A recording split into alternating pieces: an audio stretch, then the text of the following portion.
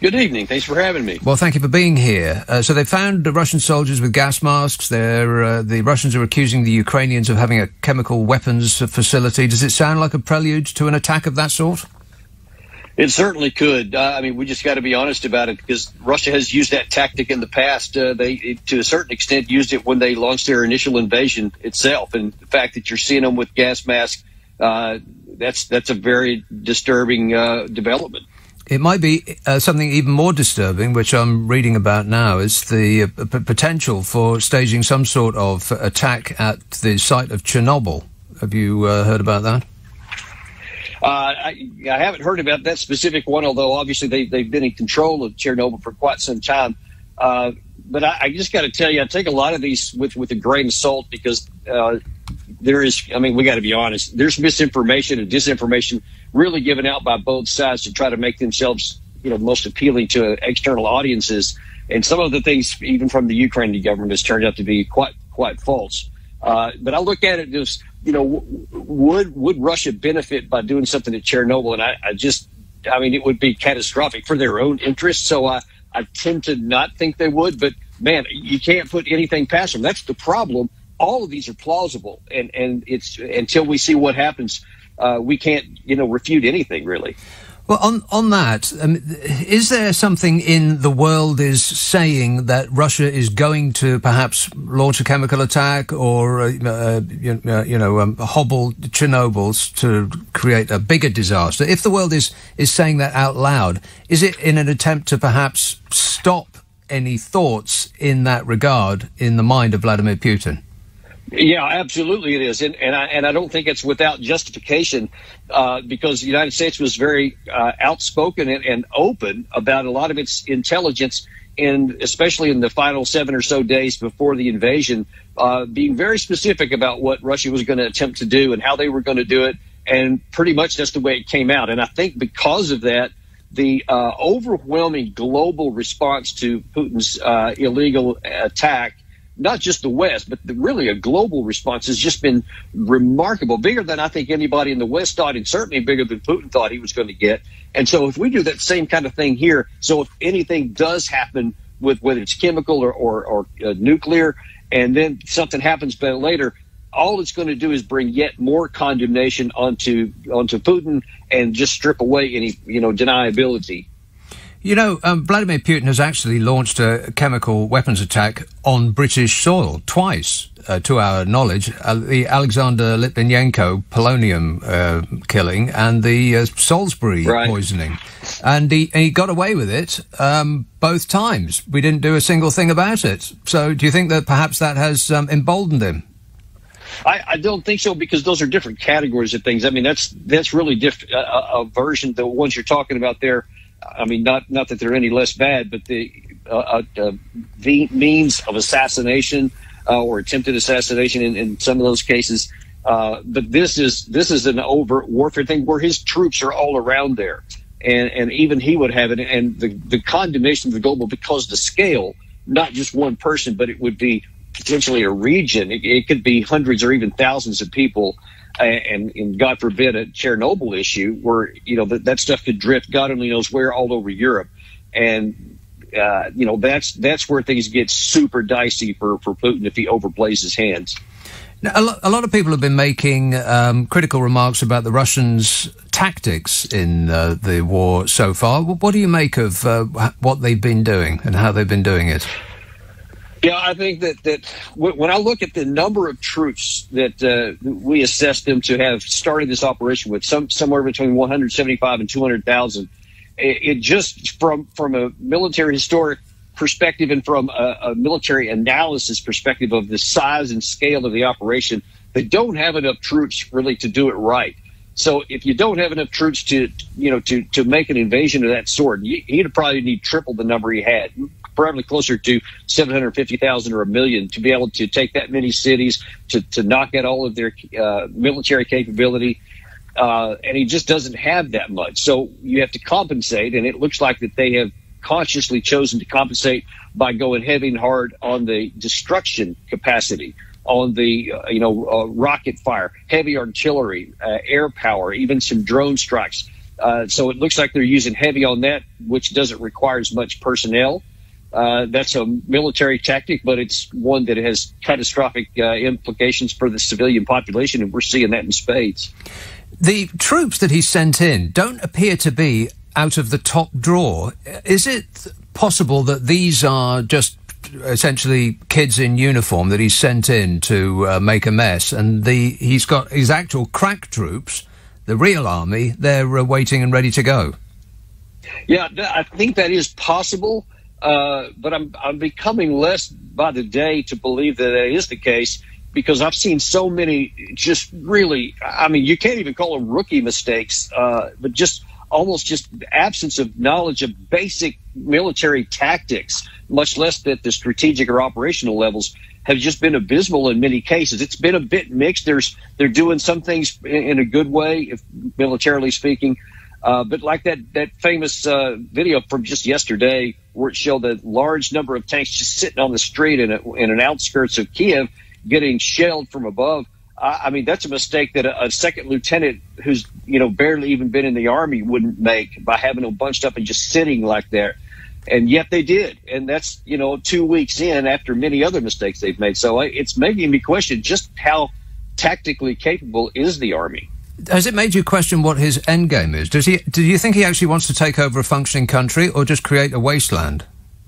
Yeah, no, actually, I don't think that I've seen nothing that dissuades my mind from what I think his end game is, which is he wants to effect a political change in Kiev in terms of their foreign policy orientation. I think he'd be happy to get rid of Zelensky, but I think he would be willing to keep him in place as long as he got his declaration of neutrality and a commitment not to join NATO. Now, in one respect, you'd say, okay, well, that's just a piece of paper. He can sign it and, next year repudiate it. And I think that part of that is the reason why, the second reason why we see so much destruction, both of the Ukrainian military as well as of a lot of civil infrastructure. Because if Zelensky is eventually compelled to sign such an agreement to end the war, which is a legitimate possibility, and the Russian forces withdraw back to the Donetsk area and back to Russia, then the Ukrainian won't have the capacity, to go back on that, because it'll take them so many years to rebuild their military. And during that time, Russia's also going to have to rebuild their military, but they're going to maintain that power and ability to come back at any time. And I think that's his end game, because Putin does not want to control Ukraine, despite what so many experts say they believe, because he wants that buffer. And if he owns Ukraine, there's no buffer. Right. He wants a buffer between his territory and NATO. Just finally, what should the West do if he does use chemicals or nukes? Yeah, I've been going back and forth with this, and I actually was on one of the American TV networks yesterday, and the hard truth, I have not changed at all. We have to stand firm and not escalate. As bad as it would be, we have to keep this contained within the boundaries of Ukraine, because here's why. If we go in there and all of a sudden now the war is expanded because we hit Putin, we bring military force from NATO in there, now it's a NATO war. And now Putin may be launching missiles into Warsaw, or maybe into Paris or Berlin, and God forbid, it could escalate into a tactical nuclear strike, which is not out of the question. And now that we've taken a catastrophe into a humanitarian nightmare of epic proportions, we just can't do it. Thank you so much for your time. Daniel L. Davis, foreign policy analyst, former lieutenant colonel in the United States Army. So you've perhaps read the stories about the possibility of a gas attack. There is this story that I was reading just before talking to Daniel about Chernobyl. The Mail reports, double danger at Chernobyl. Ukrainian hostage's daughter warns that the plant is held by Russians who have no clue about nuclear security protocols, as Kyiv intelligence claims that Putin's forces will fake a terror attack at the site of the Chernobyl reactor to try to blackmail the world. Well, at that point, it's going to be quite hard to do nothing, isn't it? Even if it does result in wider warfare. How is it possible that one man is doing this to 6 billion people? You probably read the story that Ukrainian forces have seized gas masks from Russian troops following warnings from the West that Vladimir Putin could use chemical weapons. He's used them before, of course, here in this country. The Ministry of Defence shared images of the captured equipment, which also included World War II-era helmets and an Ushanka hat, showing apparently the dilapidated state of Putin's rundown military. That's the story that we're reading. I mean, what the truth of the rundown military is, it's difficult to tell from this distance, but let's take it at face value. Western and Ukrainian leaders have issued dire warnings that Putin is preparing to use chemical weapons. What should we do in that event? There's also the even worse story, like I was saying just before, about the possibility of them engineering some sort of nuclear disaster from the various nuclear facilities that exist in Ukraine. There's about half a dozen that I'm aware of, about 5, 6, something like that. They've already shelled the one in Zaporizhia, the one in Chernobyl, the site of the disaster, of course. That is apparently being run by people who don't know what they're doing. First call, West Midlands. Hello, Ranjit. Hello, Nick. Thanks for taking my call. Ranjit. Yeah. Okay, this guy has been planning all the USSR since 1978, to be honest with you. You know, when they got beat by the Afghans, yeah? And now the genie's out the bottle. You know, when they say after a war, everybody sits down on a table to sign peace agreement.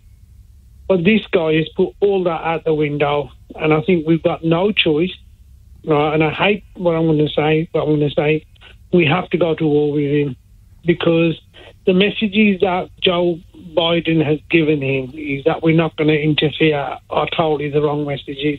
Well, it's not just Joe Biden. It's all of the leaders in the Western world have said the same.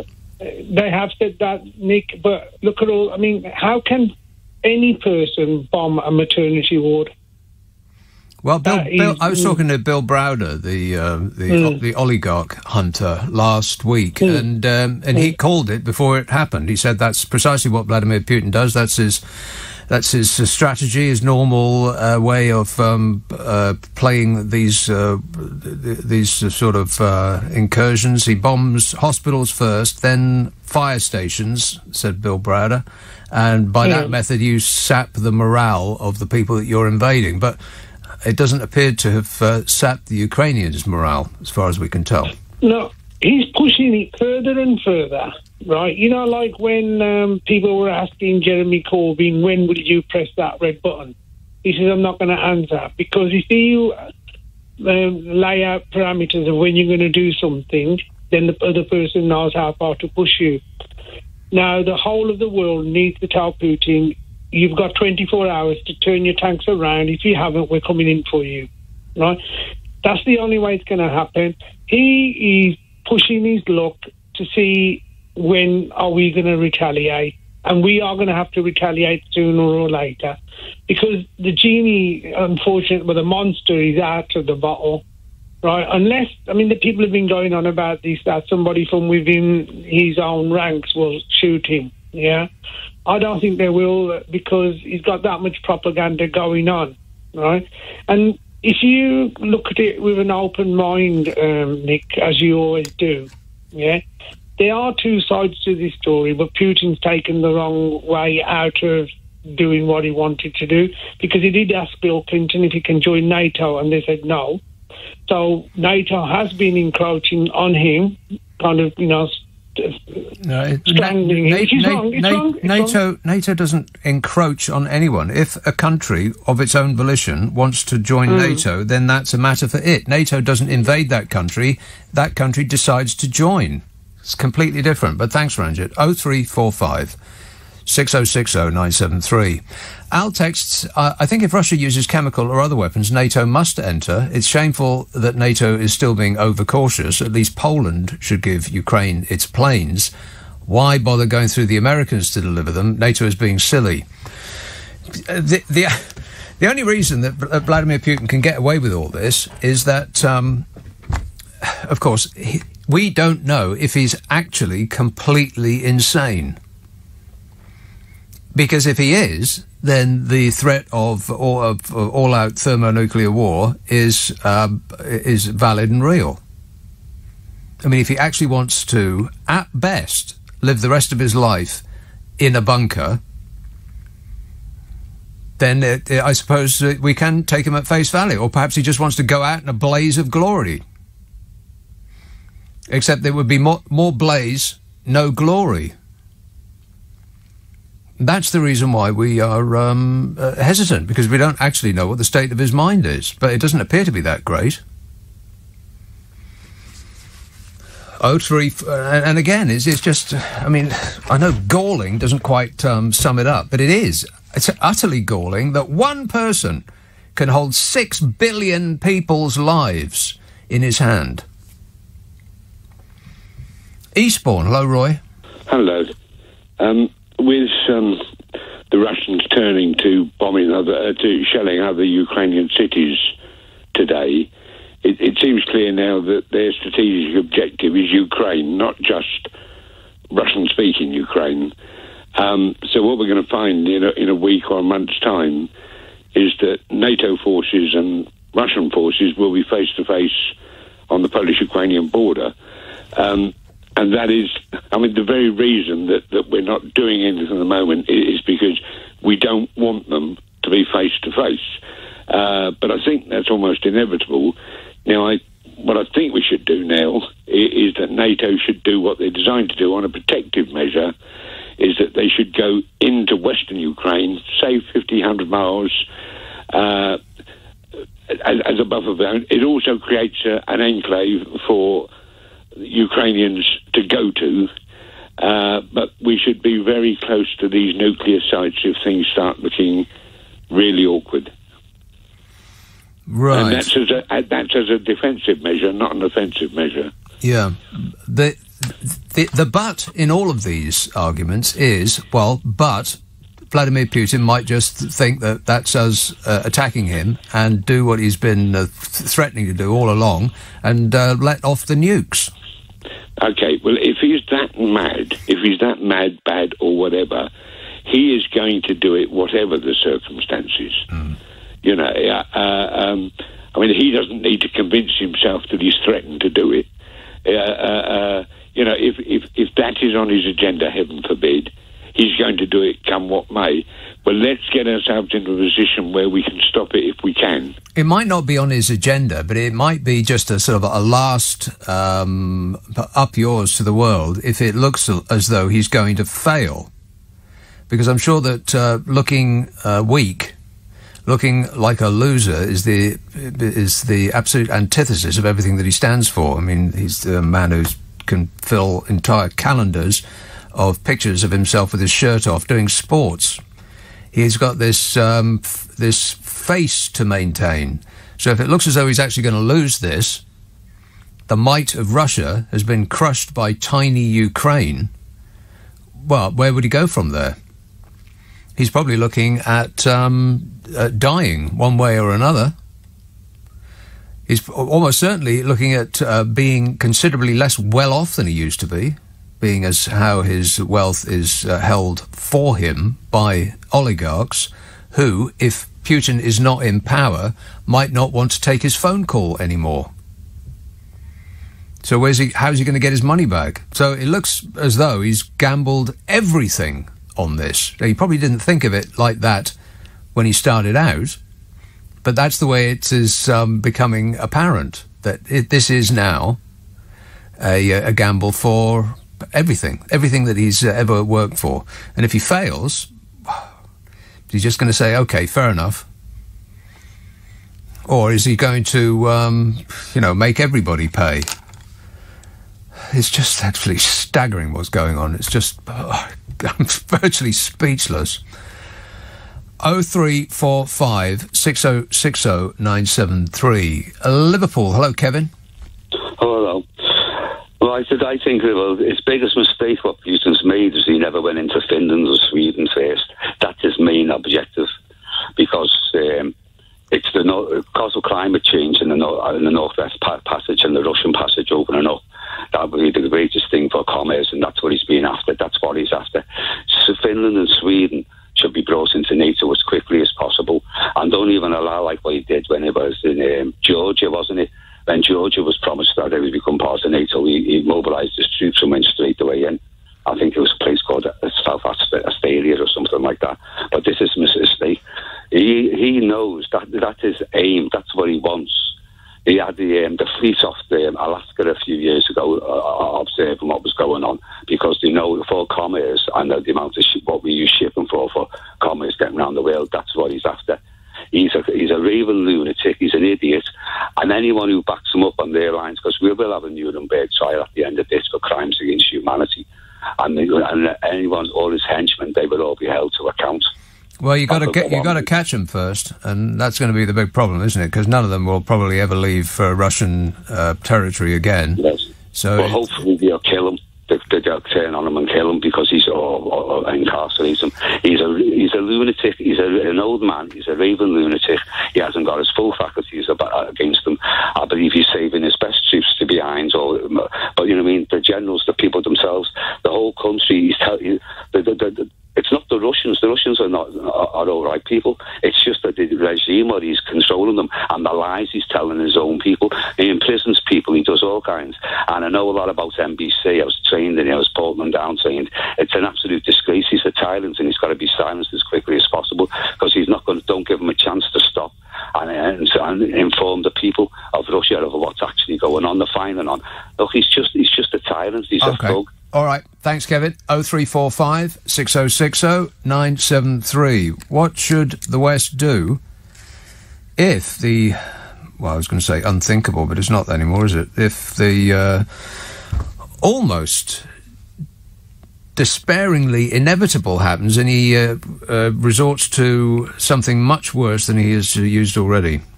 Correspondent who's joining us now. Hello, Simon. Evening, Nick. So, what's this story about Joe Biden personally killing this Polish jet deal? Well, the Polish jet deal has really been an embarrassment for the Biden administration this week, because as the Biden team has relentlessly claimed that there is total unity galvanizing the transatlantic relationship between the Biden White House and governments of NATO and Europe, it's become apparent that there is unity within the Biden administration itself, and tremendous strains throughout this week with the government of Poland. The Poles, as you know, wanted to send MiG fighter jets to Ukraine on the basis that they had some to spare. The Ukrainians obviously desperately need them, and Ukrainian President Volodymyr Zelensky said that these Russian and Soviet-era fighter jets are actually planes that their pilots already know how to fly. They wouldn't need any additional training. So the idea was, and this was green-lighted last week on television by the Secretary of State Antony Blinken, that the Poles would send their MiG fighter jets to the Ukrainians, and the United States would then replace the fighter jets that the Poles were giving to the Ukrainians with some brand new fighter jets that the US would conjure up from somewhere and send to Poland. We knew it was in trouble on Monday because the Pentagon spokesman indicated that conversations were still very, very early stage and didn't quite go so far as to saying that Antony Blinken had said far too much on television and gone much further than the Pentagon wanted him to go. But it became apparent that there was a problem. But then this thing has played out all week long here, with the Pentagon on Tuesday describing the whole idea as untenable and thinking that they had shut the door on it. But on Wednesday, when he was meeting with Liz Truss, the Foreign Secretary, who's been here for the back end of this week, Antony Blinken, despite the fact that the Pentagon had described this deal as untenable, indicated that he still thought that there might be some way of making it happen. Again, that night, the Pentagon angrily shut the whole idea down, arguing that they believed that this was too cute by half, that Vladimir Putin would see this as a move essentially by NATO, remember Poland is in NATO, to enter the conflict with Russia. And so suddenly the whole thing was off, and the Vice President, Kamala Harris, who happened to be going to Warsaw, found herself having to deal with this sort of diplomatic standoff between Warsaw and Washington, because the US had indicated it was surprised when the Poles said, look, we've got these fighter jets and we're ready to go. Let's get them on their way to Ukraine. Why they were surprised by that, I've no idea, given that the Secretary of State on television last Sunday gave Poland the green light to move ahead with the whole plan. Absent from this debate publicly has been the President of the United States and also his National Security Advisor, Jake Sullivan, who appears largely to have evaporated. I mean, we've not seen hide nor hair of him all week, which is curious given that he's supposed to be the one that's really running the US response to the situation in Ukraine. But I think it became evident that within the White House and within the National Security Council, they were siding with the Pentagon. They are very, very wary and understandably wary of finding themselves on the slippery slope towards a war with Russia. And they argued that this fighter jet deal was going to take them down that slippery slope. The difficulty with all of this, though, is, first of all, the US, as you know, has supplied, box loads of Javelin anti-tank missiles to the Ukrainians, some of them arriving in Kiev just a matter of hours before the Russian invasion began. So why draw the line particularly at these fighter jets, given that it must already be obvious to the Russians whose side the United States is on in this war, because they keep shipping the Ukrainians lethal weaponry. The other difficulty with it is that it demonstrates a lack of coordination within the Biden administration that has led some foreign policy analysts that I've been talking to this week, some former US government officials, who say that they think that the Biden administration actually played everything pretty well throughout the first full week of the invasion, but this week things have gone off the rails pretty badly, and it remains unclear what is the line, what's the tripwire. Is it an attack on NATO? Is that the line that then results in the US absolutely having to enter the conflict? Is it the use of chemical weapons? I mean, President Biden said today, yes, there would definitely be a US response if the Russians used chemical weapons in Ukraine. His press secretary yesterday didn't seem entirely convinced about that. She was prevaricating at the White House podium yesterday. So there's this uncertainty about, where do you draw the line in terms of providing, in this case, tangible support to Ukrainians who are seeing civilians being slaughtered at the hands of the Russians. And let's talk about, just briefly, if we can, about refugees. What's America doing as regards the refugee crisis? We can talk about that very briefly, because they're not doing very much at all. In fact, President Biden today, at one point, when he was talking to some Democrats up on Capitol Hill, said that, eventually if some Ukrainians made their way to the United States, then, of course, the United States would welcome them. But the debate in the UK about refugees and the Home Office's response and Priti Patel's arrangements and pop-up visa offices, suddenly being created in Lille, there's simply nothing like that taking place here in the public conversation. There hasn't been since the invasion got underway. The refugee crisis, from the perspective of Washington, D.C., is a European problem. I believe that Biden's polling has increased lately. Might it go into reverse when Americans start noticing the price rises that are coming down the pipe at them? Yeah, I think that is the key issue that underscores why President Biden has been spending a lot of time this week trying to replace the supplies of Russian oil that he's now cut off, because remember, this is the week when he banned imports of Russian oil into the United States. And we're seeing the Biden administration scouring some pretty dark corners of the world in a bid to secure those oil supplies, because they know that the American public are not going to wear $6 a gallon for very long, and potentially much higher than that. So there was a delegation from Washington that was in Venezuela last week, suddenly finding some degree of common cause with the dictator who runs things there, Nicolas Maduro, who was smiling like a Cheshire cat, not quite believing the hand that fate had dealt him, because, of course, Venezuela is an oil-rich country, and there were discussions underway about alleviating U.S. sanctions on the Venezuelan energy sector in a way that might allow Venezuela to pick up some of the slack that's going to be created by this cut-off of Russian oil imports. We're also hearing that President Biden might make a presidential visit to Saudi Arabia. I mean, we're 4 years after the murder and dismemberment of Saudi American journalist Jamal Khashoggi in the Saudi consulate in Istanbul. U.S. intelligence says Crown Prince Mohammed bin Salman absolutely was responsible for orchestrating that killing. President Biden, up until now, has been pretty insistent that he wants nothing to do with the Saudis, and now suddenly, of course, he needs the Saudis. So we may well see that relationship moving down a slightly different track as well. Okay, just finally, I can't talk to you, it seems, at all, ever, without mentioning this man's name, but Donald Trump is accused of raping a woman called E. Jean Carroll, who is now a columnist.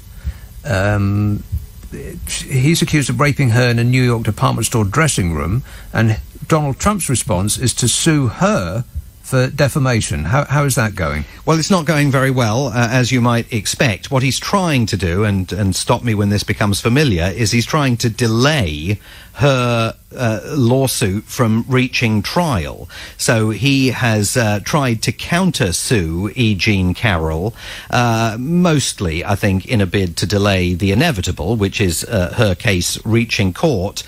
Now a judge has rejected that effort by Donald Trump to engage in the counter-suit, and the judge in the case is arguing, and incidentally, it's exactly the same judge up in New York who was overseeing the lawsuit between Prince Andrew and Virginia Giuffre that officially wrapped up earlier in the week. But the judge is accusing President Trump of acting in bad faith, as he's published this ruling dismissing President Trump's countersuit. He says that former President Trump could have filed this countersuit a long time ago if he'd wanted to, and he's pretty certain that Donald Trump's tactics are entirely aimed at running the clock out on E. Jean Carroll's attempts to bring some measure of justice against the former president for the treatment that she alleges and he denies, which apparently took place in a Manhattan department store in the mid-1990s. So another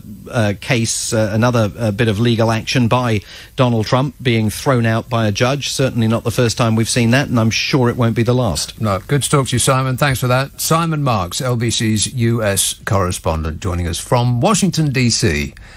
0345 6060 973. So we're talking about what our reaction would be if Russia actually did go ahead and use chemical weapons.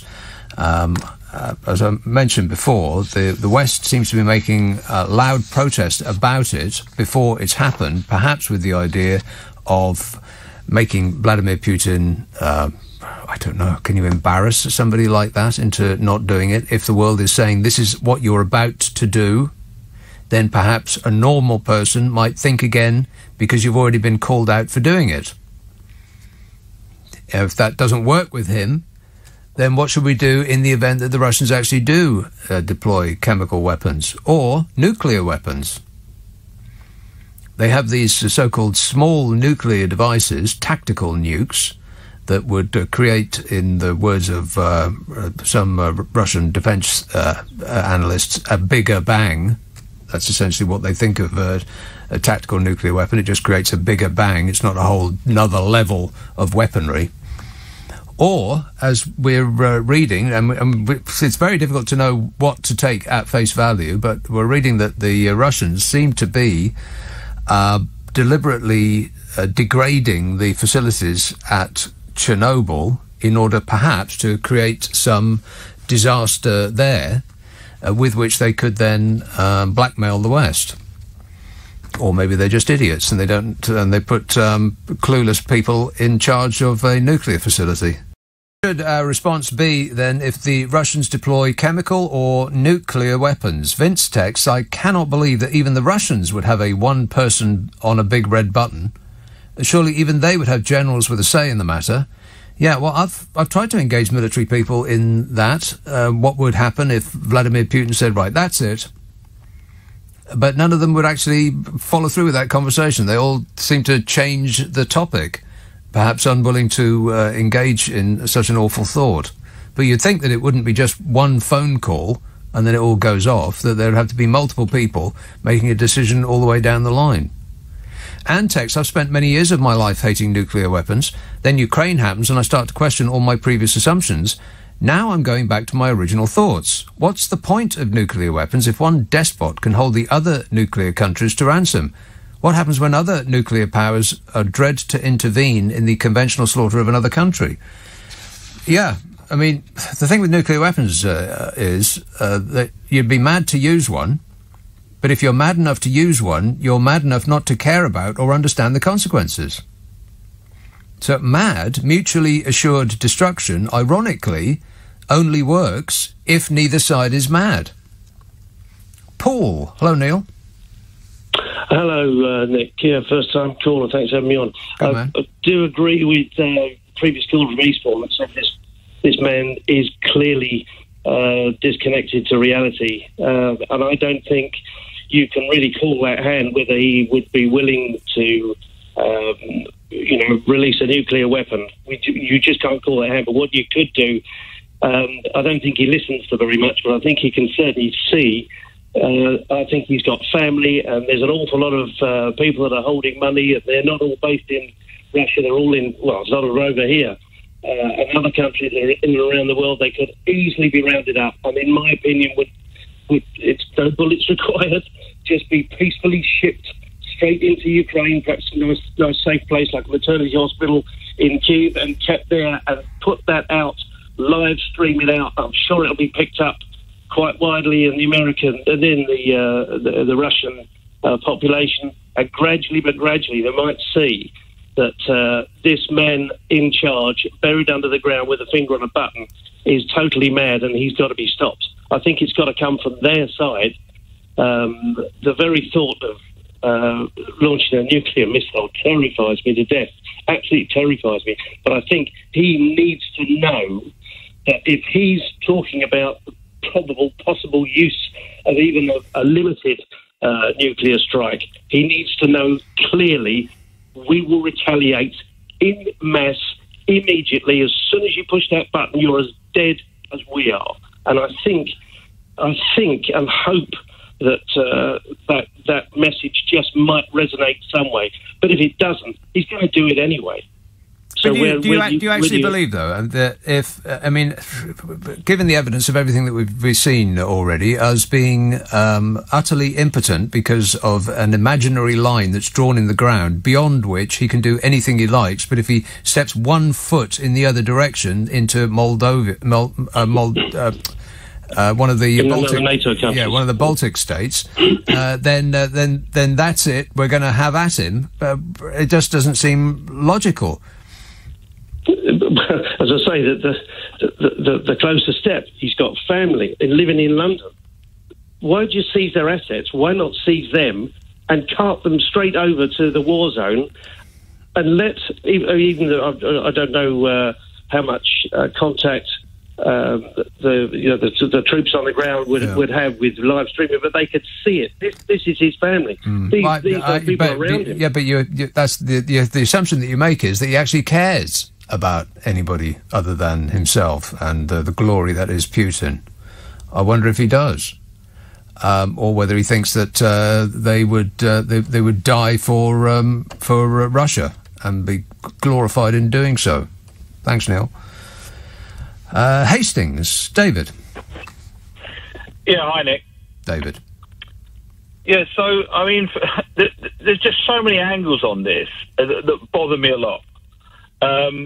So if we go back about 10 years, maybe 20 years, when we were making deals of nuclear non-proliferation and all this stuff, it turns out that when there's a count-up, the Russians have got 6,000 nuclear warheads, 1,500 of them deployed. Their navy, their main navy, is actually under the water, not on the water where you can see them.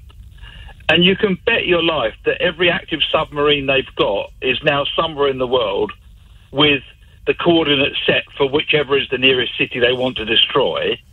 And we've got like 3 Trident submarines. 2 of them are broken down, and 1 of them running around somewhere. Yeah, but it's not just us, though, is it? I mean, the Russian military might is as nothing compared with NATO. Yes, it is, but even NATO have been cutting back. Everyone's been assuming, and then we've got this really weird situation. Now, I know that there's information. We probably put out our own disinformation, but I don't understand why we keep telling them what we're going to do. And I mean, obviously put out some stuff, but about the jets, why put out that actually what Poland wanted to do was just fly them to a German airbase, and for the Ukrainian pilots to collect them from there? Why not just sneak the pilots over the border into Poland and let them fly the jets out? Well, we only knew about it. Why do we keep telling them what we're going to do? Well, we only knew about it once they had nixed that idea. So I guess that we're not telling them any secrets. We're not telling them what we were going to do. We told them what we might have done, but then decided not to. Or it was decided for us. Thanks, David. Walthamstow. Hello, John. How you doing? Good, thanks. Just before I say anything, I just want to say, what's going on in Ukraine is an absolute tragedy, so I don't condone going on there whatsoever, and it's to comprehend how to be handling the situation. But what I would say is, rhetoric being sort of publicised in the media at the moment about nuclear arms and chemical weapons and all these other aspects of this conflict are just adding fuel to the fire. Putin as a person, I don't personally see him who is crazy. I see him as an arrogant man who's been undermined every aspect, his political position for the last 20 years. His political position has been undermined? Yeah, in the sense that he has issues with NATO, he has issues with the gas pipeline. I think I mentioned it before last time. He has his own version of ideals of what he wants with the old Soviet states being brought back under his. He has issues. Yes. Yes, but this is a form of arrogance from his political position. He is at the top of his position in Russia, so it comes with the position. Right. So what are you proposing, though? Well, if you see what the conflict is currently about being undermined by the opposition in Ukraine. So it would be about Zelensky.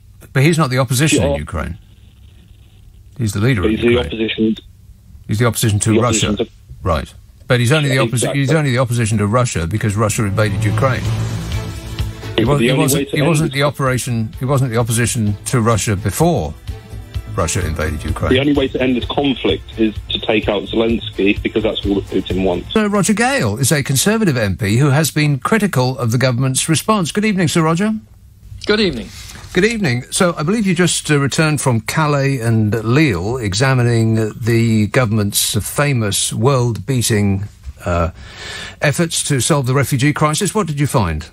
Well, I went over yesterday morning at an early hour and went to the facility in Calais port, first of all.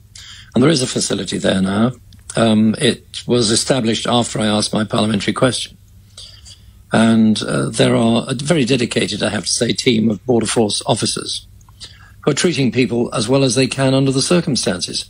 But, of course, all they can do is take details. The people, the families that are arriving in Calais then have to be sent back to somewhere else to have their biometrics taken.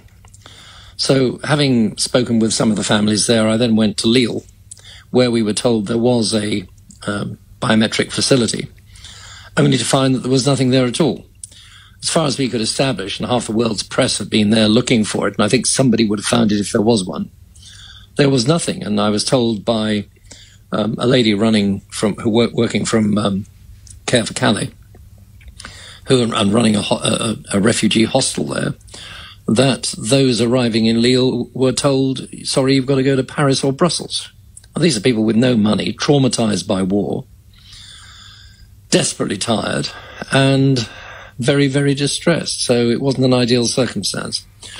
I'm told that today they established a facility in Arras, and hopefully as a result of the Home Secretary's statement by Tuesday, it should be not necessary to have the biometrics done outside the United Kingdom. Somebody looking on, perhaps who is not familiar with the good work this government has done, might think that one of two things. Either the ineptitude is on a level that's barely credible, or this is part of the scheme or the sort of silhouette that they've described for themselves as being performatively unkind to foreigners. Which might it be? I always subscribe as a general rule to cock-up rather than conspiracy. The government has done a very great deal to help Ukraine, first in terms of supplying military materiel, weapons, all sorts of equipment that has been desperately needed by the Ukrainian forces, in addition, of course, to the training we've been giving over months to their soldiers. And then, second, we've been providing humanitarian aid both in Ukraine and in the border countries receiving refugees, and all of that is estimable. The sad thing is that on the receiving refugee front, we've made a pig's ear of it. Not to put too fine a point on it, where, and I'm old enough to remember, sadly, in 1972, we took in 25,000 Ugandan nations from Idi Amin's Uganda. Almost overnight, they arrived at an airfield in Westmoreland in Kent, were fed and watered by a firm called Gardner Merchant, who literally fed the 25,000. And they lived in a tented city while they were dispersed. Now, the reason I know that is because I covered that story for BBC Radio London. And I went down and saw it all for myself. So it can be done. It was done then. It could be done again. This seems to have been little short of a shambles.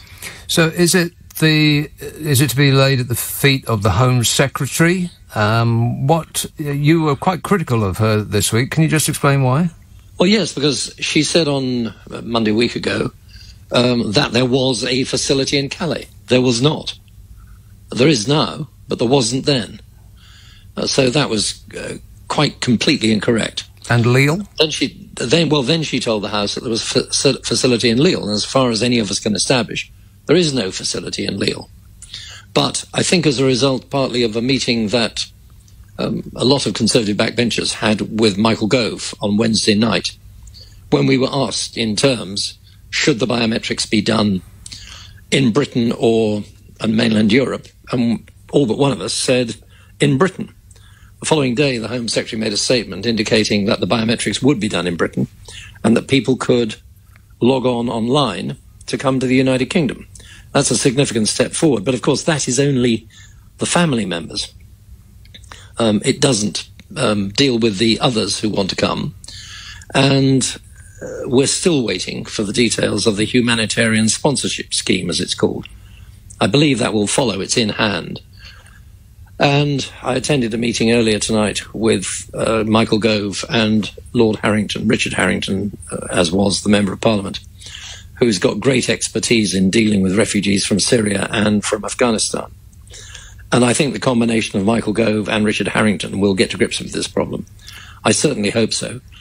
My personal view, for what it's worth, is that we should actually have a visa waiver for any children from Ukraine and for any adult carrying a current valid Ukrainian passport, which peculiarly does also have biometrics in it.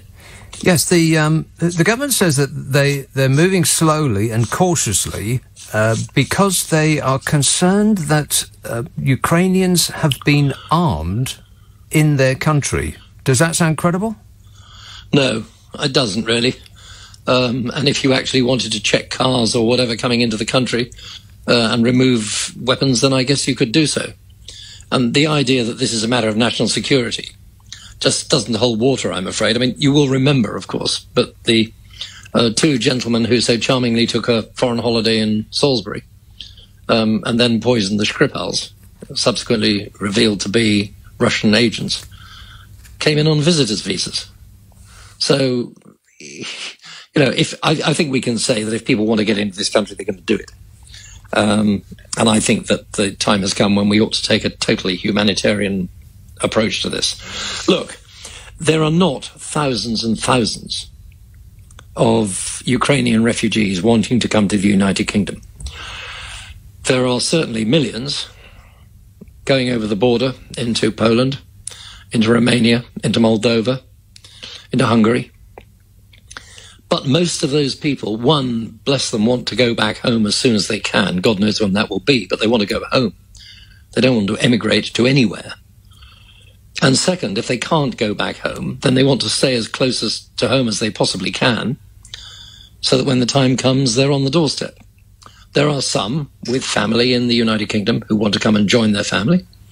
And there are some others who, for other reasons, maybe because they speak good English, maybe because they like the English, who want to come to England. My view is that we should welcome them with open arms. And what do you think of this notion that people should open their own homes to refugees? Does that sound like a feasible plan? Yes, absolutely it does. I mean, from the time that I started campaigning on this issue, which is now, a couple of weeks ago, I suppose, I have had a significant number of offers from mainly constituents, but also from people across East Kent and indeed some from further afield, saying, yes, I've got a spare room, I've got a flat, I've got a house. I'd like to make it available to Ukrainian refugees very generously. And that's what we do. That's what the British do. I mean, I think I'm right in saying that I'm probably the only, to date, member of Parliament on either side of the House who's actually had an asylum seeker in his own home. That was 20 years ago. My wife and I took a Romanian orphan in. He was about 16 or 17. We do this as a nation.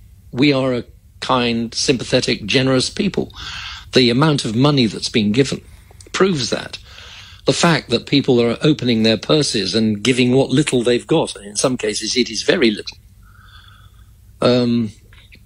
it just demonstrates the feeling of the general public. And I think not everybody, but most people are warm-hearted and want to welcome these people who are fleeing from a war zone.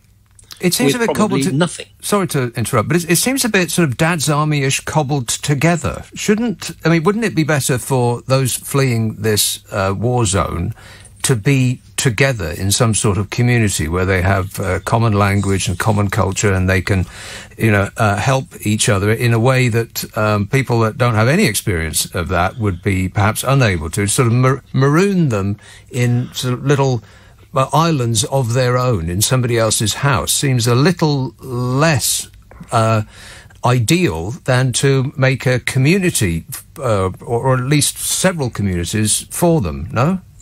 I think it's a question of some and some. There are Ukrainian communities within the United Kingdom who will look after their own, welcome them, do all the things that need to be done. But we're talking about a lot of people who have we have to remember this, lost literally everything. In some cases, they're coming out with a cat and nothing else, or a dog. And in some cases, they've travelled almost at the drop of a hat, slinging into a suitcase what pitifully few possessions they can pack. And they come halfway across Europe. And they're traumatised, and they're tired, and they're frightened. And I think the first thing they want is a welcome. So I know families locally good people, who will put them up, make them welcome in their own homes, treat them as part of the family for as long as they need. Hopefully for not very long, because, yes, they will want to move on. They will want to establish homes of their own. They will want to rebuild lives, if possible, obviously to go back to Ukraine. But that won't always be possible. But I think we have to accept that there will be a mixture. There will be some people, generous people, who will offer homes, and some people who will want to take up that offer, and then there will be others within the Ukrainian community that will want to, as you say, be around people who speak their own language, understand their own culture, and can make a fresh start and a fresh life for themselves in that way. So we shouldn't rule anything out, and we shouldn't rule anything in, particularly, I don't think. Do you feel slightly uncomfortable in the different reaction that this country has had to white European refugees and those from, say, Afghanistan and Syria? I think this is a different case because it is a European country, and Ukraine is a European country, a very modern European country. I've been there several times as an international election observer. I've been to Kharkiv. I was in Crimea before it was occupied. I wouldn't say I know the country that well, but it is patently apparent to any observer that it is a modern European culture and country, and therefore easier to assimilate to some extent. But this is the first war of this kind in Europe since 1944, effectively. And I think everybody understands that there is a difference. Can I ask what your feelings are when you hear Boris Johnson in the Prime Minister's Question Time insist that no country has done more for the plight of refugees or is doing more, which really by any measure is patently untrue? I think there may be a degree of hyperbole in that, but I think the Prime Minister, and as you know, I'm not a paid-up member of his fan club, but nevertheless, I think over this he has shown a degree of statesmanship, and I think as a country we have done a very great deal. Whether we've done more, it's questionable. I mean, I wouldn't know, to be honest. People have done different things in different ways, but collectively, I think the alliance is doing its best to hold the line, short of providing air cover, which probably would lead to World War III. I think we are doing what we can do, and we are being as robust as we can. We may have been slow on the mark, off the mark in some instances, of those who say, oh yes, well, other oligarchs have been sanctioned more than the ones that we've sanctioned. And up to a point, I think that's probably true. In other respects, we've moved faster than other countries. So again, it's some and some. But we're getting there. The Economic Crimes Bill will go through the House of Lords on Monday, come back with any amendments that there are to the House of Commons, and ought to be signed off by Her Majesty as an Act of Parliament, I would hope, on Tuesday or Wednesday. And that will give us more powers to do what we need to do, but legally. And just finally, your thoughts about the Home Secretary. She seems to have been bypassed now. Well, I made my antipathy known on the floor of the House.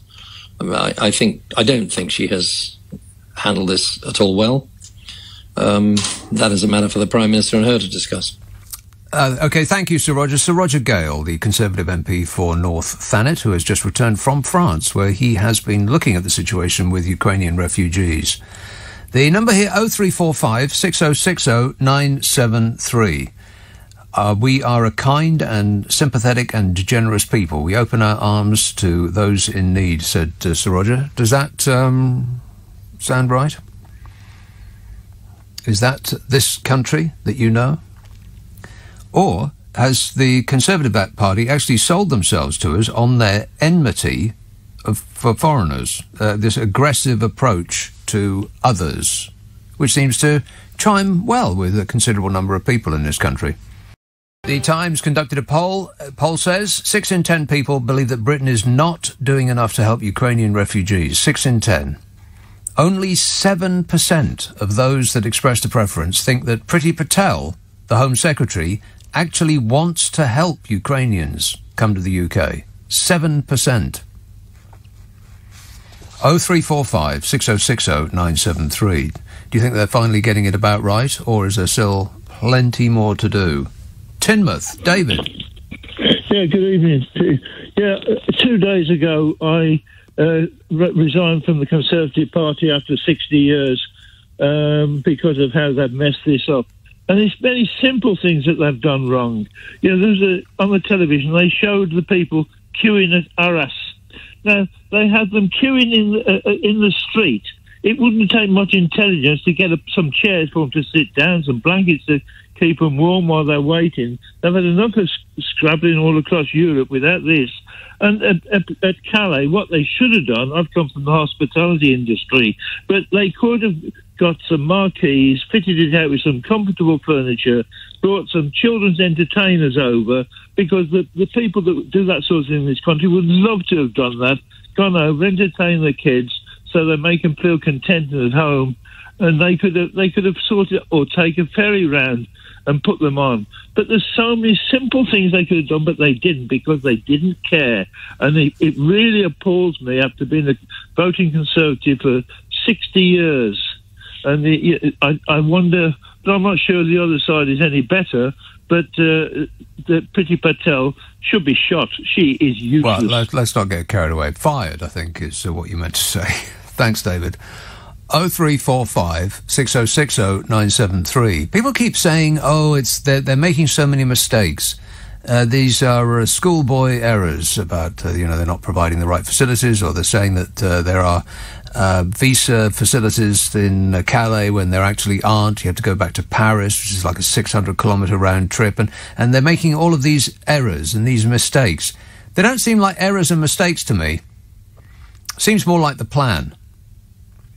Up until now, and that plan has been working for them just fine. Their fans love it. Up until now. And I wonder if the government is actually quite taken aback at the change in opinion from people who actually vote Conservative.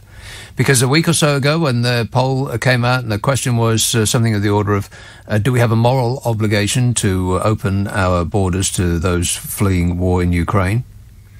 Labour supporters were overwhelmingly in favour of that proposal, that we have a moral obligation. I think it was something like 80% of Labour voters said, yes, we do. I think 60% of, this is off the top of my head now, but it was something like 60% of Tory voters said, no, we don't. Overwhelmingly against the idea.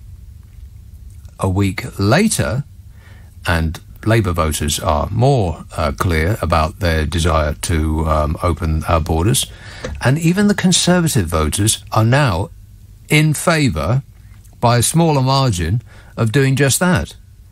Yet the government is still playing to the old Conservative voters, how they used to think 2 weeks ago or 2 months ago.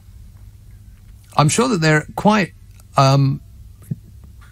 discombobulated at the notion that their fans now have changed their minds and are busy scrambling around trying to catch up in order to keep them on side. It doesn't look like accidents to me.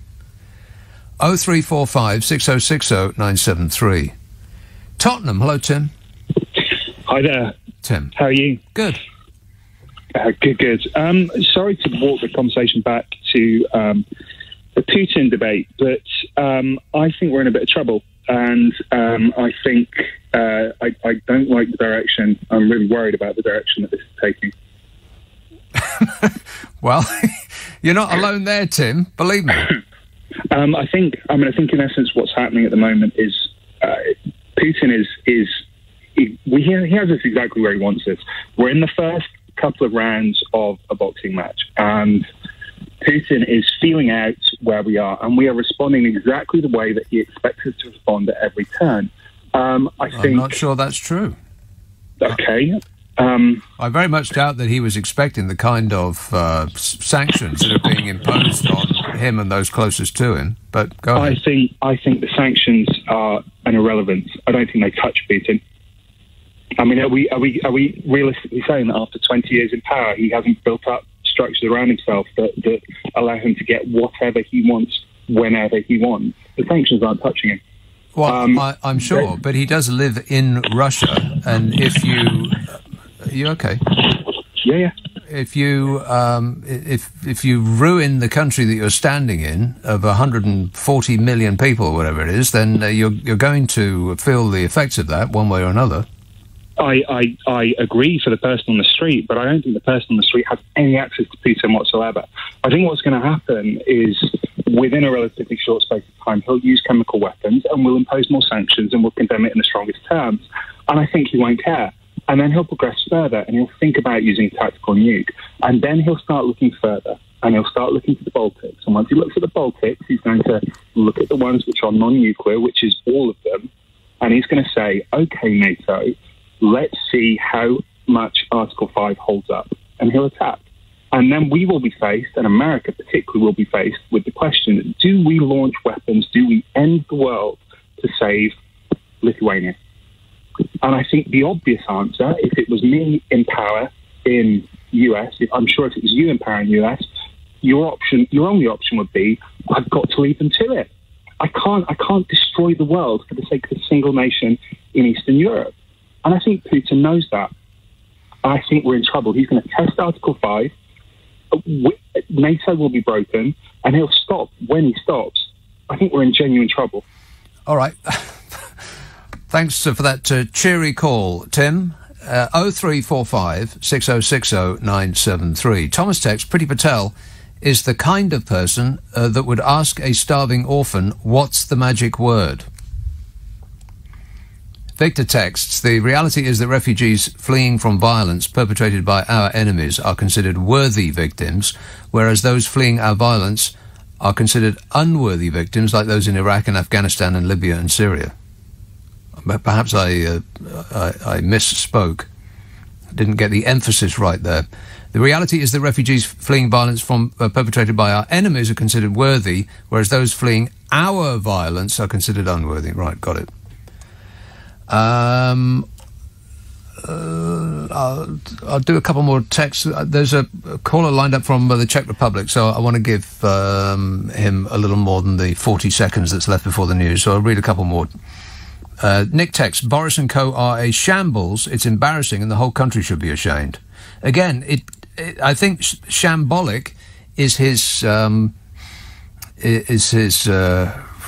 sort of image. I don't think that that's who he is, or that is what describes this response. I think it's precisely what they intended. It's not an accident.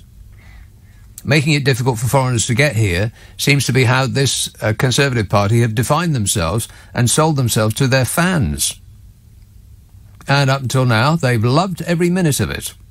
Talking about our response to the refugee crisis seems a bit mean-spirited, and there's a lot of misinformation coming from the government about what it is that they have been doing. What do you make of that? And particularly the role of Priti Patel in all this. Ostrava, Czech Republic. Hello, Mark. Hi there, Nick. How you doing? Good, thanks. Okay.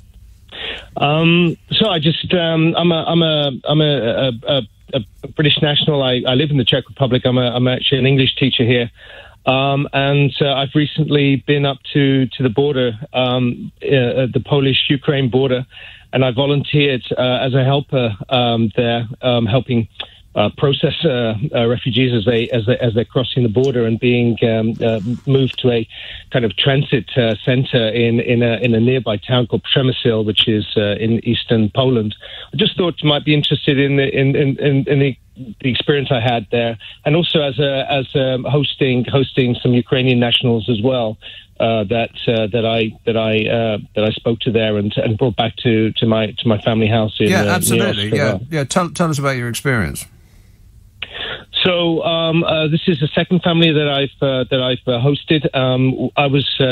I took it up on my own initiative to drive up to the border in Poland. I heard about this town Przemysl as it's 14 kilometers from the Medyka border, which is Poland-Ukraine border crossing, and basically at that border crossing, the refugees crossing there are being put onto buses and taken to an old shopping center in this town. It's actually a shopping mall, which was a Tesco and other shops.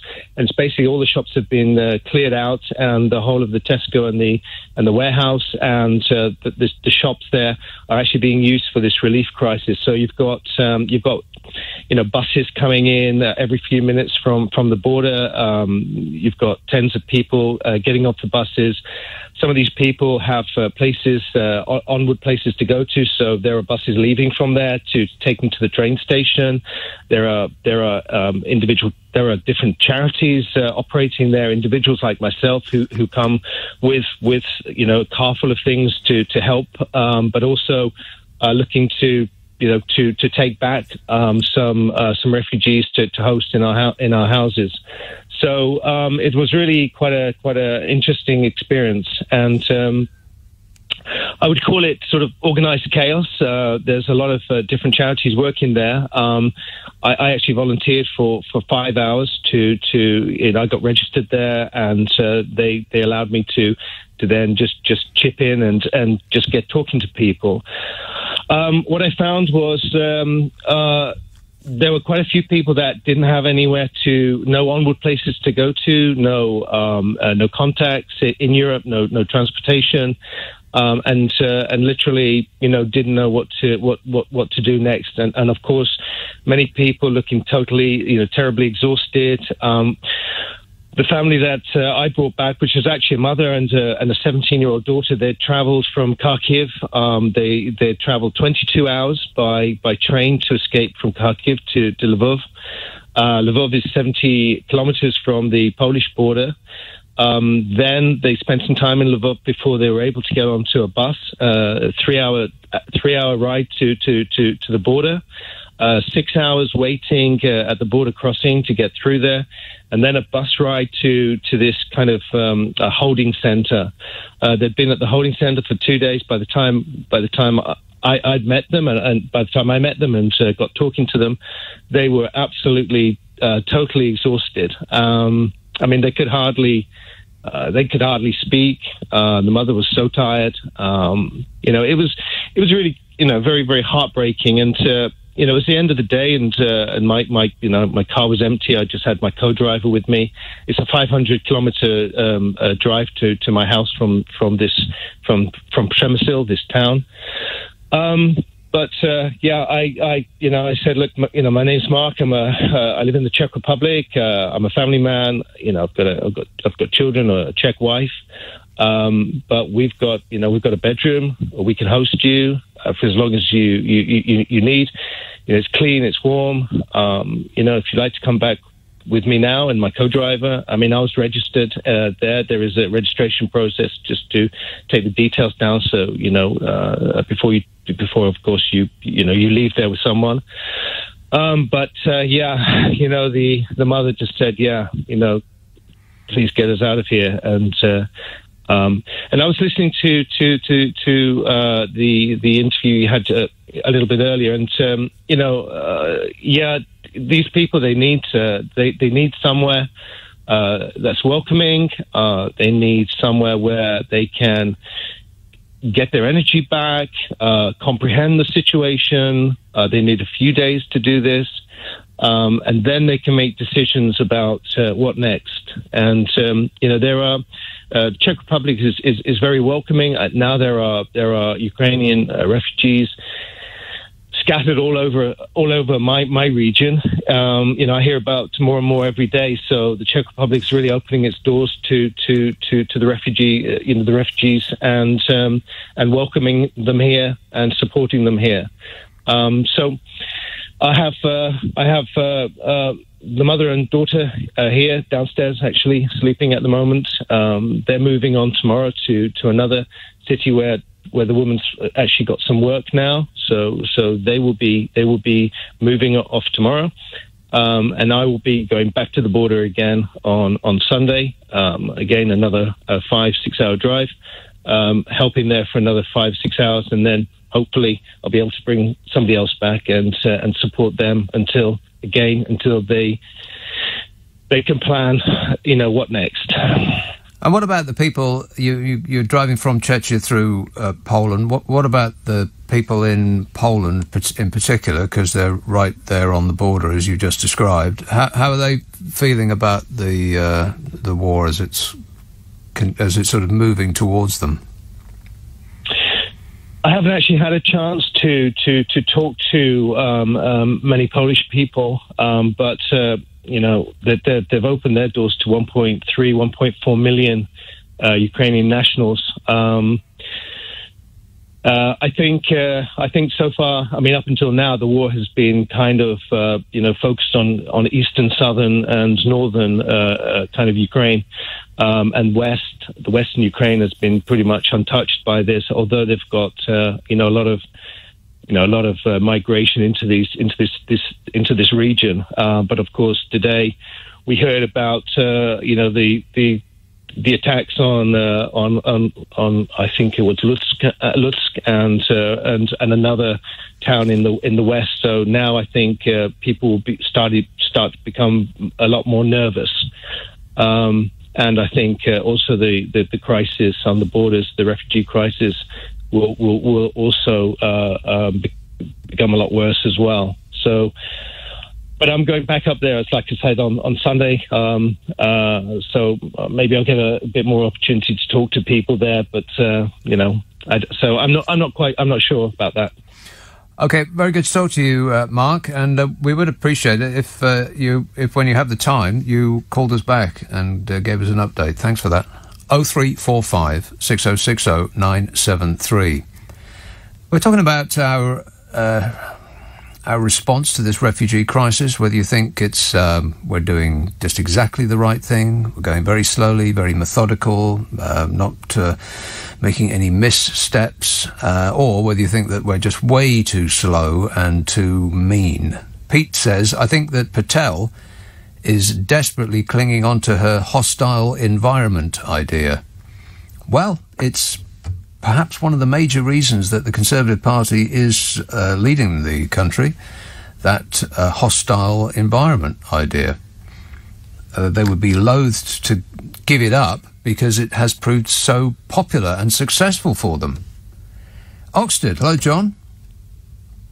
Good day, hello, Nick. John.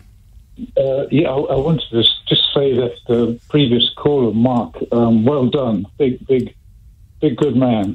I would do exactly the same if I only had one bedroom here in a small little house, but I would definitely help the Ukrainian people. Feel really, really terribly sorry for them. And what a psychopath and a coward there is in Russia. Just the whole army are just nothing but terrorists. I'm disgusted. But I wanted to say, Nick, that this Priti Patel, is it? Yeah. She's going to have her work really cut out this year. I don't know if anyone's thinking about the future, but these Ukrainian people definitely need some help. And I wonder what is going to happen when a lot of people are going to start coming across the British Channel again and provided by a taxi service to bring them here, which I find is a joke. Where are these people from Ukraine going to be housed? I mean, it's just ridiculous, isn't it? I wonder what you think. Well, there's multiple options, I would think. I mean, people on social media have, perhaps with their tongue in their cheek, knowing that no such thing will ever happen, have suggested that Buckingham Palace is a rather large house, which the Queen has said she doesn't want to live in anymore. They've got 775 rooms. I mean, there's at least enough room there for 100 people. If you don't want to have them wander around the Queen's most valuable knickknacks, then they've got 188 staff bedrooms. There can't possibly be 188 staff there. Why don't we use some of those? There's also cruise liners. I mean, there's cruise liners that are bobbing about empty on the high seas because people don't want to go on a cruise anymore, for COVID reasons, and then now we've got this. So wouldn't it be a marvellous idea if we repurposed them? I mean, people spend tens of thousands of pounds for the benefit of going on a cruise liner, so it can't be that bad. And there would be the benefit of people from Ukraine being in a community. It's going to be doubly hard, I would think, that if you've come all the way from Ukraine and then you're stuck out on a farm in the middle of Cambridgeshire, for instance, and you've got absolutely no contact with anybody from the place that you just fled from. Wouldn't it be better for all concerned if they were housed in communities. And as we can't pop up communities out of nowhere, well, I guess we can. We could make tented cities. We're through the worst of winter now, so it wouldn't be inconceivable as a short-term, like fillip, at the very least. We could create tented cities on disused airfields, of which we have a number in this country. There's other options, it seems to me, than getting people to open their own homes. In fact, this may be a conspiracy theory too far, but it seems to me the sort of reaction that the government has given to this, they've been pushed into doing something. Their instinctual reaction was to do nothing, and to hell with them, to lie about how we're actually doing our best and leading the world, and then do nothing. And then they were pushed into a corner by so many people shouting at them that they said, oh, OK then, you want the refugees, you put them in your house. And that's where we are. It doesn't seem, like I said to Sir Roger, I was speaking to him earlier on, it seems a bit cobbled together Dad's Army-ish, doesn't it? Really? That's what we've got? The fifth richest economy in the world, so we're told over and over again. Global Britain, that's what we've got. We've got to put people up in our own homes such that the government can say that it's doing something. Dan texts, we have hundreds of properties in Kensington which Russian oligarchs have bought. Why not repurpose them for Ukrainian refugees? Well, specifically because Boris Johnson ordered his MPs to reject proposals for the immediate freeze of the likes of mansions, yachts, flats and aircrafts. We've given them enough time to move their assets out of the country, to sell them off. And we still wouldn't know who owns a place if it was bought with a shell company, which is based in a tax haven, which has probably got the Union Jack fluttering from its government building.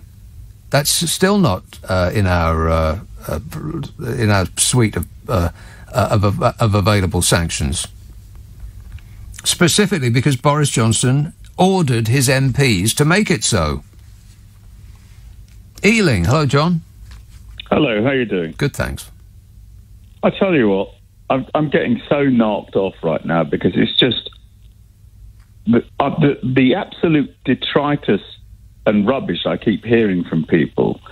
I mean, one of your callers, I don't know if he was an MP, describing Michael Gove as competent. I mean, Jesus. I mean, this guy is an absolute buffoon. I mean, most of them are. Priti Patel, buffoon. Dave, cleverly, not so clever. Priti Patel, a complete joke. It's absolute. They're an absolute shower. And I just, at what point are we just going to just chuck them all out? Because they're so drenched in Russian money. They're drunk with it to the point where they have no moral conscience at all. And then we're being told that they're helping out the Ukrainians and they're helping out while dragging their feet so the Russian oligarchs can take all of their money out of this country and just send it off to the Cayman Islands or wherever they're going to send it to. It's beyond contempt. And they're supposed to be representing us.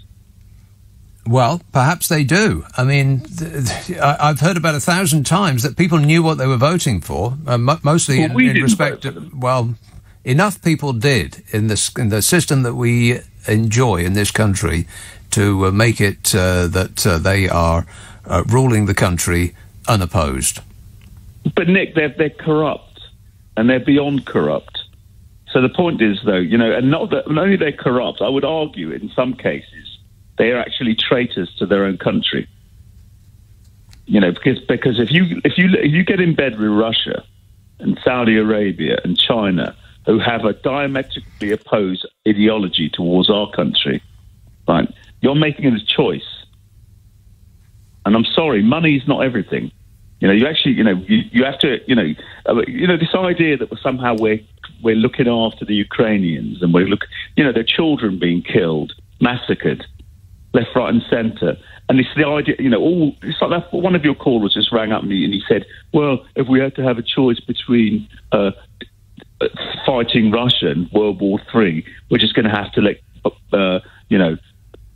Putin get what he wants and get rid of the president of Ukraine. When did we become such absolute spineless people as a country? And yet, you've got Boris Johnson talking about Winston Churchill and Churchillian values and all these things. This is Nazism. This is fascism. What we're facing, Putin is a fascist. Let's not think he's a communist. He's a fascist. And the bottom line is, unless we actually stand up and fight, he's going to keep moving from country to country to country to country. And it's as simple as that. All right. Okay. All right. Thanks, John. He is quite possibly will do that, assuming that he wins in Ukraine, or assuming that he doesn't go metaphorically and literally nuclear.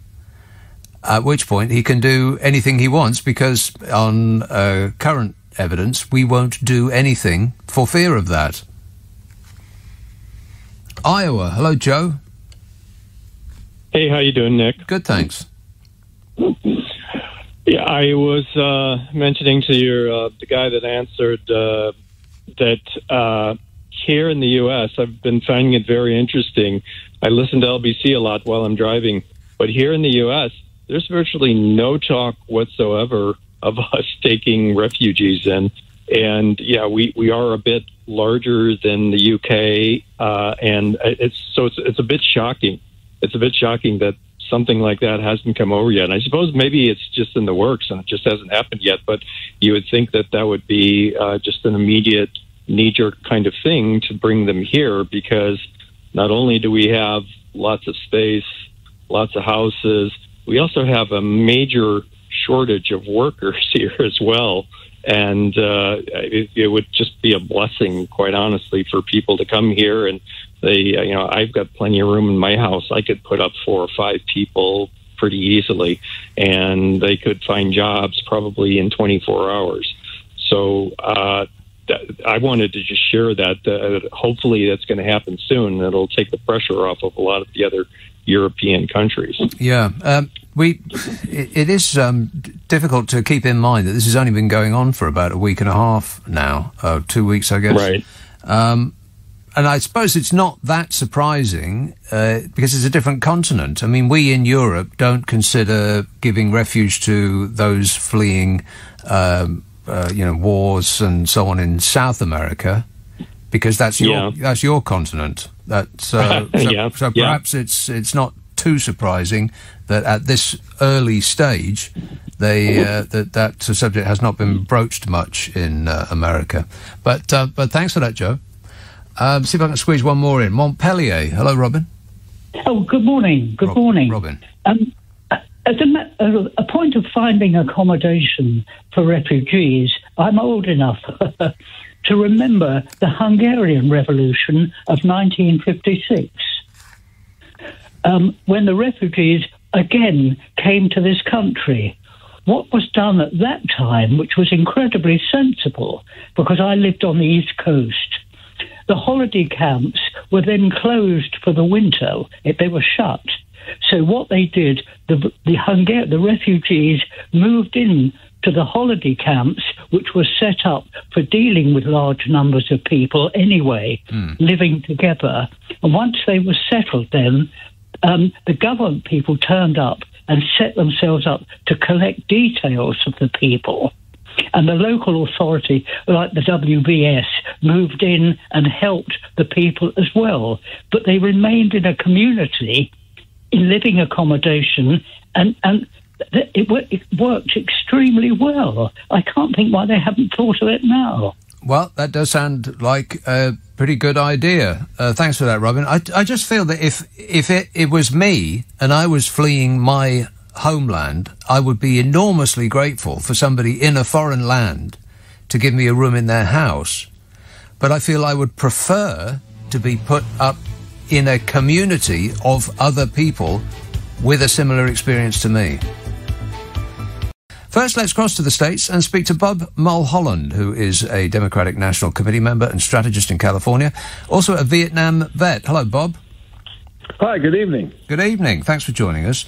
Yes. The response by NATO so far in military terms has been to tut loudly. Do you think that's going to change if the Russians use chemical and or nuclear weapons?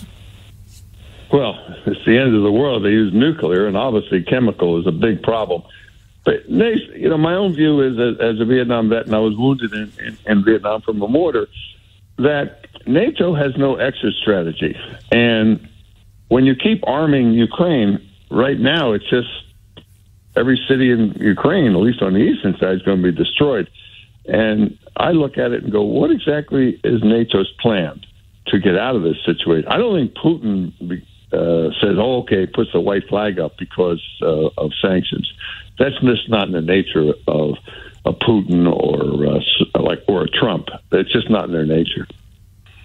So what then? What do you foresee? Well, I think that my own view was, I don't know why NATO and Ukraine for 30 years dithered about Ukraine joining NATO. If Ukraine had been smart, they would have said years ago to Russia, which they share a language with, they share a border, they would have said to Russia, look, we're going to be independent, but we're going to work with you economically, and let's sign a deal for half price on natural gas and oil. Instead, NATO and Ukraine talked and talked and talked, and then the president of Ukraine last year brought the issue up again. Well, he got Putin's attention, so now we're in a jam, and I don't see any solution. I mean, NATO, especially America, my home country, we just go into these wars down a hole with a rope and no ladder to get out. And just last year, we left Afghanistan after 20 years of training people who couldn't read or write, $1.5 trillion in pounds spent, tens of thousands of lives. And what was the end?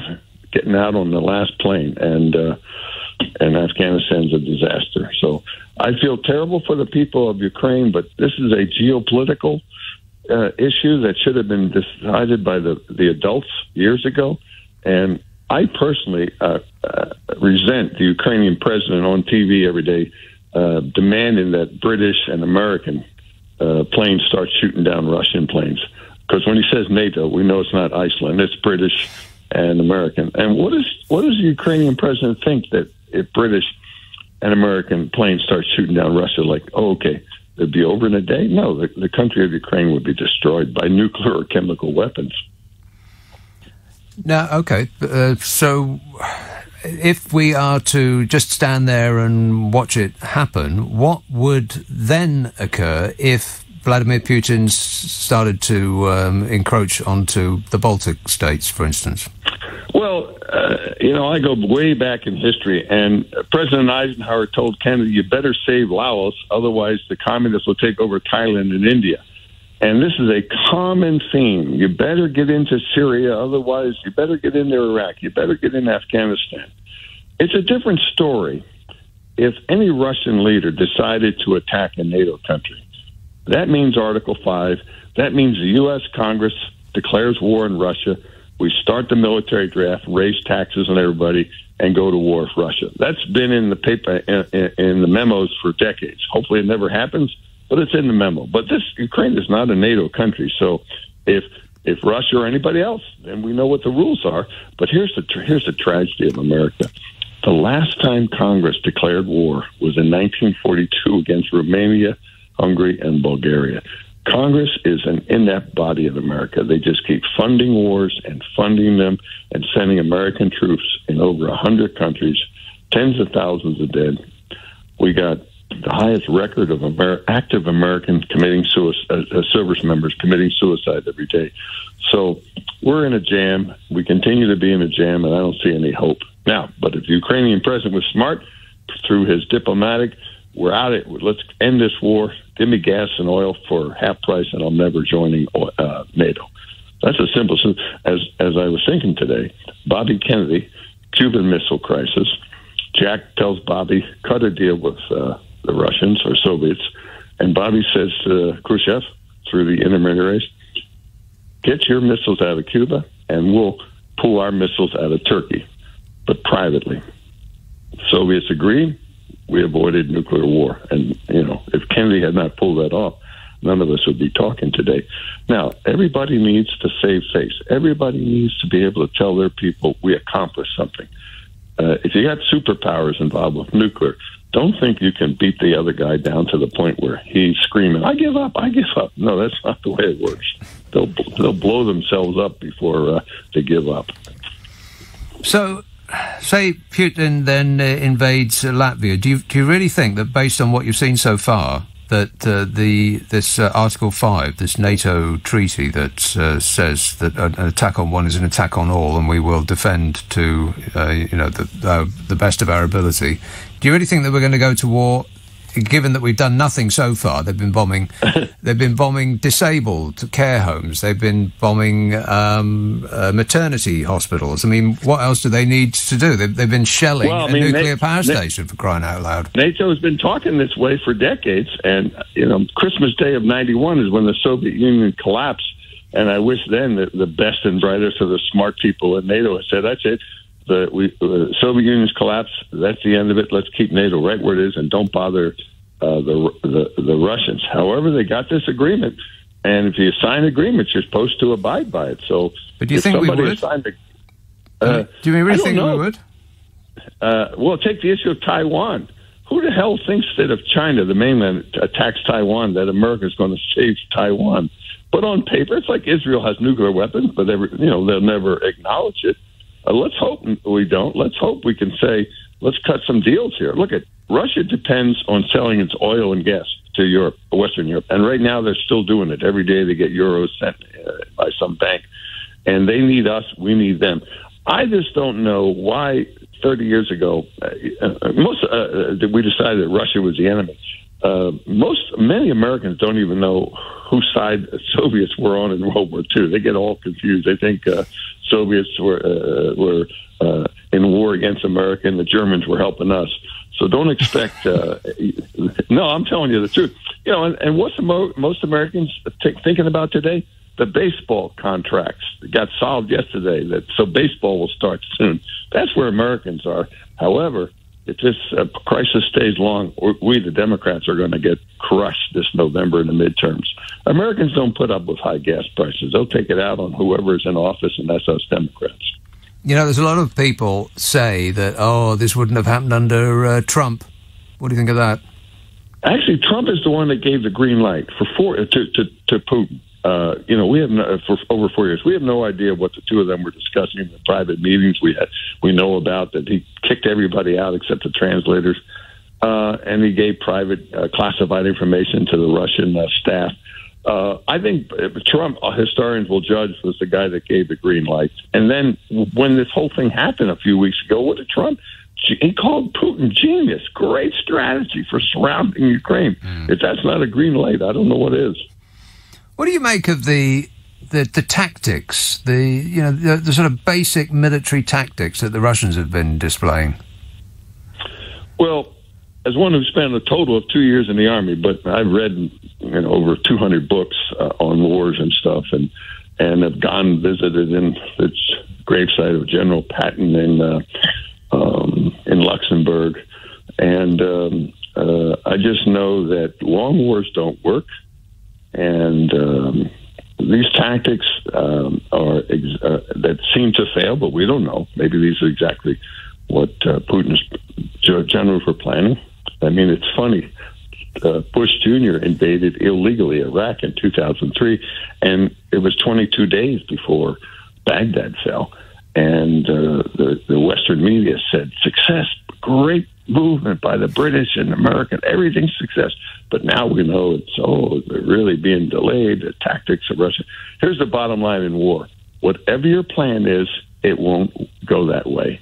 Whatever you decided, as soon as the first bullet is shot, you go into a whole different sermon. Every military in the world knows that. Good to talk to you, Bob. Thanks for your time. Bob Mulholland, former Democrat National Committee member and strategist in California, also a Vietnam vet.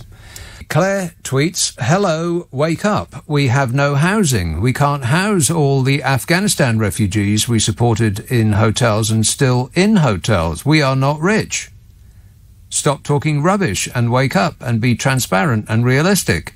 We have ex-servicemen sleeping rough and child poverty. Yes, Claire, but actually we are rich. It's just that the wealth is not spread evenly around. The vast majority of the wealth in this country resides in the bank accounts of the top 1%. Everybody else gets precious little. We are rich, if only we spread it about a bit. But we keep, as a country, we keep voting for the party that would that would spread it about as the absolute last available option to them. They're never going to do it. We keep voting them in. Brenda, St Ives. Hello, Brenda. Hi, Nick. Brenda.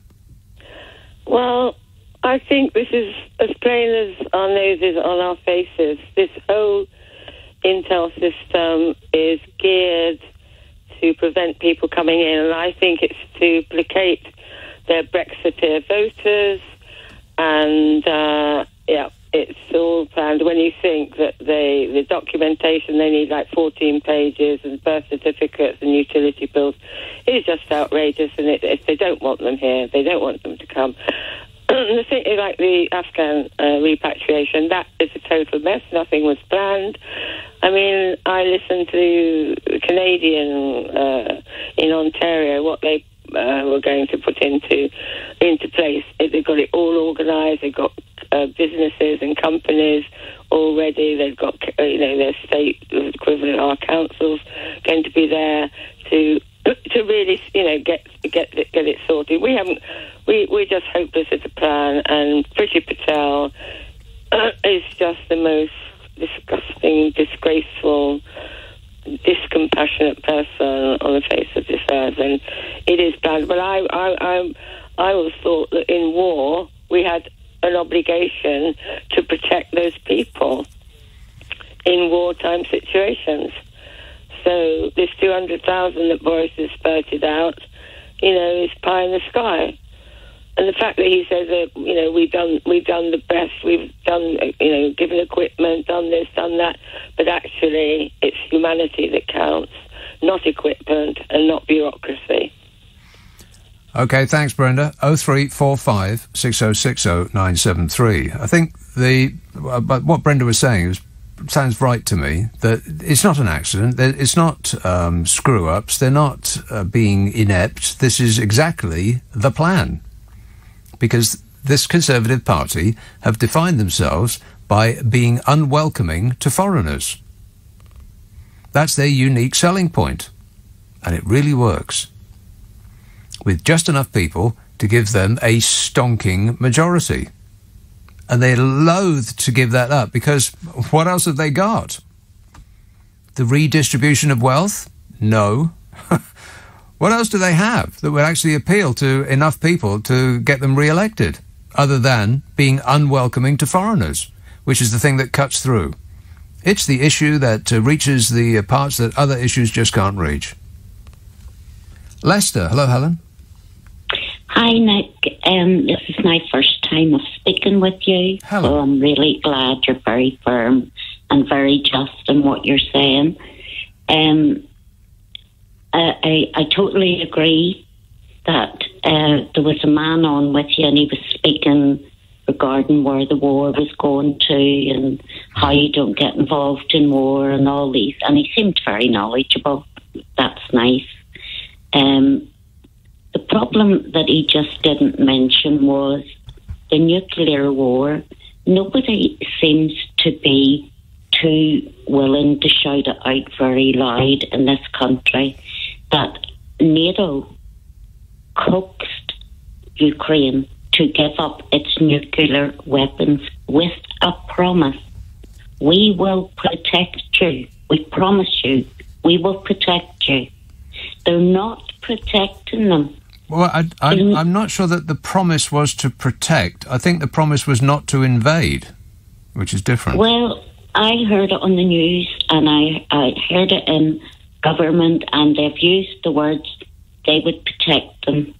Now, that man said, the Ukrainian president, who, in my eyes, I only wish I only wish that we had a Prime Minister such as him, because I find that he is an honest man. I find that he's a humble man, and they're a very proud people. And he is going to fight to his death, and that is so sad. But if we've got Putin, and it's all Putin, if we had a man walking up the street doing something very irrational and we phoned the medical services, they would come along, they would assess him and say, okay, he's a danger to himself, he's a danger to others, therefore he's mad, he needs locked away and he needs somebody to think for him. Here we have President Putin, who is obviously mad and evil, but mad. And all these governments from around the world are sitting day in, day out going, well, I wonder what he's going to do next. Wonder if he'll use them. Wonder if he'll do that. Wonder if he'll do... Why are they not taking this control out of that madman's hands? No one wants war. I don't want war. I'm only a single person, human being. There's not much I can do. But Lord, come the day, if he beats Ukraine and he starts moving towards other places, which he will, because he is mad, he is ruthless, and he wants it all. I just hope that we as a country never find ourselves in a position that Ukraine has found themselves in, begging a government like our government to help us, because I totally believe the failed. Priti Patel has, and if you want to do it in votes, I'll give her -0, right down to the minus, that the weather is going to hit over the next 2 nights, where then poor people are huddled together. Mothers, babies, it's horrendous. Just be human. We need to take this control out of what Putin is going to do next. All right, Helen. Thanks for that. That's the difficulty, is to know what to do in order to achieve that. How do you take control out of Vladimir Putin's hands? It would presumably have to come from within. And you would think that at some point, I mean, there's so many stories of Russian soldiers downing arms and walking away I mean, their actual tactics do speak of a lack of coordination, a lack of will in some parts. I mean, you have to feel a little bit of sympathy for some of the Russian soldiers who are essentially teenagers in uniforms who thought that they were going to go on a training trip, and after they'd signed on the line, they found that wasn't actually in their future at all. So they're a bit stunned to be there in some parts. And some of the Russian soldiers got shot at by their own side when they were trying to help, Ukrainian people out of dangerous situations. So, but it is difficult to know how this can actually be resolved in any way, other than somebody in Russia close to Vladimir Putin decides, right, okay, that's it, enough. Because if it does go nuclear, absolutely nobody wins. That's the end of human civilization as we know it. It's almost an end of the species thing. The lucky people will die straight away. Neaston, hello, Lloyd. Hi, Nick. How are you doing? Good, thanks. I'm really, really enjoying the show. I'm so grateful that you had that American war veteran guy on. Because some of the things that he was saying, it just seems so real, but I hear people get shouted down when they say, like the normal people like me, if I rang up and said what he said or alluded to some of the stuff, I just get shouted down. Well, like what, though? Like some of the stuff he said was just like what Peter Hitching said or Henry Kissinger said, or like Noam Chomsky, like, this could have been avoided. There is no need for this. This is so horrible. It's like America and England or certain countries playing a game, but in the middle they're watching madness happen, but not on their doorstep. It just seems like a proxy war going on. But it's not a proxy war. And saying that this this need never have happened achieves absolutely nothing.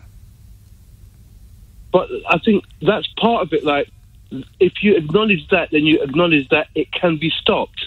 It can be, like, the big boys need to get up and talk and say, stop it. It needs to be stopped. Well, who would be the big boys in that scenario? I don't know. I really don't know. But I'm listening to people say things like they're going to fight to the last man. They're going to fight to the last drop of blood. And then I'm hearing, the Russian economy is tanking. I'm thinking, well, what about the Ukrainian economy? That must be, like, are we going to sit back and watch this whole drag out till it just gets flattened? Each area just gets flattened while everyone's talking about no-fly zones. But he's flattening the country. Normal paint, like, I'm a painter. So I'm thinking there must be loads of painters and mechanics. They just want to crack on. They don't want to get involved in all this nonsense. But the guy said, people keep talking about a no-fly thing. Let's make the deal. Make the deal. When Peter hit, I listen to LBC all the time. So views like that you don't really hear. I heard Ian Dale on Question Time, and I heard Pete, and he likes to shout people down. I know he's not here to defend himself, but Peter Hitching said quite what he said. Nobody on the panel interrupted him or said anything. That's when he named Noam Chomsky, Henry Kissinger. They all said it's ridiculous. Way before. I didn't realise, so I looked up all this stuff. When Peter Hitching on the programme said, Nick, and I couldn't believe this, I remember when Obama said something about we would be last in line for a deal if we came out of Brexit. Yeah. And the Brexit people freaked out. How dare him interfere? Peter Hitching said that. Well, it perhaps wasn't interfering. It was just stating a fact. It does appear as though two presidents later we are last in the queue as far as the trade deal with America is concerned. Because he's going to deal with a big bloc as opposed to a small country. Yeah, of course. That's business. But Peter Hitching said Victoria Nuland went to Ukraine and encouraged a revolution that overthrew a legitimate government. I thought he was going to get shouted down. No one on the panel said anything. So I looked it up. I saw this woman in the street giving out sandwiches to people in a revolution, encouraging it. A big shot from America. I'm thinking, what would we say if that happened over here? Right. Okay. But essentially you're saying, let's give Vladimir, just to stop this in its tracks, let's give Vladimir Putin what he wants, which is a regime change. But this is all predicated upon believing what Vladimir Putin says.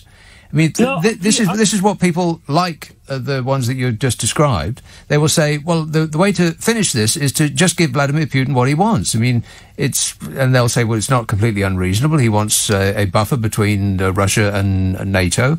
He wants a regime change, which is more Russia-friendly. He wants the demilitarization of Ukraine. Just give him it, and then he'll stop the shelling. But that presupposes that Vladimir Putin is actually being honest about what he wants, and not demanding things that he knows he can't get in order to give him justification to continue what he's doing. Helen texts, my mother was a Polish World War II orphan refugee. She lived in a Polish community in Nissen huts in a wood in Berkshire. All the able adults found work. They all talk fondly about those times. The times were hard, but they were together and they were safe. I must say I would much prefer that. If I was fleeing a country and had to end up in another, I would prefer to be in a community of people that had gone through a similar experience. People from my homeland. That's part of the human condition. That's what we prefer, obviously.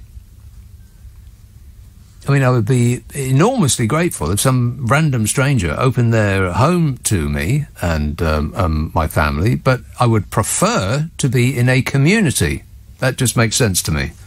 And that is the government's answer, the hastily cobbled together desperate answer to this problem seems just risible, really. Is that all they've got?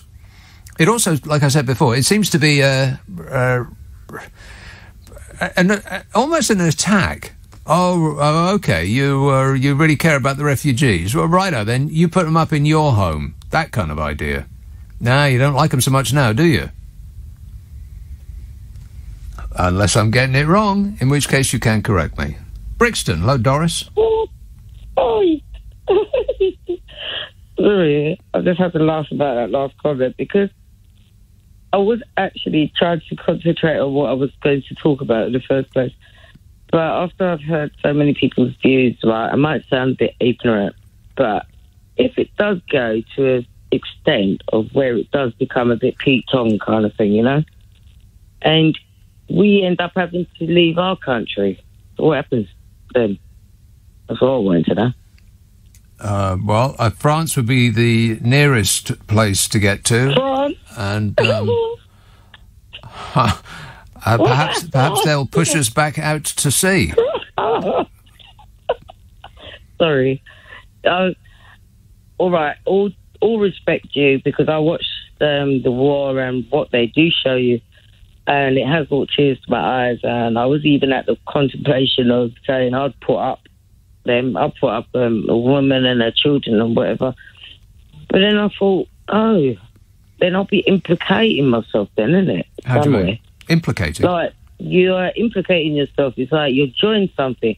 Now, supposing this man wants to decide with his biological warfare that he wants to try and get everybody after they've left the country, and like you were saying about put them all in one community, that would make it a lot easier for him to do. So you'd only have to send somebody in there with some kind of biological something on them, and it will spread to them, innit? Well, that's... I hadn't even considered that, Doris. It just got worse. You've never considered that? No, just when you think it couldn't get worse, it just did. Thanks for that. 0345 6060 973.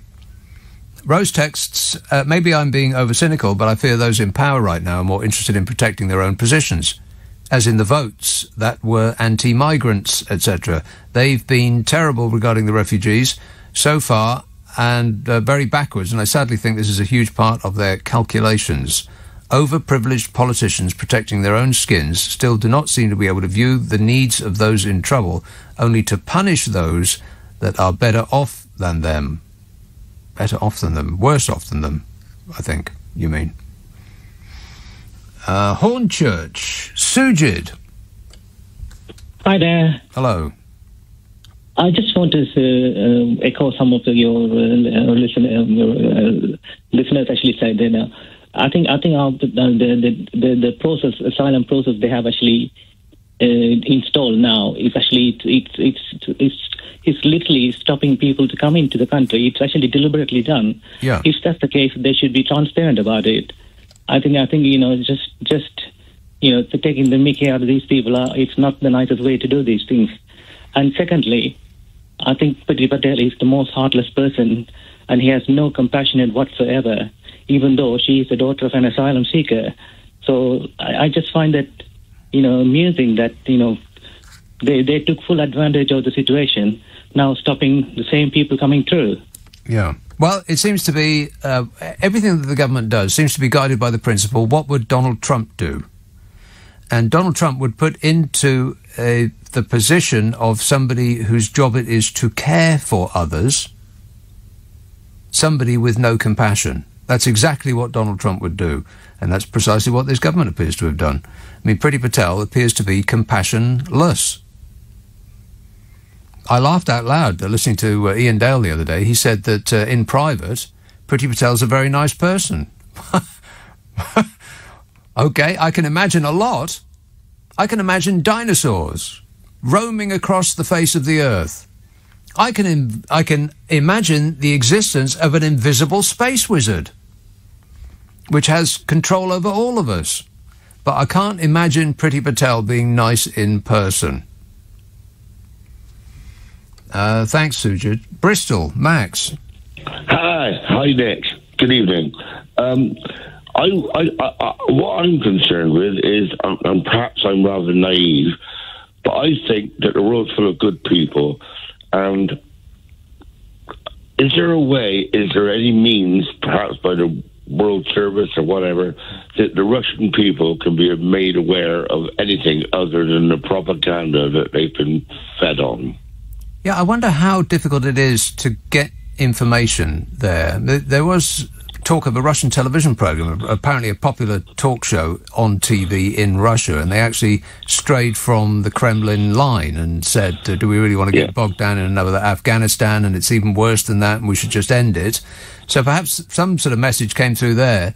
But even if they don't get the news from the outside, then they will get these sort of people think they're superficial and pointless sanctions, like not having rock bands play there, and not having the Bolshoi Ballet play here, and taking closing up the Burberry store, and having football games cancelled, and so on. And it's difficult to talk your way around, to propagandise your way around those things. I mean, if Marks and Spencer's isn't there anymore, then that's something you're going to notice if you are, used to getting your pants in there or whatever.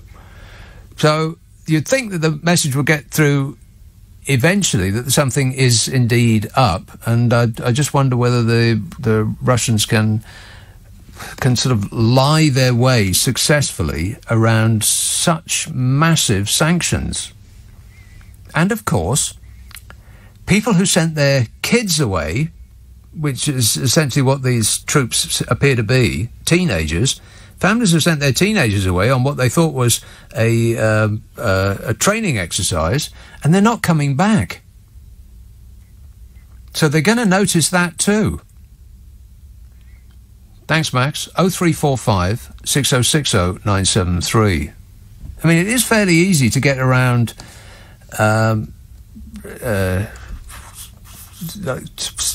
if you ban people from the internet in one country, you can quite easily go through another country by using a VPN, or I'm sure other methods are available if you're computer literate.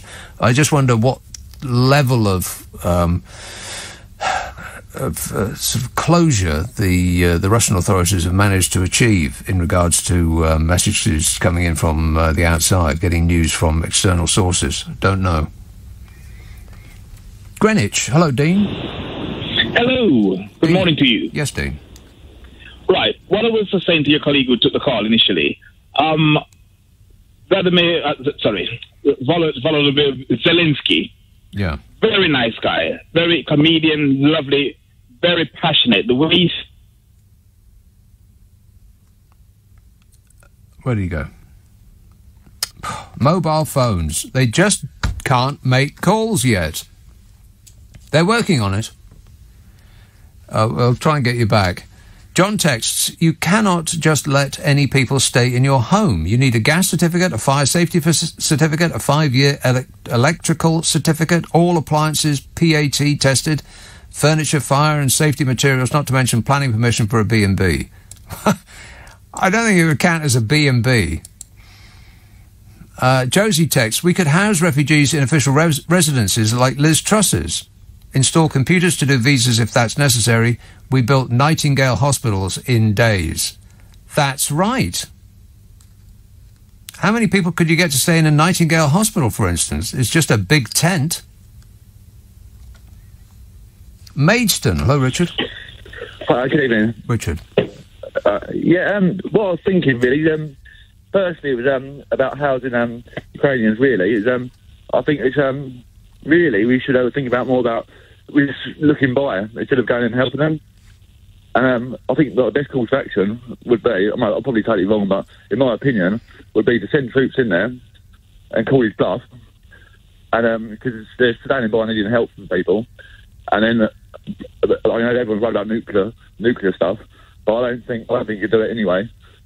And they don't want to nuke. They don't want to nuke themselves, do they? So, and then I think what happened then, we'll send troops in, and then Putin look silly, and then he'll get overruled by this military disaster. But yeah, it's about having a bit of strength to do it, really. That's I mean, it may not be a good idea, but you got that. Yeah, well, I mean, our next move is predicated on the idea, on the notion that Vladimir Putin is or is not sane. Will or will not spark global thermonuclear war, which will be the end of civilization as we know it. There's really no coming back from it. God, there's this frightening Twitter feed that was on online today about what the consequences of America and Russia using half of their arsenal. At this time of night, best not to look it up, but it's not good. Everything goes. Everything. Is Vladimir Putin actually that crazy to end the world just to save face? 0345 6060 973. Lingfield. Hello, Maria. Oh, Maria. Gone. Maybe it's something to do with that line. Can you hear me? Oh, there you are. Yeah, I'm here. Yes, I'm Maria. here. Hi, Maria. Hello. Right. I just wanted to make the point, Nick, that I've been listening night after night at different times and everything. And the first point I wanted to make is that from a woman's point of view, okay, to the women we have in our government at this moment in time, I'm a mother, carer, grandmother, God knows what else, daughter, everything that my gender has, every role that my gender has put on me, I've done. And I've done it with caring and compassion, and I've done it with the best of my ability. Now, unfortunately, Priti Patel, I've ever come across. But then having said that, I've had to have dealings with the other person in charge of our sick and our vulnerable in this country, Theresa Coffey.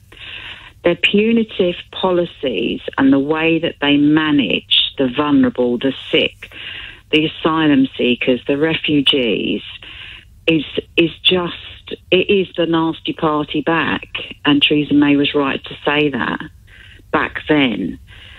And as for Liz Truss, I look at that lady's face and I think, are you there? Are the lights actually really on with your compassion? What are you actually doing about these women and children standing in -7? Nick, I'd be dead in 10 minutes standing at -7. I really would. I would. How are these people doing? How are these people surviving? And I was listening to a show last night, on your shows last night, and an elderly gentleman phoned in last night, and he said something about the airlift in Berlin that they did in the Second World War, and I thought that, why can't we do that? And as you say, we knocked up these Nightingale hospitals in a nanosecond. We mobilised our army into helping people get jabs in arms. What is going on with this government? And from a woman's point of view, it is, I say personally myself, be afraid with the women that we have got looking after our sick and vulnerable at this moment in time in government. They are the coldest fish and with the most punitive attitudes towards other human beings. That's just all I wanted to point out. Great show, Nick. Thanks. Our government are controlling our media and not showing us just how bad the situation is. If we knew and saw the full extent, more British people would put pressure on our government to get involved and help. Well, I'm not sure that's true. I mean, we know that they bombed a maternity hospital and a disabled care home. We saw the pictures. I mean, I have avoided the most gruesome coverage because once you see it, you can't unsee it. And I would recommend that you don't go down that hole yourself. But I'm not sure that the government are actually softening the blow for us. I think we can see it quite clearly. Sheila texts, you're right, refugees will want the company of their countrymen, country persons, Sheila. Hammersmith. Hello, Margaret. Hi. Margaret.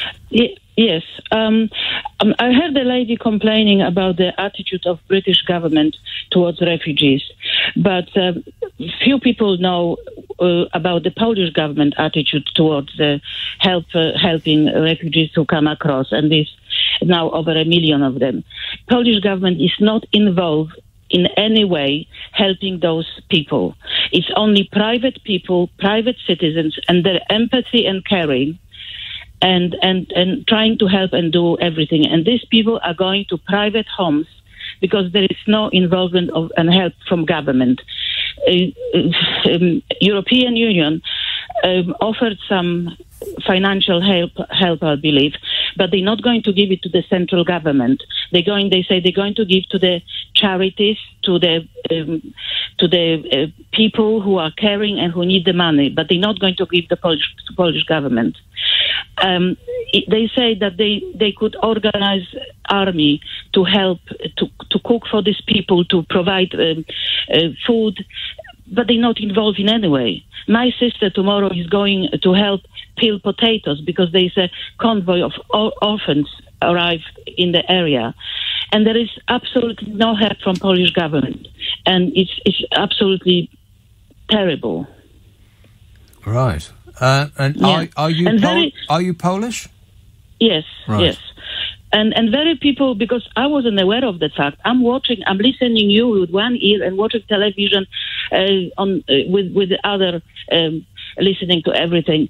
And I was not aware of that fact until they sent me YouTube, and I believe my family, they're not lying to me. They absolutely lost for words. And I heard this from other people, and my eyes opened now. Right. So it's your family in Poland that have told you that? Yes. Right. Yes. Okay. Yes. All right. Thanks for that, Margaret. 0345 6060 973. Greenwich. Dean.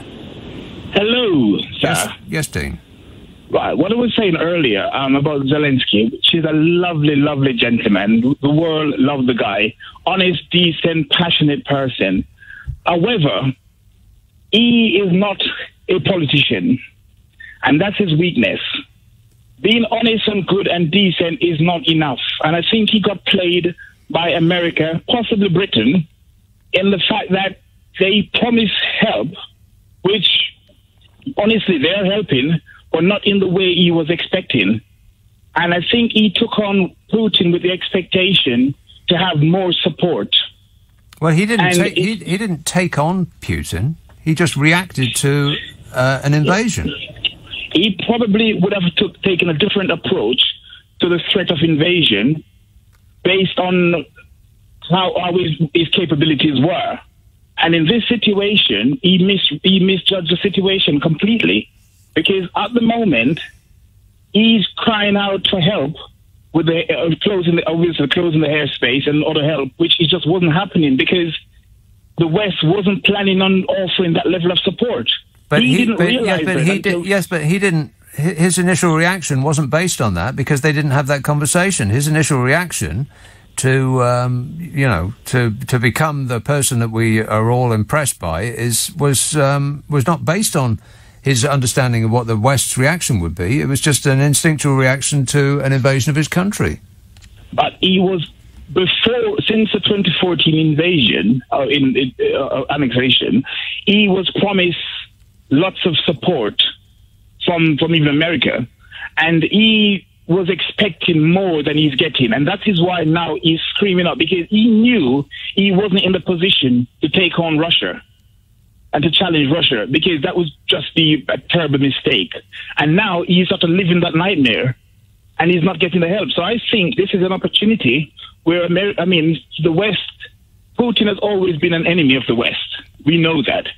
And it's a brilliant strategy if it is played out that way, where they're actually using Ukraine as the bait to bring down Russia by sanctioning and breaking the country as they're doing. Brilliant strategy, but I think Ukraine is going to come out very, very badly in all of this, and they did not see that coming. Right. And when you say very badly, do you mean their reputation or just the fabric of their country? Right. The country. Right, okay. All right. Thanks, Dean. I've got to get at least one more call in before the end. Bromley. Hello, Joe. Hello, mate. You said earlier on, do you remember? You said earlier on, they're sending the children, the Russians I'm talking about now, the conscripts, they said they never did. The Russian mothers are now saying, where's my boy, where's my boy? They're coming back in body bags. They're not coming back at all. Well, okay. The fact is quite simply this, that Russia thought it was going to go in, they were going to be laudably appraised, they were going to have roses thrown at them, champagne flowing. The next thing on top of that was, of course, he thought, well, if we're going to go in and it's going to be that easy, send in the children. What rubbish have we got? Get all the old tanks lined up, send them in as well. It's a show of force, right? That's all we need to do. Show force, and it's going to be simple. It's not been simple. God bless Ukraine. Those men and women are fighting their hearts and souls out, and we are not doing enough to help them. It's as simple as that. Russia only knows one thing: brute force. It knows nothing else. They have lied from the beginning. They will continue to lie, and thousands more people are going to die because of it. It's absolutely insane, disgusting, unforgivable, and the West needs to do more. All right. Thanks, Joe. Today, Ukraine's President Volodymyr Zelensky told a news conference that 1,300 Ukrainian troops have died in the conflict so far. He also said that around 500 to 600 Russian troops surrendered to Ukrainian forces on Friday. With over 1,000 lives already lost, how can we prevent further bloodshed? If you want to express an opinion, then the number is 0345 6060 973. I'll take your calls in a moment. First, let's speak to Major General Chip Chapman. He is the former head of counter-terrorism at the Ministry of Defence and former senior British military advisor to US Central Command. Major General, good evening. Good evening, Nick. There's been a couple of things from Russia. Russia has accused the West of waging unprecedented economic warfare on them. They've also made threats to the West that any military shipments to Ukraine, of which there are a lot, will be seen as legitimate targets. That's prompted fears that we could just get dragged in. Is this bravado on their part? Is it saber-rattling, or are they serious, do you think? I think you have to put this into Putin's maximalist approach, Nick. So everything he said is concede to my demands or else, the security concerns before he invaded, demilitarize or else, don't join NATO to Finland and Sweden or else, don't establish a no-fly zone or else. And so this is another or else. Now, of course, he might attack convoys once they're in the Ukraine area. I don't think in the slightest he would attack convoys which have landed stuff in Poland or any of the other bordering countries. So I think that is bravado. Okay. Well, let me ask you about that. You seem quite confident that he isn't going to attack in Poland, presumably because of the NATO Article 5. From what he has seen, Vladimir Putin has seen of our reaction so far, would he be absolutely sure that we would actually honour that article and step in and start World War III? Biden has absolutely said that he won't intervene physically in the territorial space of Ukraine, but he would absolutely make sure that the Article 5 guarantee is there and all NATO territory would be defended. So you have to, I think, separate those two things. And I think we also have to be careful that we don't fall into the something must be done school of strategy, as it almost always leads to something dumb being done. So I would say strategically never interrupt your enemy when he is making a mistake. And at the moment, Putin is making a mistake, and I think he will strategically lose this war. Now, of course, there's a long way to go because tactical engagements are sequenced to achieve operational objectives in support of strategic aims. And if we allow him to compromise and establish a ceasefire, then he's already on the way to winning, because if Russia stops fighting, there'll be no more war. But if Ukraine stops fighting, there'll be no more Ukraine. And there is a danger of a premature ceasefire because we're largely concentrated on Kyiv and the action going around there, which I don't think he will take unless he does a sort of chemical shock and awe, which he might well do in terms of a realist approach to achieving his strategic objectives.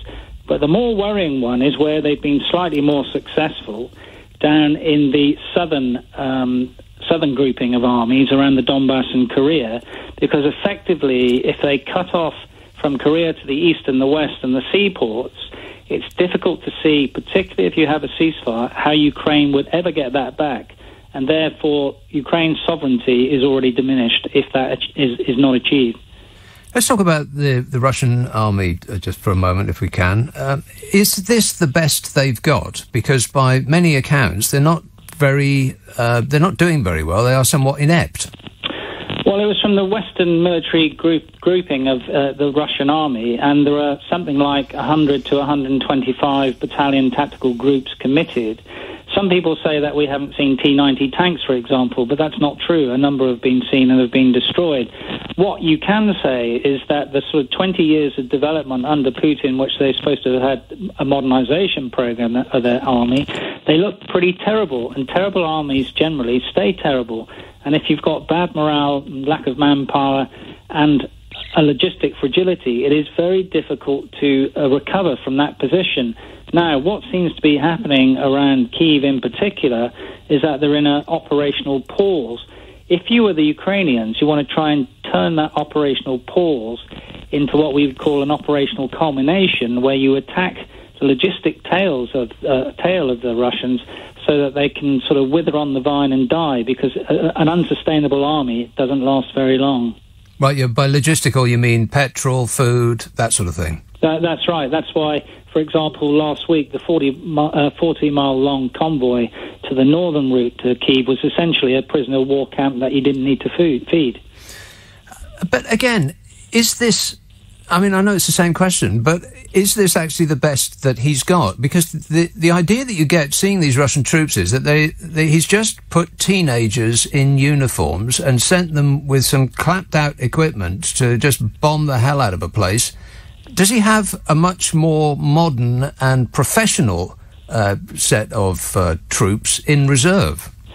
Well, there are other troops in other military districts, but again, the ability to mobilise them with their equipment and send them to fight would take you a significant number of months, which is why if he wants to widen the conflict in a short order, he needs to do one of two things.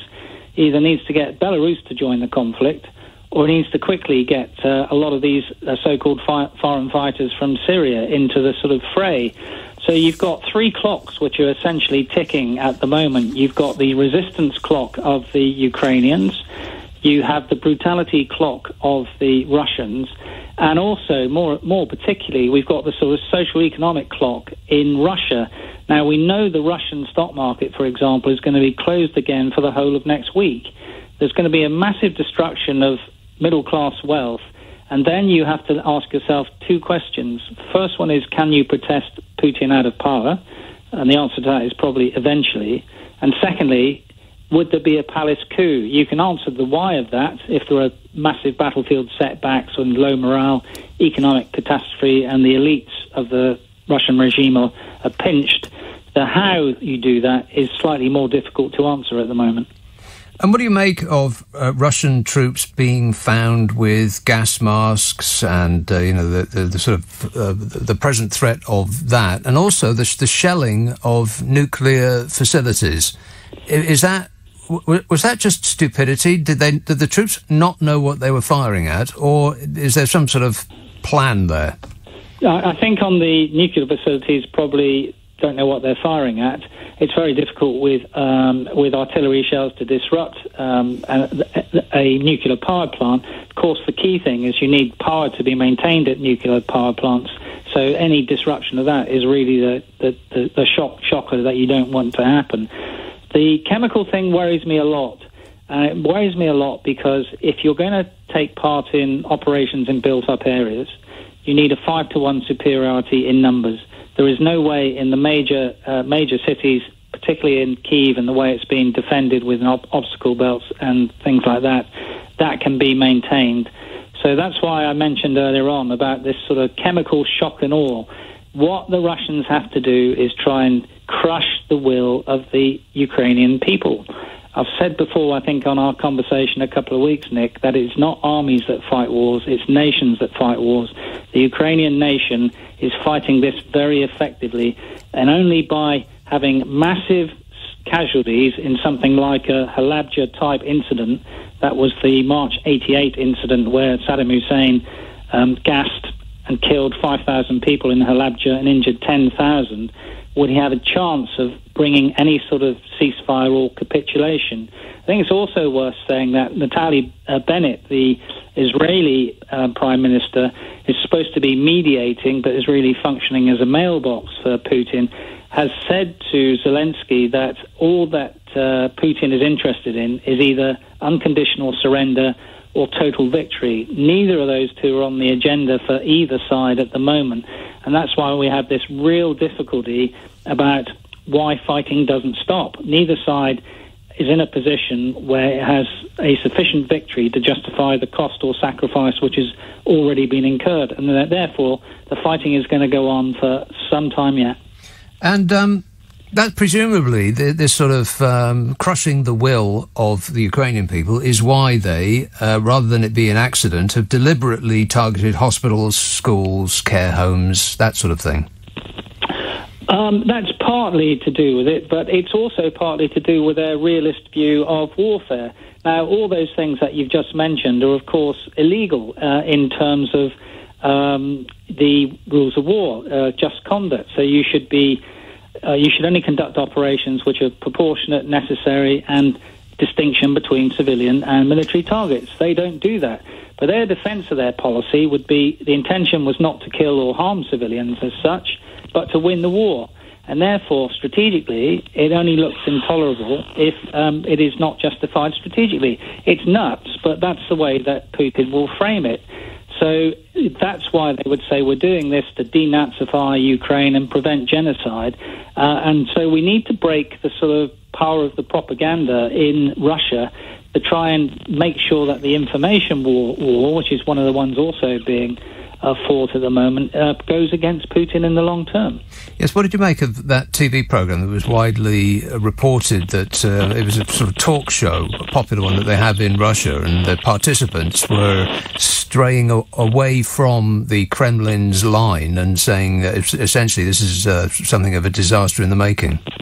I think that's all good for the future. I mean, when people catch up to the reality of what's happening, there will be fissures in the Russian internal system. I think once a significant number of bodies come back to Russia and are buried, and again, that's one of the variables, you just don't know how many in reality there are, then, that will open a fissure.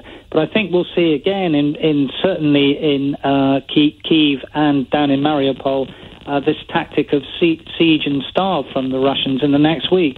And I think we saw that in terms of some of the targeting that went on today in escalation terms. So the fire at the storage units of where they produce frozen products in a place called Vitniv, which is in the Kyiv Oblast, and the Oblast is an administrative area, is part of this function of trying to deprive food from defenders in the future.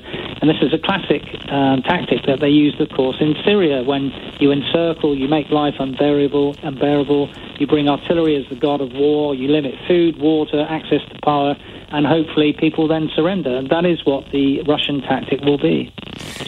Two more questions, if I may. They're both big. I've asked several people before about this, and I didn't get a response. Perhaps it's unknowable. But if Vladimir Putin totally flips his wig and bashes his hand down on the button marked nuclear on his desk, what actually happens there? The rockets don't immediately fly off. Is there a chain of command? Is there a line of people that have to agree with that order? I'm not sure of the nuclear firing chain if we're going to the most extreme, but I don't think it can be a single decision. There has to be some checks and balances in how you do it. So he's not got a red button on his desk which allows him just to do that unilaterally. Righto. Last one. Is there anything else that we can do? Is there anything more that the West should be doing? I think at the moment we're giving Putin enough rope to hang himself.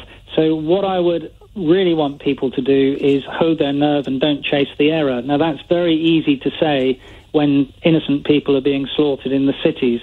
But if we attempt to intervene, then the narrative will switch and Putin can say what he said from the beginning, which was not true, that look at these bad boys from NATO interfering. That would bring his popularity up at a time when in the next week or 2 weeks it will be going significantly down. Very interesting. Thank you so much, Major General. Major General Chip Chapman, former head of counter-terrorism at the Ministry of Defence, former senior British military advisor to the US Central Command.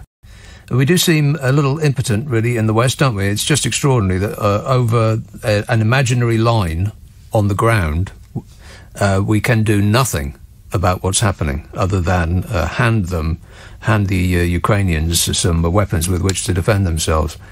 Cindy texts, is there a reason why our military can't protect humanitarian corridors? Putin knows we're giving weapons to Ukraine, but he hasn't retaliated. Why, says Cindy. Well, they have made threats. Russia's made threats to the West that any military shipments to Ukraine will be seen as legitimate targets. So they've threatened to presumably blow up those the military shipments, but not necessarily so far to attack us for having sent them. Hull. Hello, Charles. Oh, hi, Nick. Thanks for letting me on your show. I'm wearing my very, very serious hat. Putin goes through stages, and his next stage, he's used cluster bombs that kill people within, say, 100 metres or so, etc. Now, his next stage will be chemical and bacteriological weapons. Bear with me. Now, the thing is now the West can actually jump in this week and say, if any of those weapons are used in the future, we will do a no-fly zone for sure. Right. Yeah. Well, upping the ante. He's already set the stage for blaming the West for any chemical leak by saying that the West is manufacturing has a chemical weapons manufacturing facility in Ukraine. So it would be it was an accident. We blew a hole in the side of this building where you were weaponizing viruses and so on. Anyway, so it's got nothing to do with us, Governor. On the other hand, it does allow a no-fly zone against Belarusia and Russian planes, because Putin actually makes the first move regarding chemical and bacteriological weapons against the populace. And believe me, there is not a surgeon alive which will be able to help you when you've been you're on the way to dying with both of those weapons. Okay, you're right. You were wearing a serious hat. Thank you, Charles. 0345 6060 973. Archie texts, if Russia get their hands on Zelensky, Biden and America are going to look foolish. I don't understand the connection between the two at all. What difference? It's Biden's fault? It's like the people that said that Macron was made to look like a fool when Putin made him sit at the end of that desk, as though it's Macron's fault, as though it's some sort of fault on the part of the person that had to sit at the end of the desk, rather than it being the fault of the person that made him sit at the end of the desk. Archie, not everything is Joe Biden's fault. Croydon. Hello, Simon. Hi, Nick. How you doing? Good, thanks. It's more of a question, actually. I don't know if it's something that you could possibly find out. I'm not a military man, but a chess player.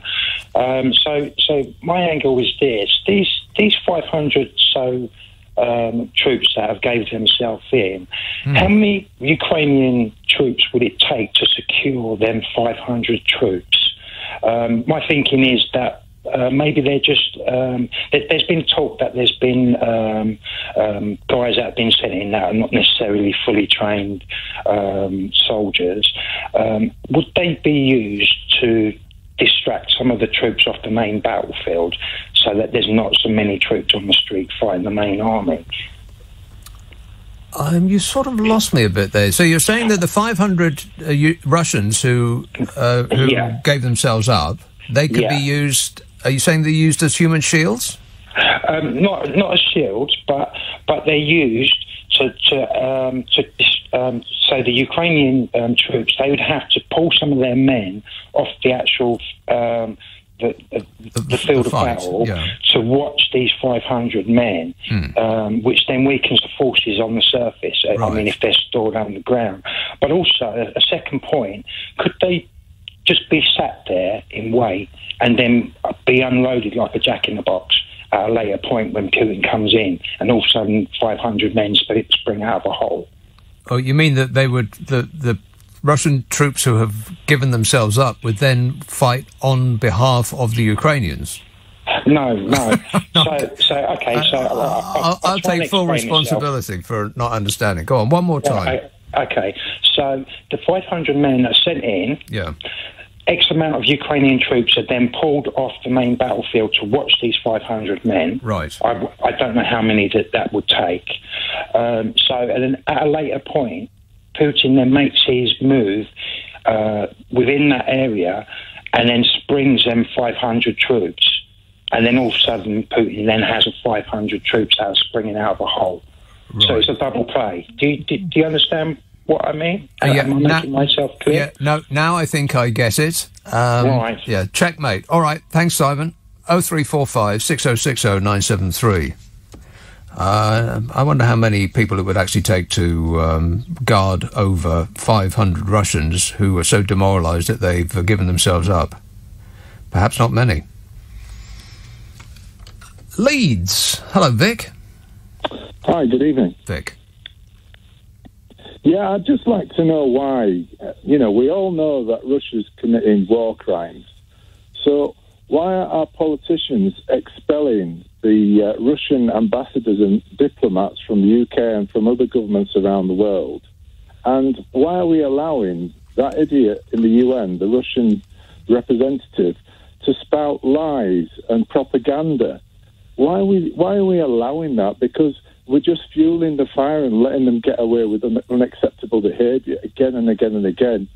And this is why we're in the mess that we're in at the moment, because we allowed them to do it.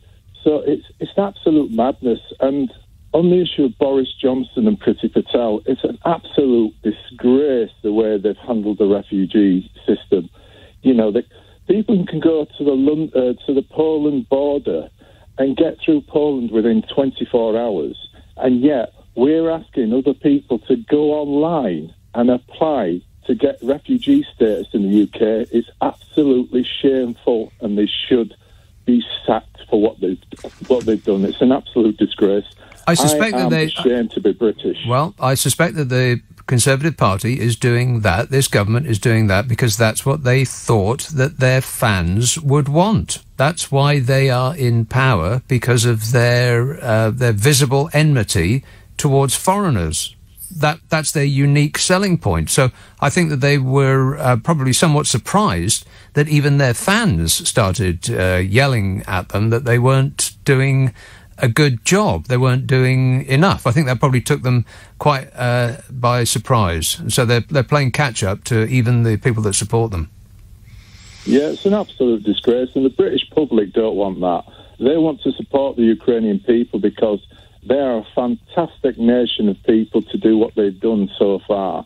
And not to allow them in the UK is an absolute slap in the face, and it brings shame on the British people because of our politicians. And our politicians should be ashamed of themselves, and they should resign. It's just mistake after mistake after mistake. Well, I've read that, and I've heard people say that it's a mistake, but I contend it's not a mistake. It's actually the plan. It's just that the plan used to work for them, but now, under the present circumstances, it's not so popular anymore, so they're having to rethink their plan. It's not. I don't believe it's a mistake. I think it's part of a piece of, and I'll use this phrase again, this performative cruelty to foreigners, which has done them no end of good up to now, as far as the popularity is concerned.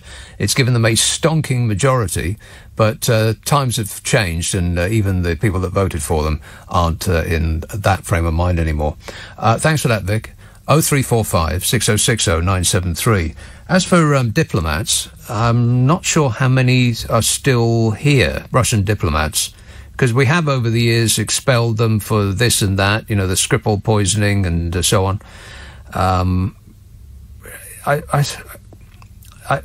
Depending on whether it's actually worth speaking to them anymore, it's always good to have some sort of method of contact, I suppose, and, assuming that they're not in the process of writing cheques to play a tennis match with Boris Johnson, then maybe they're best left here.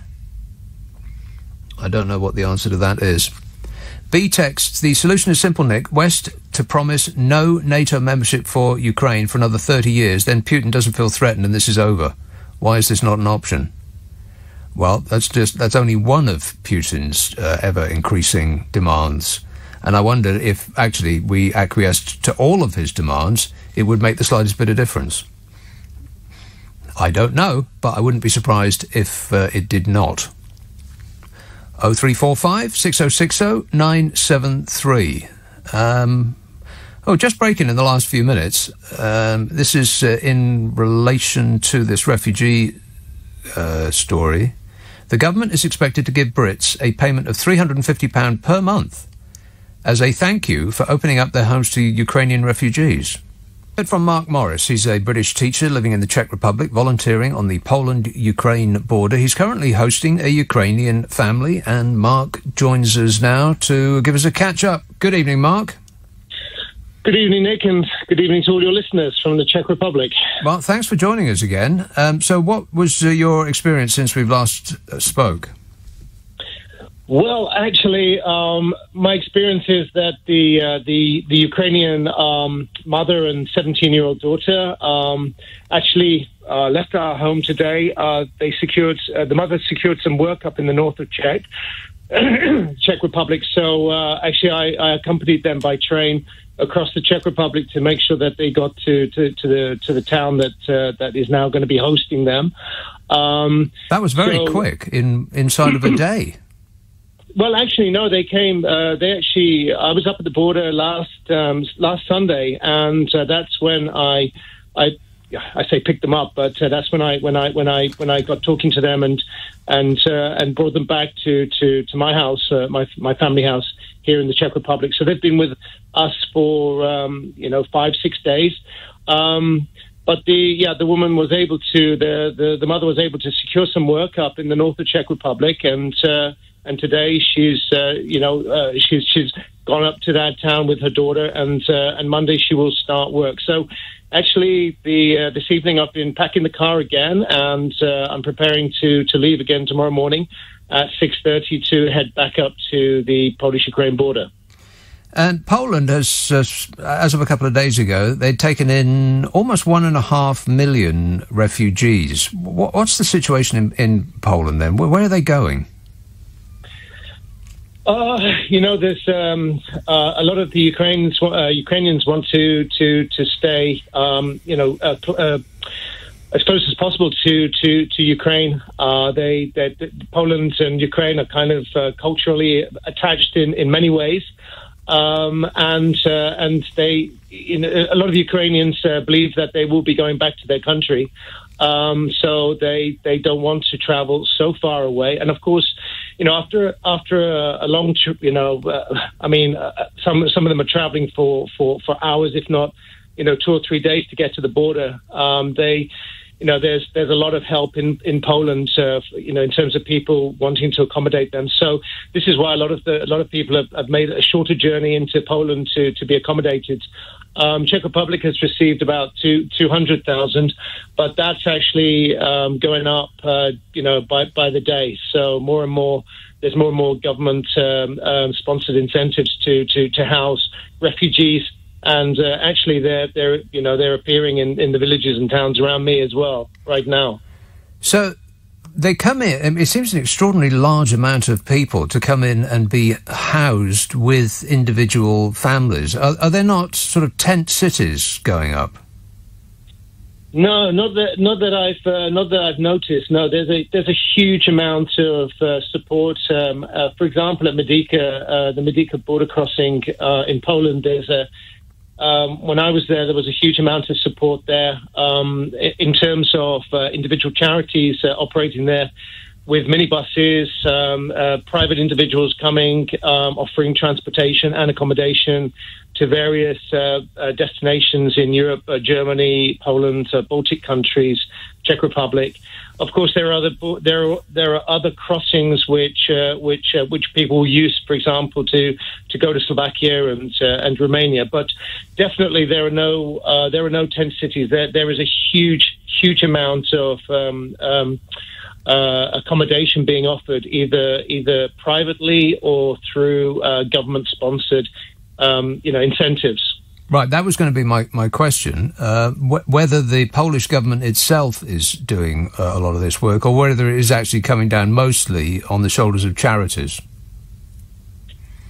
I think it's a combination. I mean, the government is really, I live in the Czech Republic, so I don't know exactly the situation in Poland, but I do keep my ear to the ground in terms of what's happening there. But there's a big charity operating there, Caritas Polska, and they are doing a lot of work at the border. I think they're connected to a lot of the big charities, and I think that they've requisitioned many buildings to house quite a large volume of people.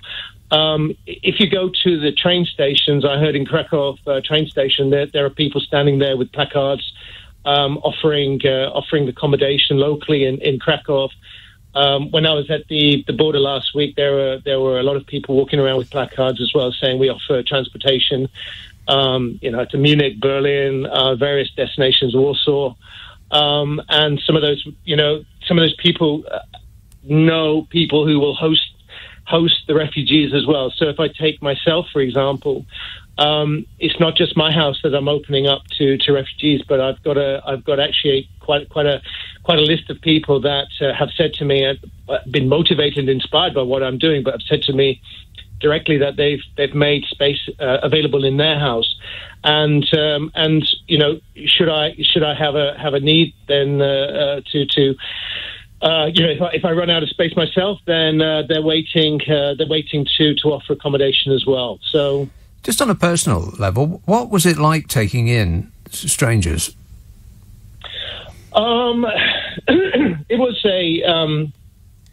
It was an enriching and humbling experience. I mean, of course, you don't know the history of people, but this is a humanitarian crisis, and these people are desperate. I mean, they're literally, the woman that came to my house, 50 years old, with her 17-year-old daughter. I mean, literally carrying her whole life on her back. That's it. That's all she's got from 50 years of life. That's everything is in her bag, and her daughter by her side, and a cat in a box. I mean, that is literally everything. So, they're incredibly wonderful and beautiful people, and they are so, I don't know, they're just so grateful and pleased to be able to find accommodation like this, and to see such a huge response and welcome from people all across Europe. Has the word got through about the British response, and if so, what's the thinking about that there? I haven't talked to anybody directly about that. I mean, I've kind of been quite busy on the ground here, but I've heard, I've read a couple of reports about the fact that Britain's really, I think, only taken in 200 refugees, and but actually there's some scheme or incentive now to I don't know, incentivize people to open their homes, for example, to Ukrainian families. So that's all I know, to be honest with you. Just finally, I note that Russia itself has taken in, getting on for 100,000 refugees, which seems extraordinary. Do you know anything about that? Well, I can only guess that, for example, if you take Kharkiv, I mean, I've never been to Kharkiv. I've been to Lvov in Ukraine, but not to Kharkiv. But the family that I was hosting recently that left today, they're from Kharkiv, and they said that there's a huge Russian-speaking community there. Maybe those people feel more closely connected to Russia than Ukraine. I don't know, but for example, the Donbass region as well in eastern Ukraine. A lot of very heavily Russian-speaking population, maybe with more kind of cultural ties or connections to Russia.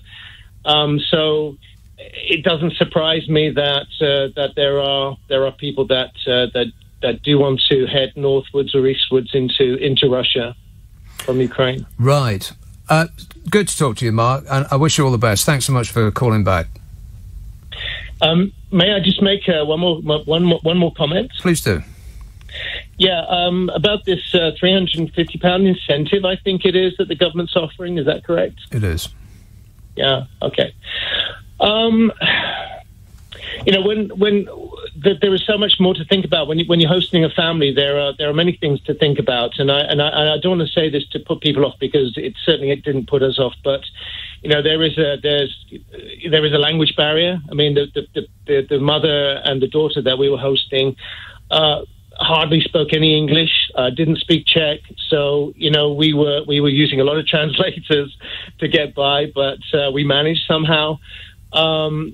There is a lot of running around. So once they get here to the various offices, to get them registered with the foreign police, to get them registered for their work visas, their insurance.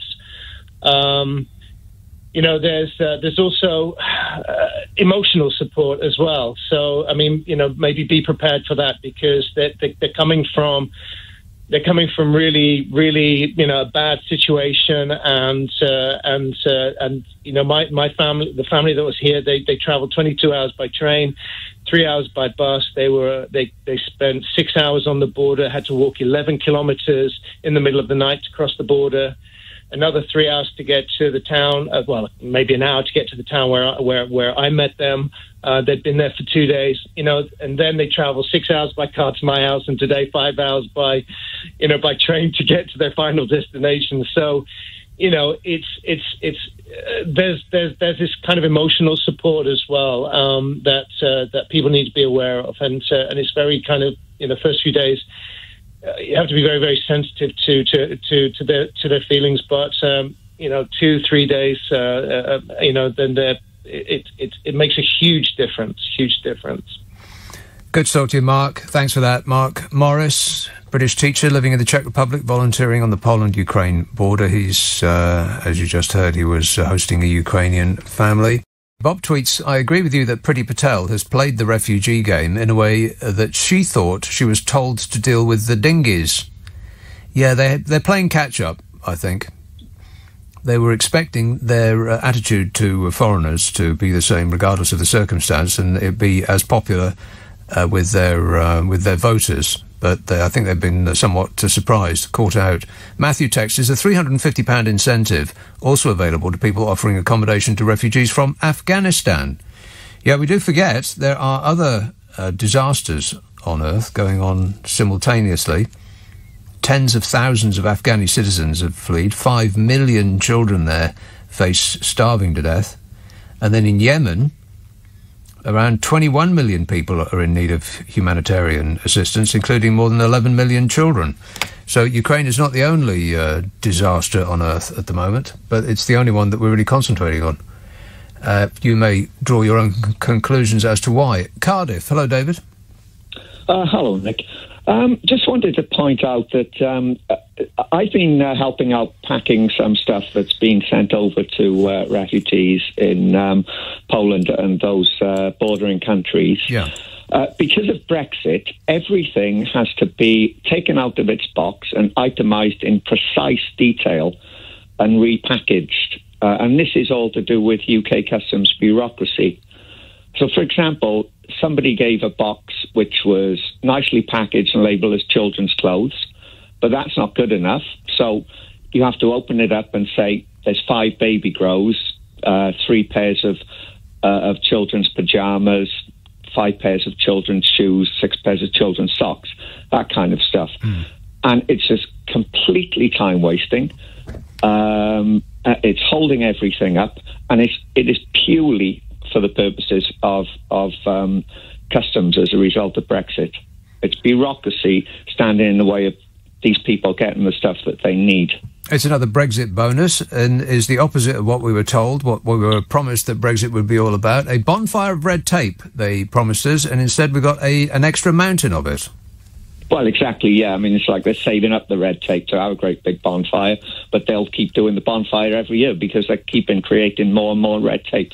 And this is getting in the way of desperate people, you know, who are, okay, maybe they're not starving to death, but they are desperate for these things. All right, thanks for that, David. 0345 6060 973. Richmond, Vicky. Oh, hi, Nick. Vicky. Hi. Well, you'll probably shout at me now and so many other people. But in my opinion, I think that to have killed so many people, I don't think Ukraine has won anyway. And I think they should have really and truly surrendered right at the beginning and let Russia take over and then negotiated after. Let them win and then negotiate? Well, I mean, at least they still have a country. They haven't got a country now, have they? Well, yes. I suppose there's some truth in that, but it seems like an extraordinary way to conduct your international affairs to as soon as... Well, I absolutely agree with you, but on the other hand, you've got two people fighting each other. One is really, really strong, and the other isn't so strong, but they want to be, but they're not. And I think to save so many lives, I mean, so many people have been killed on both sides, and now we've got the threat, I don't know, of it turning maybe into a world war, God forbid. And why? I mean, all they've done would have been joined up with Russia. I mean, Crimea hasn't had any problems, have they? And they've joined up with Russia. Well, suppose Vladimir Putin's troops marched down Richmond High Street, Vicky. Would you then give up your country just because he wanted it? I certainly wouldn't want 1,000 people being killed and my bombs ruining all the properties, yes. Providing he wasn't going to destroy Ukraine, was he? He just wanted to have power over Ukraine. Right. I mean, I might be completely wrong. I'm not, I realise I'm not political and I'm not, highly intelligent, but I do feel very strongly that had they resisted in the beginning, this wouldn't have all happened. Had they not resisted in the beginning? Had they not resisted, yes. Okay. All right. Well, that's an interesting take on it. Thanks, Vicky. 0345 6060 973. Kerry's texts, perhaps I'm not pronouncing that right. Series. I'll go with Kerry's. Afghans are still in hotels after 6 months, says Kerry's. Kids aren't going to school and very skilled people are now working. So why can't they be sponsored? What? Kids not going to school and very skilled people now working, so why can't they be sponsored? Are not working, perhaps? I don't know the answer to that. Other than it's perhaps because of they're not white Europeans, so we care less. David texts, Patel's hesitant response to the Ukrainian refugee crisis is because there's only one person the government fears more than Putin, and that's Farage. I'm sure Nigel Farage would like to think that. Leamington Spa. Hello, Mark. Hey, Nick, how are you? Good, thanks. Wow, there's some interesting opinions there, isn't? I'm a bit concerned about the last couple of callers, if they're on the same planet as everybody else. But anyway, I was just calling in to say, well, I work in cybersecurity in the UK. And Did you say cyber security? Yes. Right, okay. Yes. Mm-hmm. Yeah, and that is relevant to a point with what's going on in terms of the overall war. But effectively, what I was ringing about was there is a huge skills gap in this country. And I'm not saying that we should allow Ukrainians to be here forever, but if they want to, that's fine. But let's have a look at the skill shortages we've got, and let's get our corporate organisations starting to sponsor people that have skills that could stay here for as long as they like, and that will give them an income, and I think it should be tax-free, so they can build up as much cash reserve so that when the time is right to go home, they've got the ability to start to rebuild. And I think, this country, as in Ukraine, is full of extremely, extremely skilled and lovely people, and we should welcome them in whatever capacity or what skill set they have, and use our corporate infrastructure to facilitate that.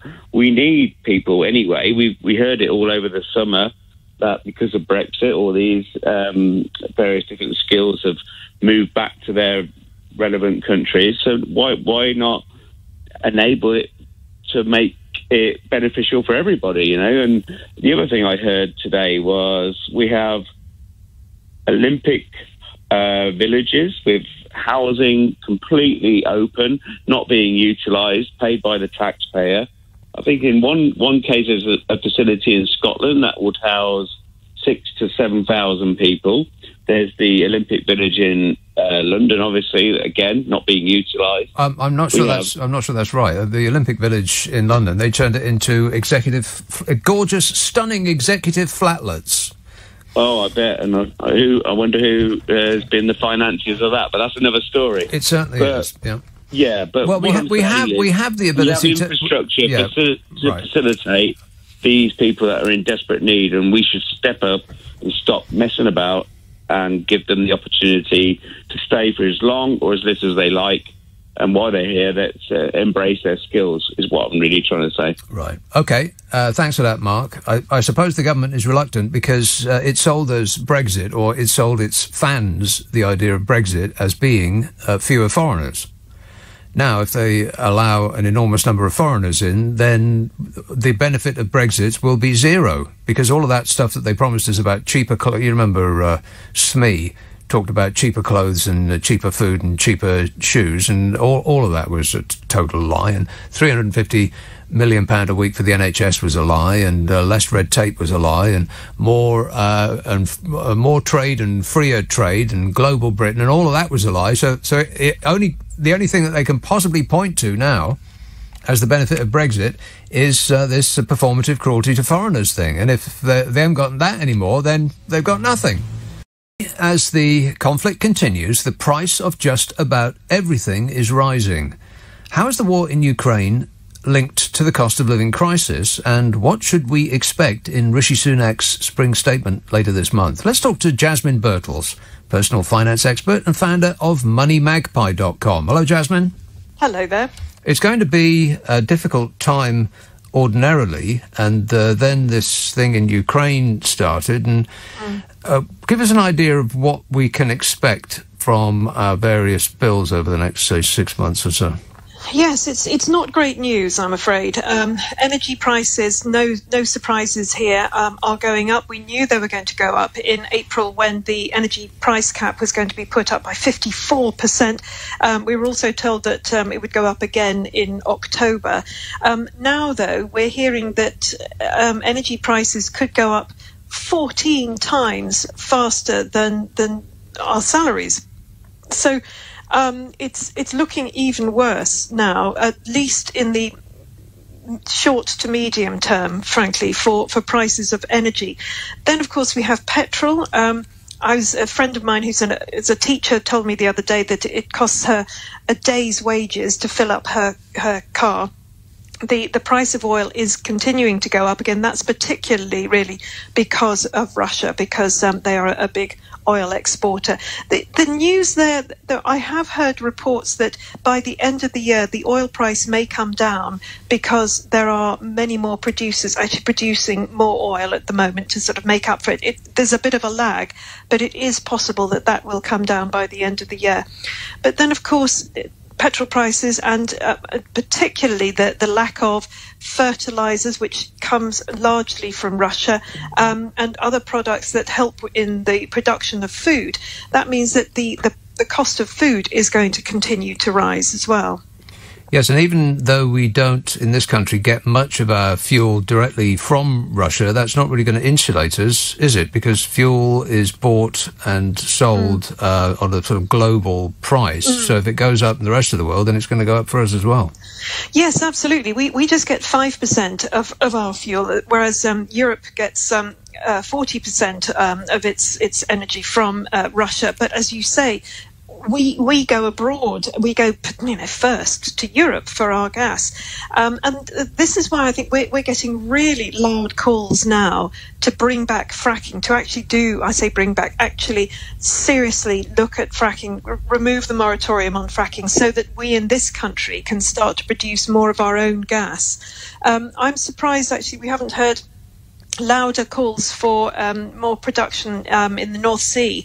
As you know, the Scottish government tried to put the dampers on that for the green agenda. But again, people are saying, and when I say people, I'm talking about MPs and media types particularly, are saying we need to produce more of our own oil.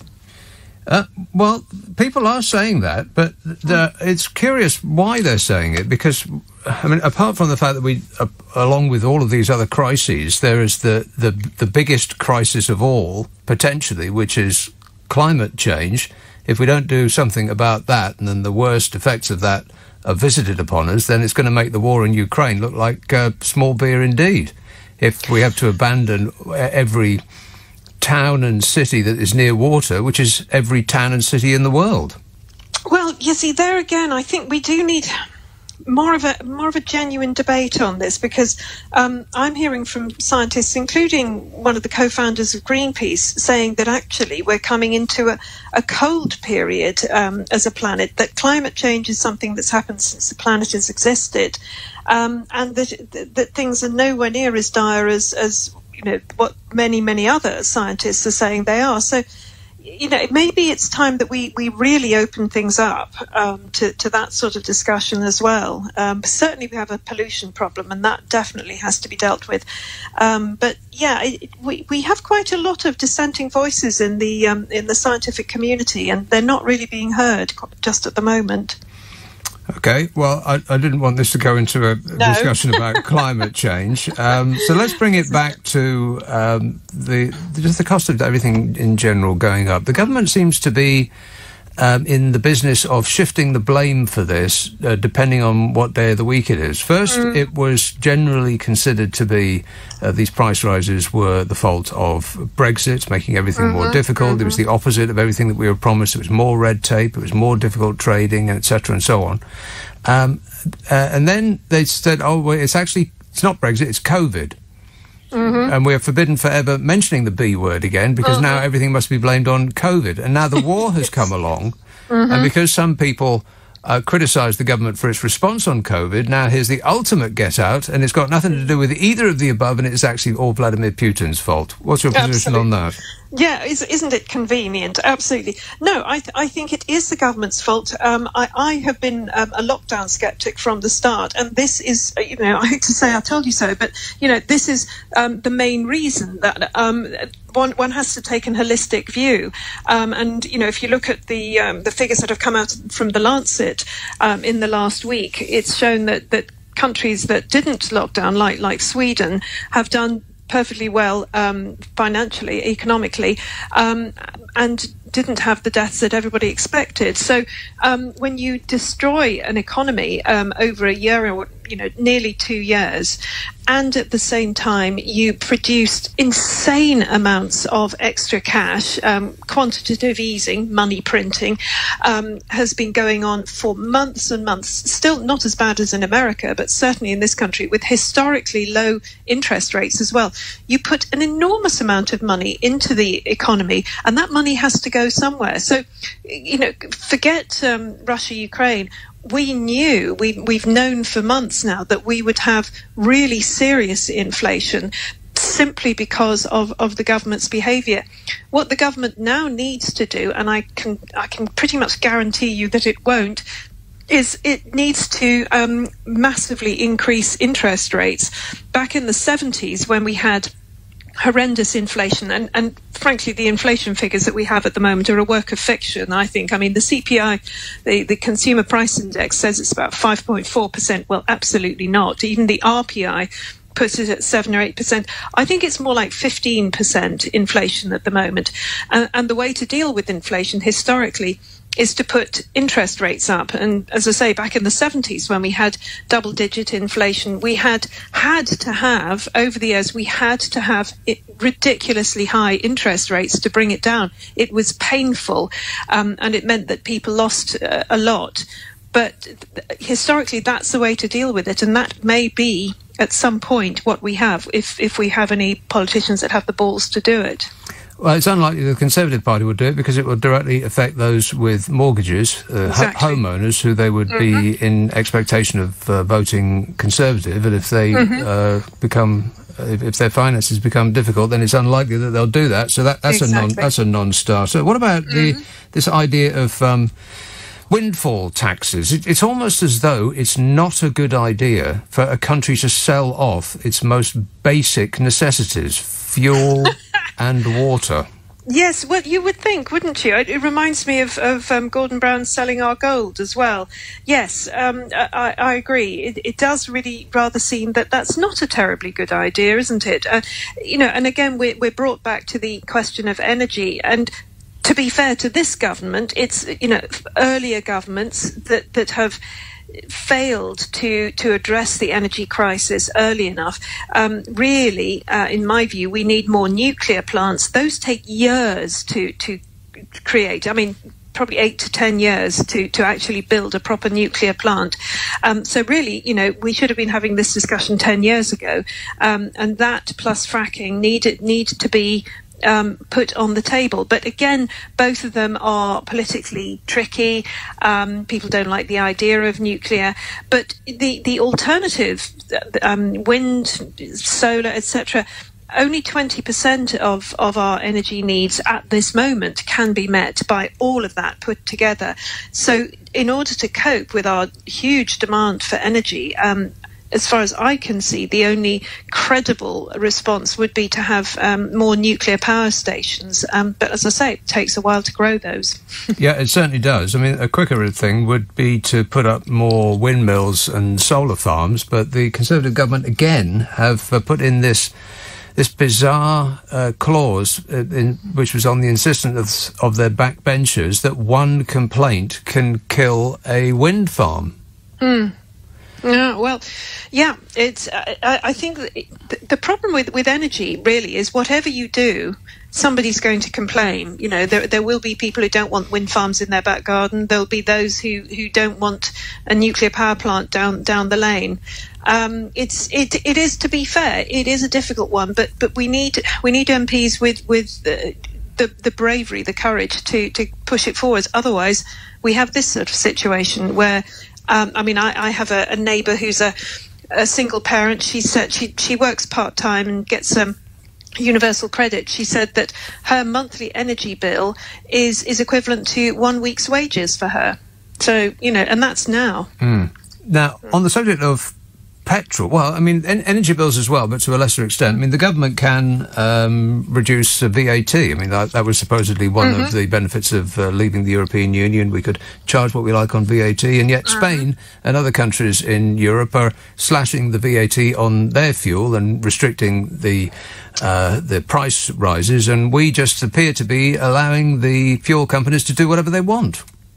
Yes, absolutely. The VAT would be an easy one to remove. And on that subject, similarly, on a tax subject, in April, we're supposed to have an increase in the national insurance. Now, that could and should, I think, be pushed back at least by a year. It's just too much for employees and employers, particularly small businesses that are already facing, many of them facing price rises in their energy costs and their petrol costs. So, yes, I think the government could do that. Now, we've got the March, we've got the statement, Rishi Sunak's spring statement, which should be just a little bit of, a chat almost. Normally it is at this time of year, but this time he's going to have to really tell us the serious measures that the government's going to do. They're saying it's going to be sort of multi-billion-pound package to help us with our energy costs, and I'll be interested to see what that is. It should include removing the VAT,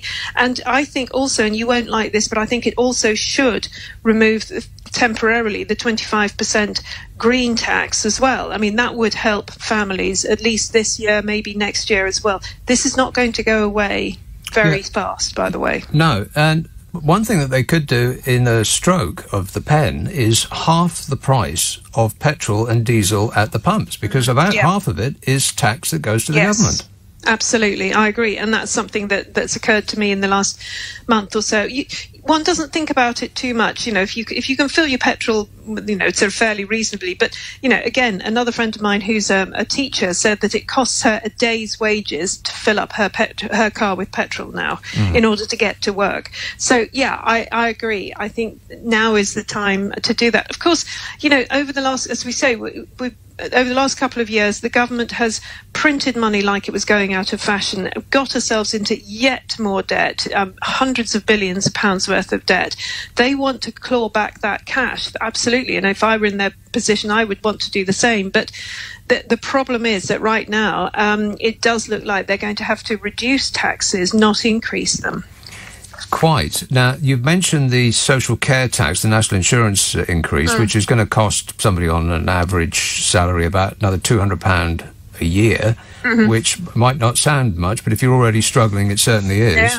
What's even worse is this sort of sneaky, sort of underhand tax rise that's not a tax rise. It's the personal tax-free allowance that's been frozen.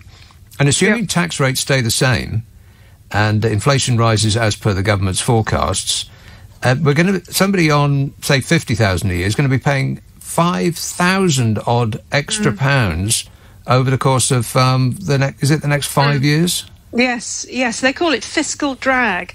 And yes, as you say, it means that cleverly, without looking like you're increasing taxes, you actually are increasing income tax by not increasing the personal allowance at a time when salaries are going up. And, it's a good thing for us as workers that salaries are going up, but it does mean that you end up paying more tax.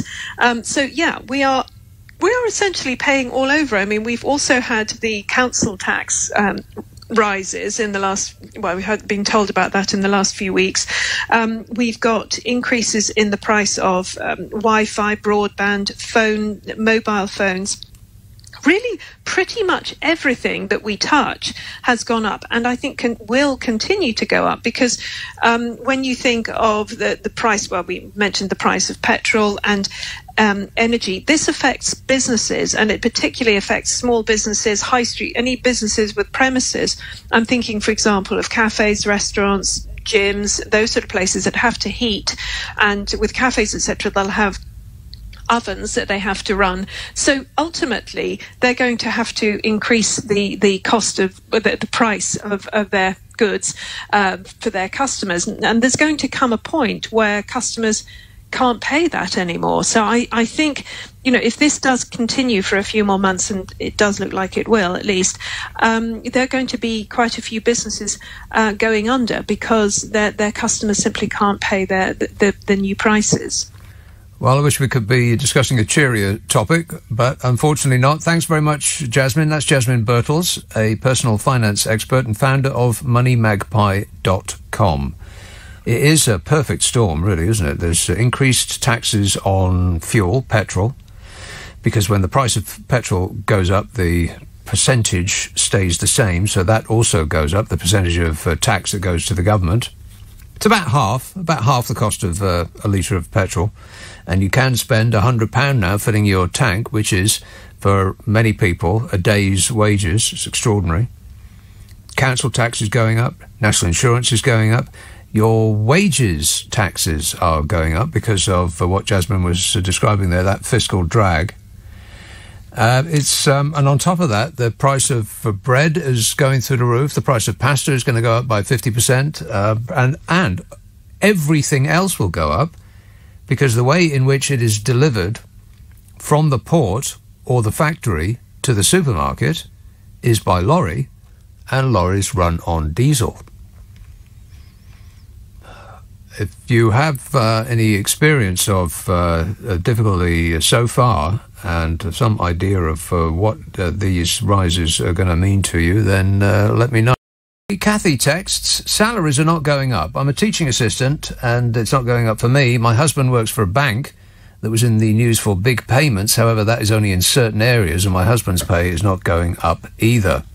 This is going to be one of the most difficult times that we've known, I would imagine, economically speaking, since the 1970s. I wonder if you can remember back that far. It's going to be hard for everybody who's not an oligarch, I would imagine. If you are an oligarch, then you can afford to lose a couple of billion, 2 yachts and a plane, and still just manage to scrape by. Oxford, Kinga. Hello there, good evening. Kinga. Hello. Go ahead. I run my own cleaning business, and I do have to travel customer by customer, obviously by car. Right. So recently, unfortunately, as you could see, the fuel prices, it made me a little bit anxious. Yeah. As such. I did have to, normally, I only raise my prices 7% year by year. This year, I had to do it 15%. Yikes. Which is, I'm really blessed because most of my customers, they said, yes, of course, we understand.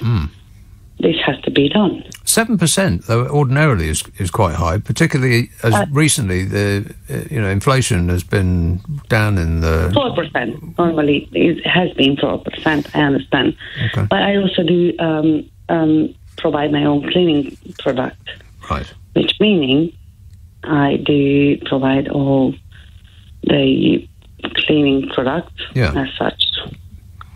So, nevertheless. So the prices of all of those are going to go up. The price of your petrol is going to go up. No doubt the price of insurance is going to go up. And so you're going to have to pass that on. Absolutely, which is sad. Because I do believe that the services we provide should be friendly as such. Well, are your customers understanding so far, or are some of them balking at this price rise? Do you know what? 90% of the customers, they didn't even blink an eye. Right. They were like, yes, we absolutely understand what's going on. We are happy with the price rise. Maybe you were undercharging them in the first place, Kinga. Do you know what? I might do. I might do. No, actually, I did a market research, and place where I work, the amount I charge, this is actually an acceptable price. That's about right. Right. Well, so I wish you all the best, and it's good that your customers are okay with it so far, and hopefully that will continue. Thanks, Kinga. 0345 6060 973. Joe texts, I've been stocking up with lots of food. If I had a garden, I'd be preparing to plant food crops. I'm going to store food in private storage as I'm expecting that we will reach a point where people will force their way into homes to steal other people's food. Well, I can see that too. On that, I'm preparing to plant food crops.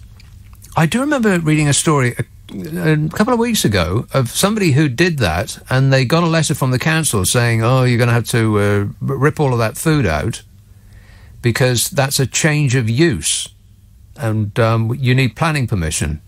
I may have got that. I might have that a bit. It sounds ridiculous, and I read the story with like a sense of amazement. But you want to check on that, Joe, before you go doing anything drastic.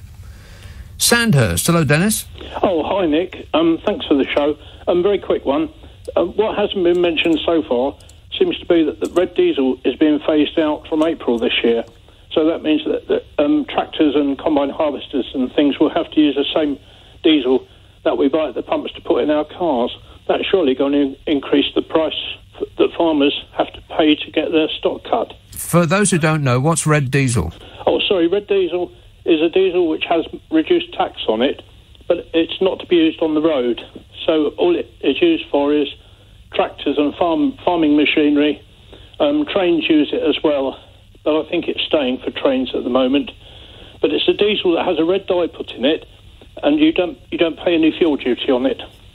Right. Or you pay a reduced fuel duty. I'm just curious. Apart from the red dye, what is different about it? Nothing at all. Oh.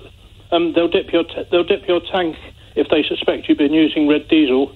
So if you work in a farm and you put it in your car, you can be in serious trouble. Right. Okay, so it's specifically in order to give farmers a tax break. I believe so. Yes, the railways use it as well. Right. So it bothered me because I work for as a volunteer at Heritage Railway, and if we had to put ordinary diesel in our locomotives, it would basically, and in the long term, it probably bankrupt the railway as a volunteer organisation. So does it have any tax applied to it at all? I'm not sure. I think there is a reduced tax. Right. Yeah, there's a little bit, but not a lot. Because it is extraordinary and somewhat galling that the price of the petrol and diesel at the pumps, about half of it goes in tax to the government. It's about half. It's extraordinary. Yes, it's a lot less for the red diesel. Yes. But I suppose there is a cost of separating it out and putting a dye in it, so it's going to cost a bit extra than. Should cost a bit more than ordinary diesel because you've got to add the dye, haven't you?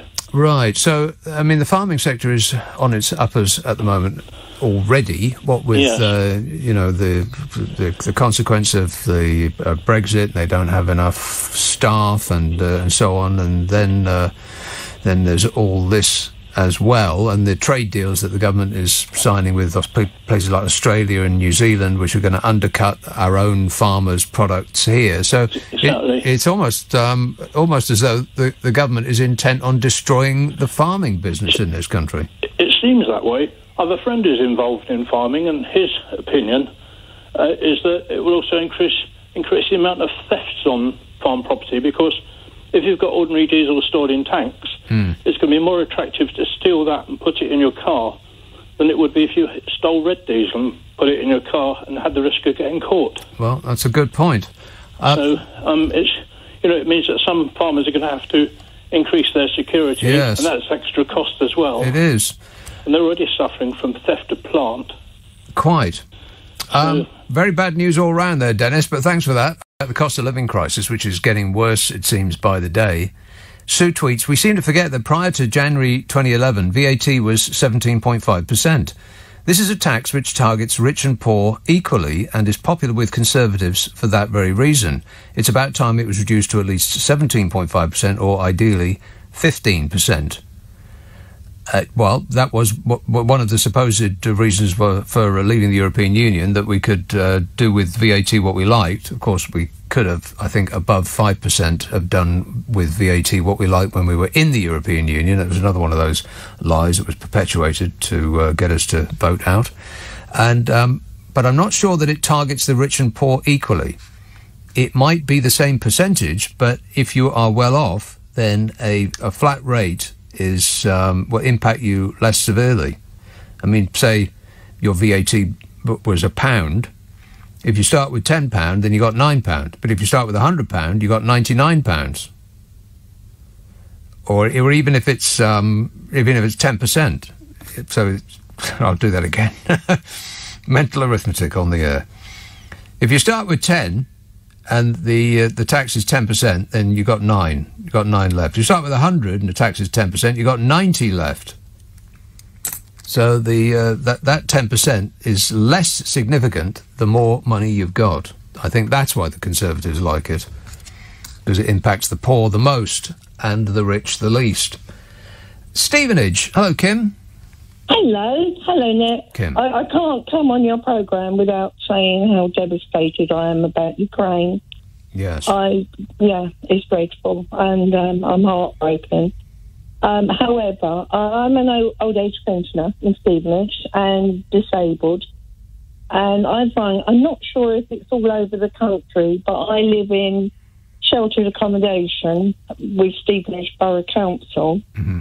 And when I moved here, it was sheltered accommodation with a warden and a pull cord, which was called Careline, which is called Careline. Yeah. And that was 24/7. Right. And that was included in our rent. And over the past 3 years, the government have withdrawn funding of that. Have they? So each year, when our pension has gone up, we've had to pay £3 a week more. So out of our own money, the most recent rise will start in April, and we will be paying £43 a month just purely for the pleasure of having a warden who we see probably once a month, and Careline, which recently I fell, well, not recently, in August, I fell and broke my back. Oh. And pulled the cord and was left on the floor for 2 hours. Blimey.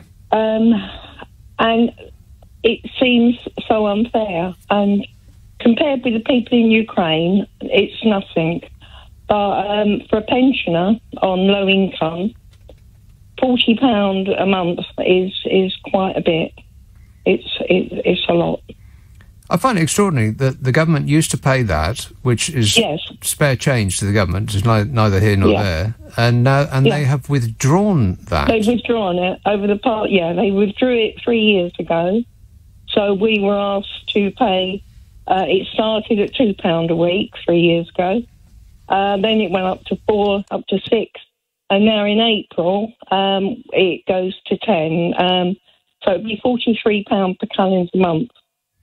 And we have tried to sort of say, well, OK, we don't need it because some of us don't need it. Yeah. But we're not allowed to have it removed because we're in sheltered accommodation. Right. And that's, when you're living on a state pension, that's quite a chunk.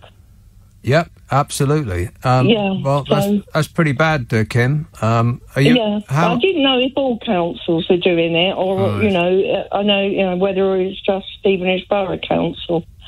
But but compared with Ukraine, it's a drop in the ocean. Yeah. Well, it is very serious, and I do wish you all the best, Kim. Thanks for that. 0345 6060 973. Jane texts, I'm in the 40% tax bracket in Glasgow and can't get a social housing spot for no love nor money. Why would you need one? I'll read on. Maybe she explains. I would happily pay my tax, national insurance and council tax if it meant putting a refugee family before me, because I can tuck my 2 boys in at night in their room without worrying about bombs or bullets, so the human need comes first. And that is not just Ukraine. It goes for all the humanitarian crises at the moment. I still believe the UK is a great country for people fleeing from war. I need to believe it in spite of what the current regime wants to provide. We are a great people, just misguided at the moment. Right. I'm in a 40% tax bracket and can't get social housing. Well, why would you need social housing if you're earning enough to be in a 40% tax bracket, though, Jane? I'll never know. Medway. Hello, Colin. Hello there. How you doing? Good, thanks. Good. Very strange times we're living in at the moment. That's right. And my heart really does go out to everybody in Ukraine. But having said about Ukraine and the crisis that we're facing at the moment and trying to house people over here in the UK, I'm quite fortunate. I have a holiday static caravan on a well-known holiday site. There's absolutely thousands of caravans that are sitting there. Now, my caravan, I'm very lucky. My caravan has got ensuite. It's got 3 bedrooms. One of them's got ensuite. They've got a separate shower room, central heated. They're absolutely fantastic. 3 bedrooms in a caravan? Absolutely, yeah. Wow. Yeah. The modern ones nowadays are home from home. It's just that they've got wheels.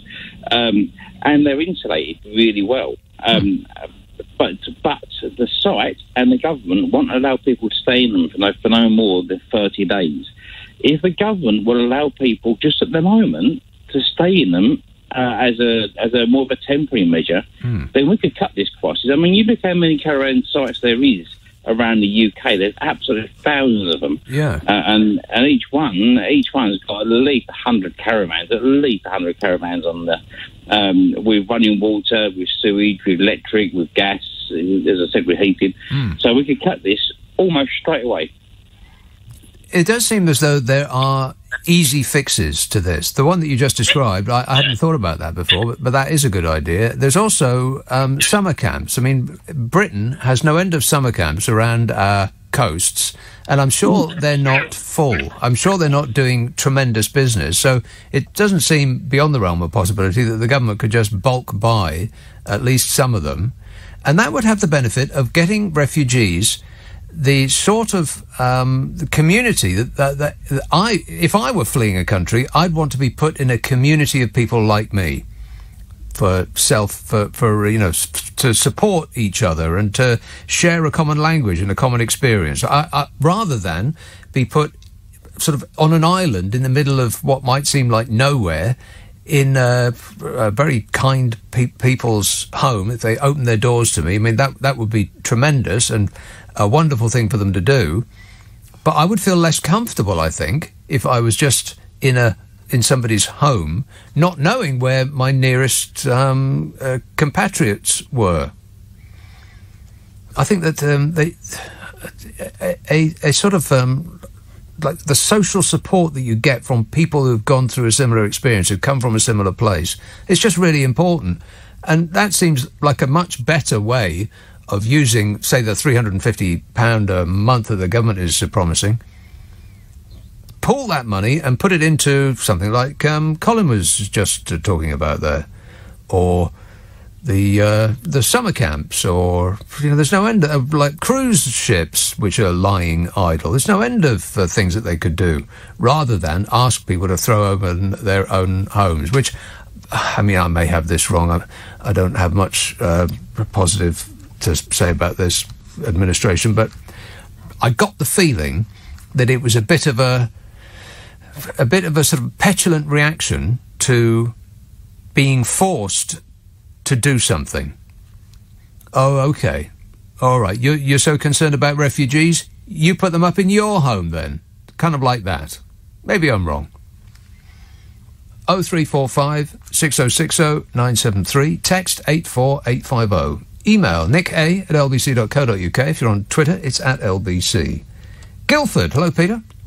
Hello, Nick. How are you? Good, thanks. Yeah, this is just a general question, really, and that is, when the gas and electric and so on goes up, there are going to be old people and disabled people and many other people that just cannot afford to pay it. And my question is, who will the government allow the gas and electricity companies to cut these people's gas and electric off?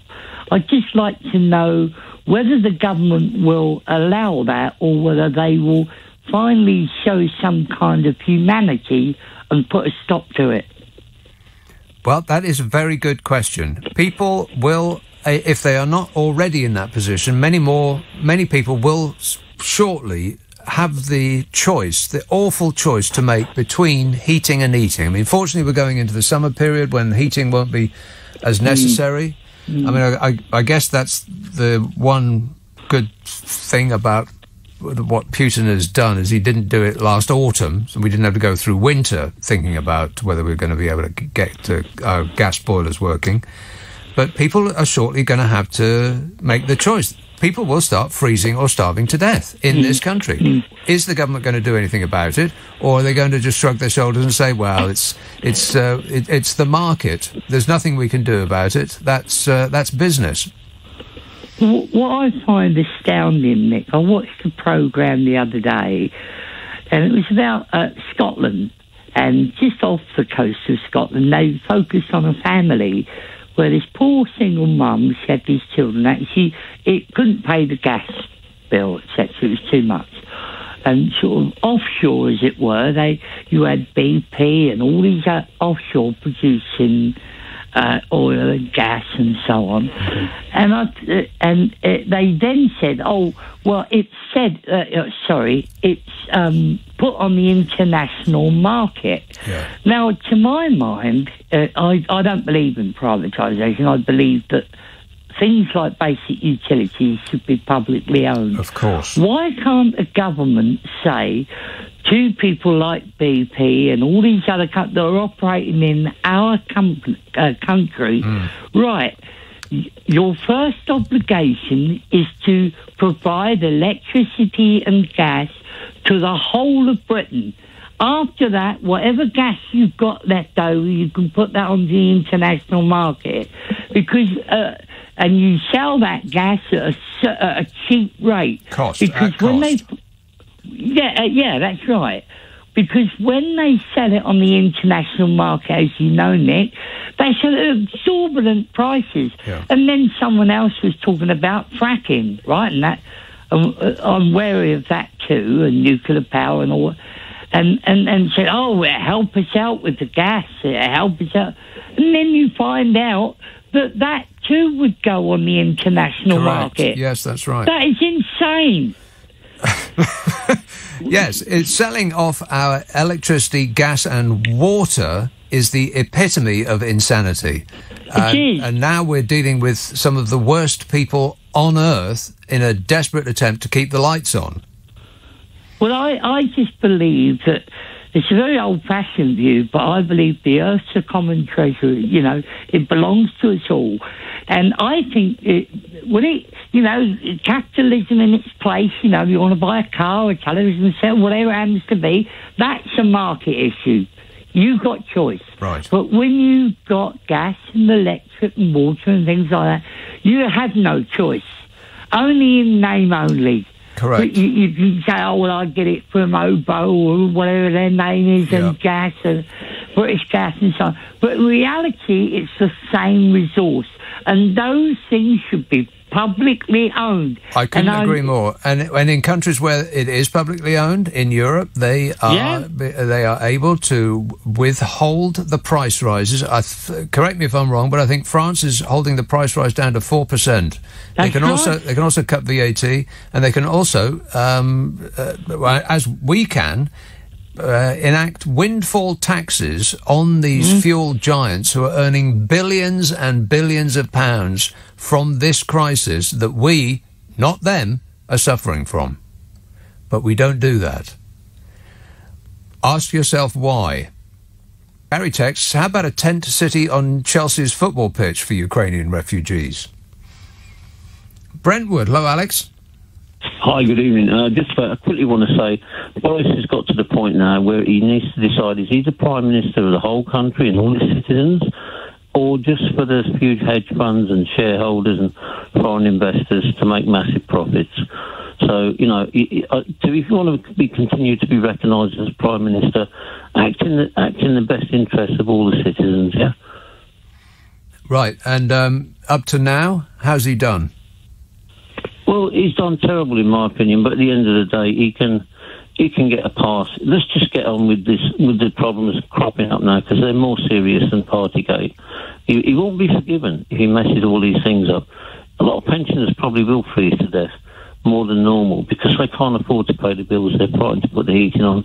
They should act and put. It's against, like hedge fund business and all that. But who cares? This is people's lives now. This is not about a bit of cake and some Prosecco, which I would have sacked him for anyway, but this is serious. So he needs to understand, you wish to be Prime Minister for the country, act in the best interest of its most vulnerable citizens, the pensioners. All right, thanks, Alex. Of course, its most vulnerable citizens, the pensioners, are the people that put the Conservative Party in power. If you take the pensioner vote out, Jeremy Corbyn would have been our Prime Minister. Estelle texts, many people are just not going to be able to pay their gas and electricity bills. It seems we're going to be a nation deeply in debt. Defeats the purpose of trying to boost the economy post-COVID. Linda says, we need to increase the land mass of the UK. The UK is not big enough, says Linda. Refugees all over the world want to come to the UK. If we're not careful, we will lose more quality of life. Well, refugees from all over the world that may be true, but I think the implication of what you're saying, Linda, is that all of the refugees from all over the world want to come to the UK. I know that is the way that it is painted by those with evil on their mind, but that's not the case. We get such a small percentage of refugees actually showing up here, but it's we're led to believe that it's a tsunami, that we're going to be flooded. Not so. Hammersmith, hello, Grish. Hi, Nick. How are you, sir? Good, thanks. Well, good to speak to you again. The universe does not end with a bang, but with a whimper. I don't know if you've heard this expression, but it sums up for me what is going on in the world today. Because we have to talk about the humanity of the situation in Ukraine, the sheer humanity of it all. What fools have we become? What fools have we become to become so detached from real terrible tragedy and violence that is occurring in the world today? Why don't we just take a stand? Maybe this is about this battle of ego politician, like this Bojo Johnson and this David Cameron. Maybe it's these two guys and they have some leftover business from the past and there's no political cohesion and there's no social cohesion. Why can't we just settle down and talk about peace with our neighbors, peace with our local community, friendship? It's the humanity of it all. Right. Okay. Well, give peace a chance. Yeah, right on. Thanks, Grish. 0345 6060 973. Tufnell Park. Hello, Kate. Hello, Nick. I just wanted to say that this government is all about outsourcing and throwing money, and it doesn't work that way. It works for a small number of people really well. Yeah. I'm so cross. I think outsourcing refugees now, they take no responsibility. They throw it out to us and chuck money, our money. I am so angry. It's not about that, is it? It's not about that, but that's the way they deal with anything. I was surprised to hear that they were outsourcing stuff to Poland and everyone else about refugees coming. I think that's why nothing joins up. That's why you get no answers, because nobody knows what everyone else is doing. It's ridiculous. I think that the outsourcing thing is that, highly suspiciously, to my eyes, there's a very small number of companies that appear to get all of the contracts that the government is giving out, regardless of their performance on previous contracts. The government can find itself suing the same company for its ineffectual handling of its last contract while signing another contract for £100 million to the same company that it's suing, which makes you wonder why they're so addicted to the same companies. And then you look at the directors and you think, that's... Now ask me how Boris Johnson's doing. Go and ask me. Hey, Kate, how's Boris Johnson doing? Dreadful. Dreadful, yeah. I thought you might say that. All right, thanks a lot, Kate. And, I would imagine that the only way of being able, for a government being able to take the money from the poor and trickle it up to the rich, outside the best circumstance in which to do that, outside of a pandemic, is a war. Keep your hands on your wallets. Today, President Biden has authorized more weapons to be sent to defend the Ukrainian military, but will this be enough to actually affect a positive outcome for Ukraine? And what do we in the West need to do next? What can we do? 0345 6060 973. David Smith is the Guardian's Washington bureau chief and joins me now. Hello, David. Hello. Now, $200 million from America was just announced by President Biden. It sounds like a lot, but in the world of weaponry, does it actually go very far?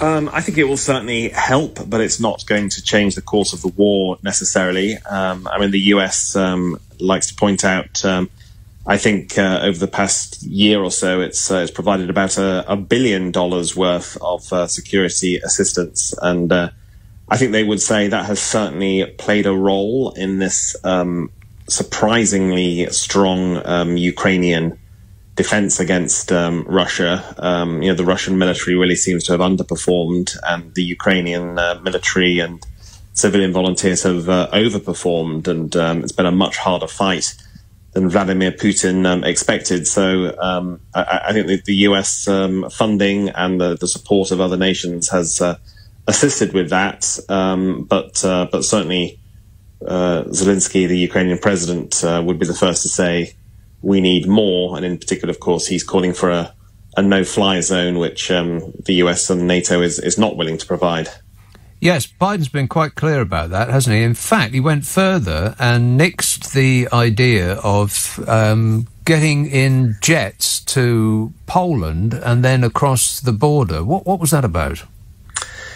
Yeah, and it's interesting. I think that's the one point so far where you can see even supporters of Biden and NATO's approach raising eyebrows, wondering if maybe that's quite the right thing. Basically, Ukraine said, if you won't give us a no-fly zone, then at least provide us with some of these Soviet-era MiG fighter jets, which Ukrainian pilots know and understand and are capable of flying.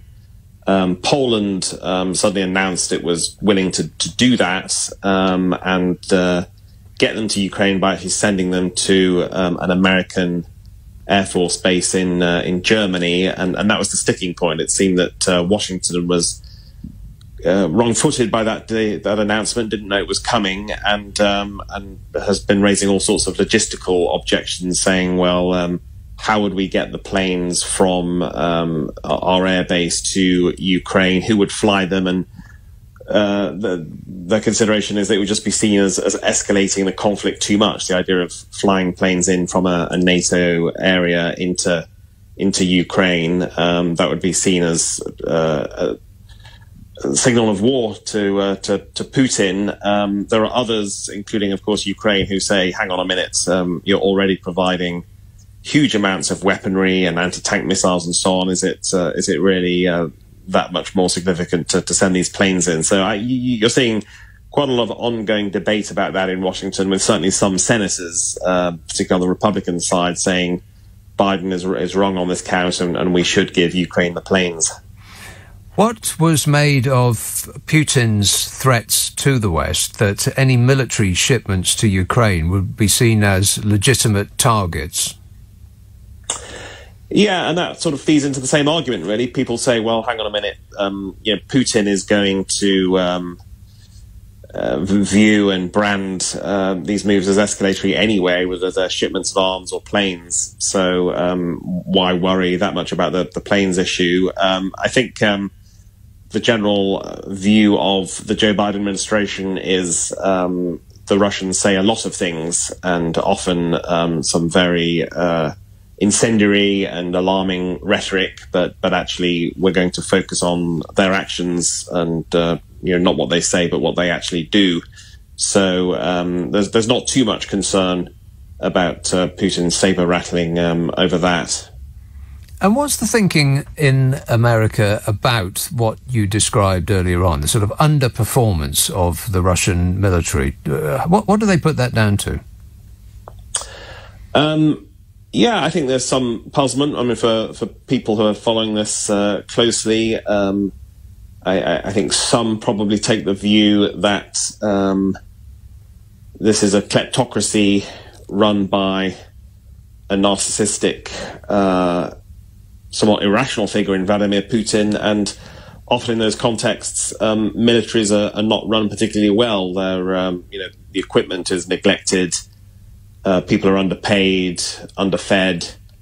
We've seen the reports about conscripts being pressed into action, not even knowing where they're going. I think for some, there's some surprise. When you're thousands of miles away, there can be a portrayal of both Russia and China as these formidable military machines with thousands of troops falling into line and being ruthlessly efficient killers and so on. And then what's emerged is it's all rather sort of more chaotic, and it's in some cases teenagers on their phones being pressed into this action. So it's dented some of the illusions around Putin, and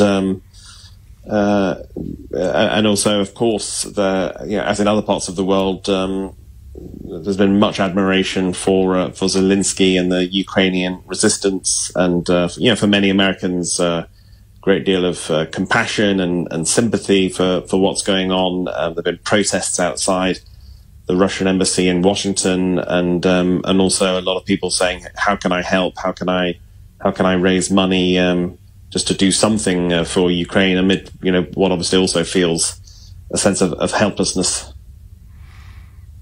It's an interesting sort of dichotomy of thought with the right wing in America. I'm talking about people on Fox News, the Rupert Murdoch news channel there, or Opinions channel as it mostly is, and the right wing of the Republican Party, who seem almost, if not overtly, to be supporting Vladimir Putin. Yes, that's been fascinating. The Republican Party is quite divided on this. It's a very different Republican Party from when Ronald Reagan was president, saying, "Mr. Gorbachev, tear down this wall," and it was all about capitalism and facing down the Soviet Union. You still have probably a majority of that party who have been very clear in denouncing Putin, and indeed quite hawkish and pushing Biden to do more, and certainly now urging Biden to send in these Polish planes and maybe a no-fly zone, be more aggressive. But yes, on the right of the party, particularly the Donald Trump faction, if you like, for years there's been some sympathy and admiration for Putin, and obviously there's a whole backstory there with Trump. There's years of refusing to criticize Putin over anything, and even recently praising him as smart and savvy.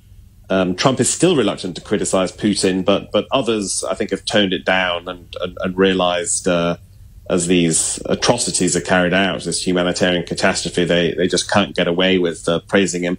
And interesting that the point you mentioned earlier about the inadequacy of the Russian military, I guess that also sort of, for them, dents the illusion that this is such a great sort of strong macho way to operate in the world. It's not a good look for dictators, but certainly on the far right in America, the white nationalist Christian right, there's been a lot of worship of Russia as the sort of savior country of white nationalism and admiration for them. So some of them have gone quiet a little bit for now. Some of the Fox News hosts are struggling to deal with this new reality, and it does also raise question marks over Donald Trump's America First policy of isolation, because so far this has all been about multilateral institutions and standing with NATO, and Trump's policies don't look quite so clever. It's impossible to talk to a reporter from America without mentioning the screaming Mimi, the tangerine dream, and you have already.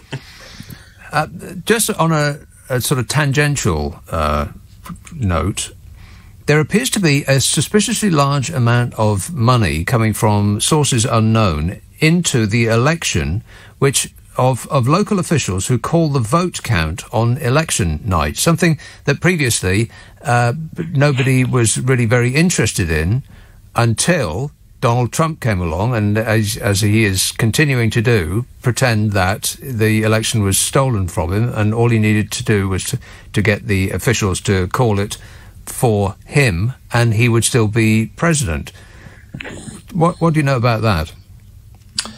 Yeah, and actually one of my colleagues at The Guardian has just written a story about that, in particular the positions of Secretary of State, which most people around the world don't really know or care much about. And in fact, most people in America have seldom taken much notice of these positions. They're often a formality and fairly neutral roles of little interest, but suddenly they could be very pivotal to the way elections are run. The Secretary of State in somewhere like Georgia has huge sway over which votes are counted, which are not, how the results are tabulated. And we saw that in the 2020 presidential election. And certainly the critique now, the worry is that Republicans loyal to Trump are trying to install people as Secretary of State who are likely to bend future elections in his favor. These are people who support Donald Trump's big lie that the 2020 election was stolen from him.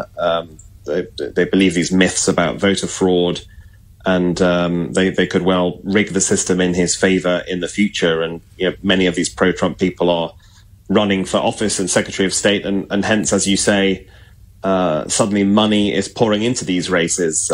Trump supporters want their people, and Democrats on the other side are countering it by putting money in and backing candidates who they would try will stop this subversion of democracy. And it's interesting how I think all of these things are interlinked, in that democracy is under threat for Americans both at home and now very clearly abroad with the Russian invasion of Ukraine. And Joe Biden came into office just over a year ago, really with the defining principle of his foreign policy that there is a global struggle between autocracies and democracies. But I don't think even he imagined there would be such a vivid example as we're currently seeing in Europe. Good to talk to you, David. Thanks so much for your time. David Smith, Guardian's Washington Bureau Chief, talking to us from Washington, D.C. But texts, we spend over $1 trillion between Europe and the US on military hardware, and we're still scared to take on the Russians. We have to ask the question, who do we plan to fight with these weapons of mass destruction? Scotland. That's a bit vague. Charlie, where are you? Hi there, I'm curious. Ah, yes. Just a couple of quick points. 200 million, I think you said, from America. I heard you said earlier regarding armament going towards Ukraine. That's the latest shipment, yeah. Yes, I think that takes it to about $2 billion worth in the last 3 years, starting to 2019, which you can read into that what you will. It's I don't think that is all arms. I'm not sure quite what went along with that, but since 2014, apparently it's been, in dollar terms, $3.2 billion America has sent to Ukraine, but I don't know quite what that amounts to, as far as products go. Yeah. I was listening before the hour to the lovely English lady when she was talking about the North Sea oil. Yeah. I think it was Thatcher that sold the oil in the 80s. She sold everything else. Yeah, she sold everything else, exactly. Which is, again, probably why Scotland hasn't voted Tory since 1955. But anyway. I think Westminster still received, or Whitehall still received, revenue from, obviously, the oil that gets extracted. I think it's to the tune of £450 billion over the last 40 years. Right. And I'm not too sure what they've done with that, to be honest. But the lady was talking about the one girl that was obviously struggling to pay her bills, and she's surrounded by oil fields and gas fields. I think the majority, in fact, I'd go as far to say is over 80-90% of Scots have felt like that for a long time, We see it all around us. We see the rigs getting built in the forest and things, and it's just weird that we're such a rich, resource-rich sort of nation, yet we pay probably the most, I think, or practically the most over the UK, especially over Europe. It's certainly over Europe, but it's difficult to take sometimes. Yeah, I know exactly what you mean. And the more you look into it, the worse it gets. I think to decommission an oil well, I think we, the public, pay for that. The profits are privatised. The costs come from the public purse, in much the same way as the vaccine. The vaccine for COVID was created almost entirely with public money. Mm-hmm. The profits that the various companies made from it were privatised. We didn't see any of that. We paid for it, and then we bought it with public money, but the profits rest with the companies. So that seems to be the way it goes in this country, that those that have get more and those that don't get nothing. Thanks, Charlie. 0345 6060 973.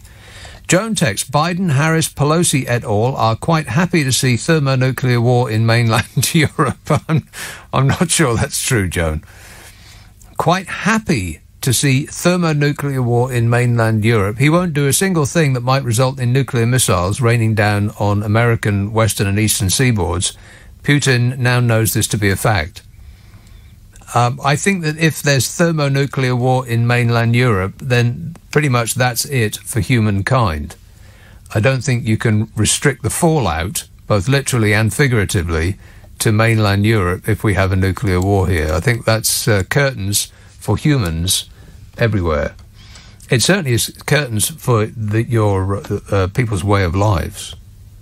I mean, apart from anything else, this dust cloud will be blown into the atmosphere that will block out the sun. So it will be freezing cold and pitch black. And there won't be any jobs because there won't be any electricity and there won't be any gas and there won't be any water and there won't be anything for anybody to do because money won't buy you anything anymore because there won't be any goods and there won't be any shops. Shall I go on? Doncaster. Hello, Tony. Hello, Nick. Tony. I get the feeling that we've been led down a line of support where on the one hand you've got romance and on the other hand you've got apocalypse. Romance? And, explain the romance? Well, like supporting the underdog. Oh. The small country with the small army with no equipment to speak of is going to topple a big army with tanks coming out of the rear holes, planes, and all the rest of it, rockets. And it seems to think that we've, settled for the fact that the Ukrainian army are going to put up one hell of a fight against the Russians. But the truth of it is that at the end of the day, the Russians are going to win. Well, it depends what you mean by win. If by win you mean take over a functioning country, that seems to be more unlikely by the day. If by win you mean create a wasteland, well, that is in their gift. That's it. I think the Russians have decided to depopulate Ukraine, and repopulate it with people who are loyal to Russia. Well, the depopulation part I can buy. The repopulation part, that's going to be incredibly expensive and difficult. There's going to be pressures. Because every city is just going to be reduced to a pile of rubble. Now, I mean, the thing is, isn't the sensible thing to do is to say to the president of Ukraine, look, this is the time to sue for peace before thousands and thousands more Ukrainians are going to pay for this romance with their lives. Well, you could say, you could describe it like that, but on the other hand, if Vladimir Putin was invading this country, would we say, oh, well, it's, you're stronger than we are, so we give in? Yeah, but he's not invading this country, Nick, is he? What we're looking at here is we're looking at a country like Ukraine, which has been, in Putin's estimation, has been a provocation. He regards it as a provocation. Well, yeah, we only know that because of what he has said. But are we to take what he says on face value? And if the Ukrainians did, as you say, sue for peace, would that satisfy him, or would the next country be on his list? If you remember back to last Sunday night when you had a very high-ranking British general on your show, and he basically suggested that the propaganda that we were being fed was not altogether accurate. in terms of how well or how badly the Russian army was doing. Do you remember him? I have spoken to so many people that I can't remember that specific conversation, but I'm prepared to believe that that is true, that what we're seeing is not the unvarnished reality, yes? And it seems to me that, on the one hand, you know, I think people feel as if they're doing Ukrainians a favour by offering them, you know, all this voluble support. But in reality, they're just sending them into the mouth of hell. Well, no, we're not doing that. They are choosing to defend their country. It's not because of our voluble support that they're doing it. They're not being egged on by us. It sounds very much as if they are, Nick. Well, I'm sure they're not paying attention to what we're saying, Tony. I mean, they may be listening to radios, but I'm sure they're listening to what they are saying within Ukraine to each other, rather than what we're doing on the radio and our politicians and so on. I mean, the President Zelensky may be hearing what foreign powers are saying, but I bet most of the people in Ukraine have more important things to think about than what we're saying. But I do understand I do understand your point, that in the best circumstance, if they just gave up, then the killing might stop. Of course, it might not. We're not dealing, by many accounts, we're not dealing with a sane and rational person. I mean, if this, and here we go back to can we believe anything that we read, but if this story on the Mail Online has any degree of truth to it, then we're not dealing with a person who's all there. Intelligence sources, it says, suggest Vladimir Putin could be suffering with cancer, Parkinson's disease, or dementia. The 69-year-old despot's bloated face and neck could be potential side effects of prolonged use of steroids. The Russian president's health condition has come into question over recent months owing to his appearance. Putin has repeatedly looked ashen and bloated with a pale complexion in his most recent public outings. And this is a man who glories in his own physical prowess. I mean, if you've seen one picture of him with his shirt off, you must have seen a dozen. Armand texts, considering the government pays up to £200 a night for migrants to stay in a hotel, why do the government think it's okay to offer £350 a month for someone to allow a Ukrainian to stay in their spare room? Then there's the cost of the living crisis. That is getting worse. Someone is being short-changed here, says Arman. Edinburgh. Hello, Trevor. Hello. Trevor. Just wanted to say that there was somebody speaking the day at a meeting that I was at about the war thing, you know, this Ukraine thing. And he was saying that he believed, I don't know where he read it, he said he read it on the internet, that NATO wants to start a third world war. And I said to him, I was speaking to him, I said, what are you talking about? Why on earth would NATO, the North Atlantic Treaty Organisation, want to start a third world war? I said they would have to be clinically insane to do that, because if he started a third world nuclear war, which he was saying they wanted, and they said that there was all sorts of allegations that Ukraine had nuclear bombs. I said, well, I've never heard any evidence to say Ukraine has nuclear bombs, and if there are bombs there, they must. I don't know who they belong to, but it was just a crazy thing. And I thought that at the meeting, people were just burned out talking about it. People were saying that it's got to a point now where there's been so much news coverage of Ukraine that people are actually starting to become indifferent to it. Maybe this is what happens in life. Maybe if something happens to you that's bad, or something happens in the world, and it's over broadcast, which is on the news 24/7, for God's sake, and you keep seeing the same images of people leaving Ukraine. It's a dreadful situation, and it's very, very humanly painful. But I think that we're now in a world in the 21st century where these things are they're almost becoming commonplace, this kind of thing, this brutality of people, police beating people up, people getting murdered, the George Floyd thing. Well, you become inured to it. If it is the same stimulus, regardless of what sense it is that you are testing, if you continue to have the same stimulus, then you don't notice it anymore. If you touch the back of your hand, immediately you notice it. If you keep your finger there, after a while, you don't notice it anymore because it's not new anymore. And that's the it of news. New.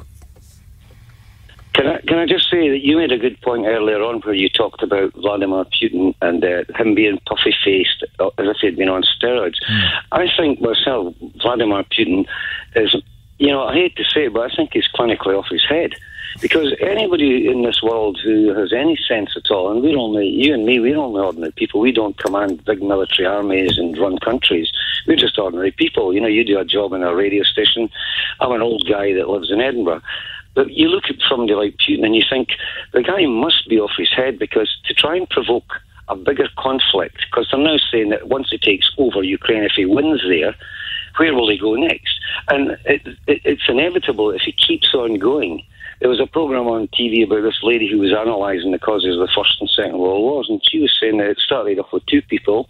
A man called Archduke Ferdinand got shot in Austria, apparently. He got killed by a Serbian. Then this led to World War I.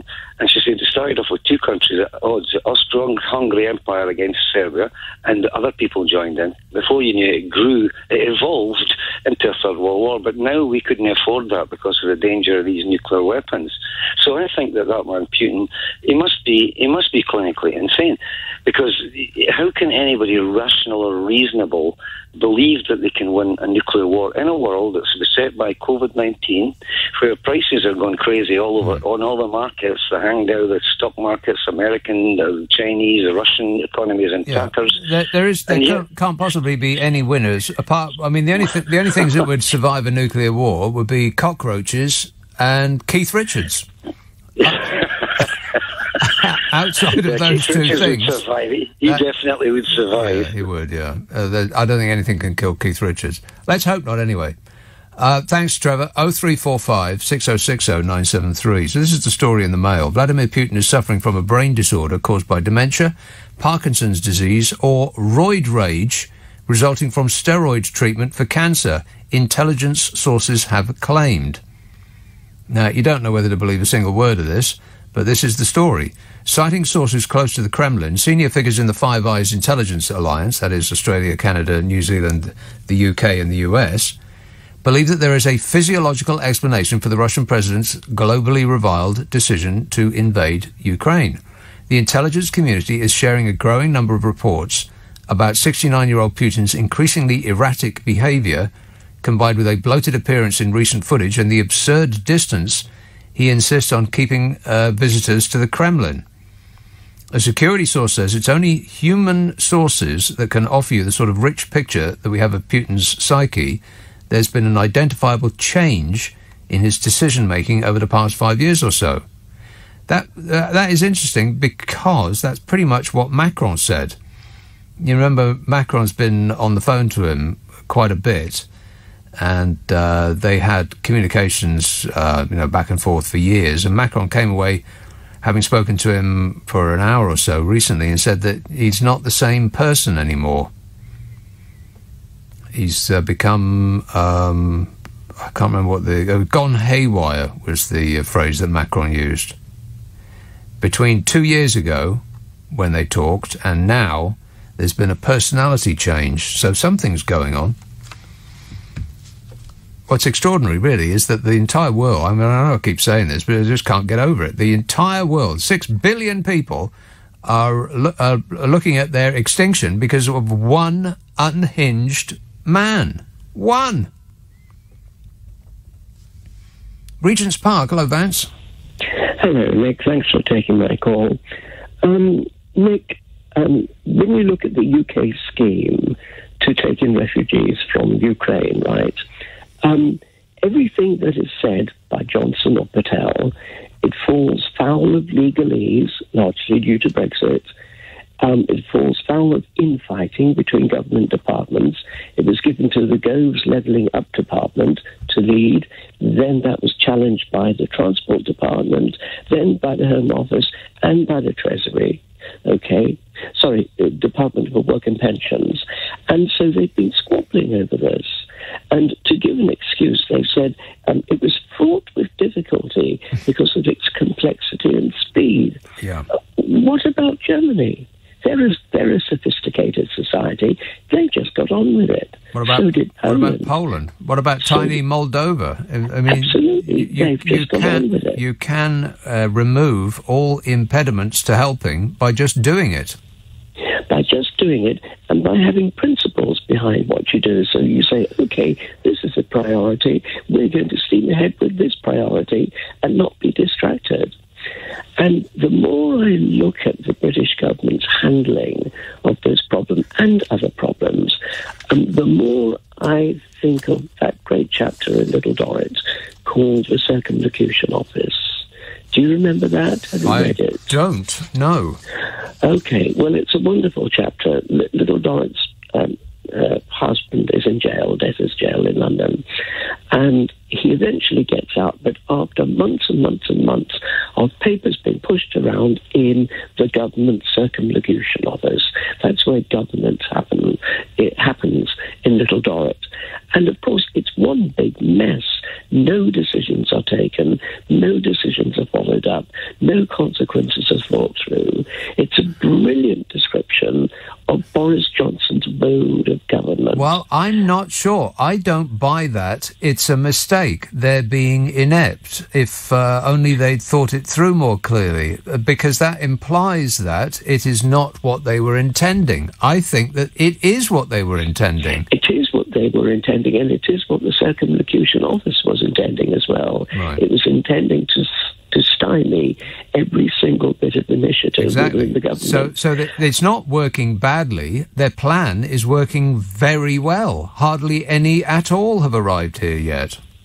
That's right, Nick. And I think they were pushed in. I think they were pushed into doing more, into doing what little they've done, by their own supporters being aghast at their lack of action in that regard, which I'm sure took the government by surprise, because they are only in their position because of their historical enmity towards foreigners. Yes.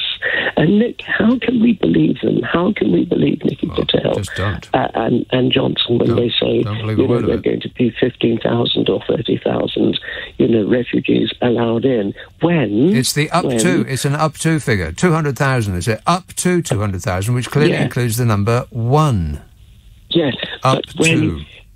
Of the Windrush generation who have been guaranteed compensation, only 5% have received their money. Don't believe a word they say. The problem that Boris Johnson has is that he is verifiably a liar. He lies in the Houses of Parliament when it's an offence against their own rules. He lies on TV. He lies on the radio. He lies with the fluency and the volume of water out of a garden hose. Yes, well, I put it slightly more eloquently. Whenever he opens his gob, I expect lies to spew out, and I'm normally right. I'm not sure that actually fits with the definition of eloquence, but thanks, Vance. 0345 6060 973. Thurston, Andrew. Hi, Nick. Andrew. Nice to talk to you. I have been thinking about how impotent an individual feels, to try and respond to what's going on. What can you do against the enormity of Russia and Putin? But it occurred to me that money talks, and at least part of the power in Russia is obsessed with money. Yeah. And I thought, is anyone actually counting the cost of this awful incursion or war? 1,000 people die. What does that cost a country? Is it £1 million a person? Every rocket that's fired into a tower block. Yeah. What does that cost to repair? The figure that maybe £1 million. The figure that I got, it's costing Russia something in the order of £10 billion a day to actually prosecute this war. Which does mean that you'd think they would be running out of money soon, even though the people that are against them in the West are actually funding their war machine by buying the oil and the gas off them. Yeah. But looking at it from the other side, what is it going to cost, assuming that we don't end up obliterated and Armageddon happens, fingers crossed. But if Ukraine has to be rebuilt stone by stone, brick by brick, how much is it going to cost to repair the infrastructure and the damage? And is there any way of conveying to the Russians or the oligarchs, the technocrats, that there is going to be a comeuppance, there is going to be a reparation? You know, every missile they fire is going to cost them economically, you know, in the long term. Yes. Well, it's cost them an enormous amount so far, such that their stock market didn't open all week. I don't think it opened the previous week either, for fear of what's going to happen when it does. But in 10 years' time, when Kiev needs to be rebuilt and every church has to be repaired and restored and all the rest of it, why should that cost be borne by anyone other than the Russian government? Right. Well, I mean, it doesn't seem beyond the realms of possibility that in let's say 10 years, when hopefully this is, calmed down to some sort of resolution, that if the Russians want to take part in the worldwide financial system again, then they're going to have to do just that. Cough up reparations. It's going to cost them. Couple of Fabergé eggs and all the bank accounts of the various oligarchs and Putin himself.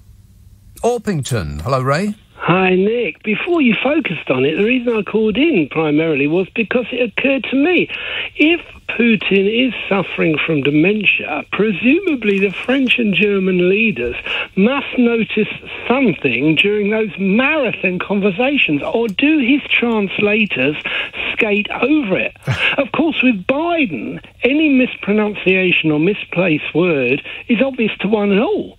But Putin could be spouting gibberish, and only those fluent in Russian will pick up the telltale inflections, or perhaps assume sense and translate accordingly, a bit like a kind of sophisticated spell check. Yes. Well, Macron came away from the last conversation with Putin and said that in some respects Putin had gone haywire. He was a different person.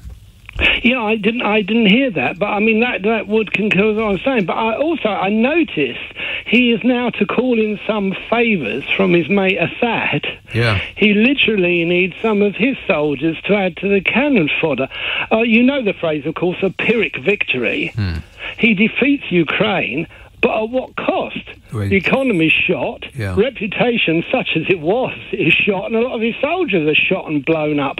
But I think Moldova is next on his wish list. It's not in NATO, it's not in the EU, it's a menacing neighbour to poor quivering little Transnistria, exactly the same sort of situation as he had with the Donbass in Ukraine. And what will poor NATO do then? I mean, I don't know any solutions. Just what we're doing now. But it doesn't look. It's not a good look to, at this point, having probably expected to just roll into Ukraine and it fall over for him, to now be begging for foreign volunteers to come and help the Russian fight. Oh, I agree. It looks, and to do it so publicly, it does seem irrational, doesn't it? Yeah. But, I mean, he would know we won't go to war over Moldavia. And if you look at the map, it fills in, it's like a child filling in a picture book. It nicely evens everything up to Russia's advantage. And there are only so many more sanctions you can impose, aren't there? I mean, there must be a limit to sanctions. Well, the ultimate sanction is, of course, getting off Russian oil and gas. Just do it. I mean, we can figure out a way to survive, I'm sure. This is an actual war, and in time of war, countries change their entire way of life. You know, the entire industries are repurposed for the war effort. People get out there and dig for victory and all the stuff that we went through in the Second World War. We can at least put on an extra layer of clothing and turn the thermostat down a degree or two. And what a narrow escape we had with China. Can you imagine if we'd had all this security system, all this reliance on them for nuclear power and God knows what else, and then they decided to do a Putin and took Taiwan? I mean, we would be over the barrel like the Germans are. It's just the amount of stuff that this regime have sold off is just absolutely... It's a national scandal. I mean, is there anything that we actually own anymore? They sell all of the family jewels for a quick profit for a vanishingly few number of people. God, they must think we're absolute mugs. Keep voting them in over and over again. Thanks, Ray. Yeah, that story, really extraordinary. Vladimir Putin has called for foreign volunteers to be able to fight against Ukrainian forces. I mean, how pathetic does that sound? The Russian defense minister said there were 16,000 volunteers in the Middle East ready to fight alongside Russian-backed forces. Well, if you've seen how badly the Russian troops are doing, you wouldn't think that the volunteers in the Middle East would be crawling over each other in order to get there. Putin said, if you see that there are these people who want, of their own accord, not for money, to come to help people living in Donbass, then we need to give them what they want and help them to get to the conflict zone. Not for money. Just for giggles. Just for the hell of it. Not for money. I mean, that's pathetic. It's extraordinary. I mean, the war's been, just over 2 weeks now?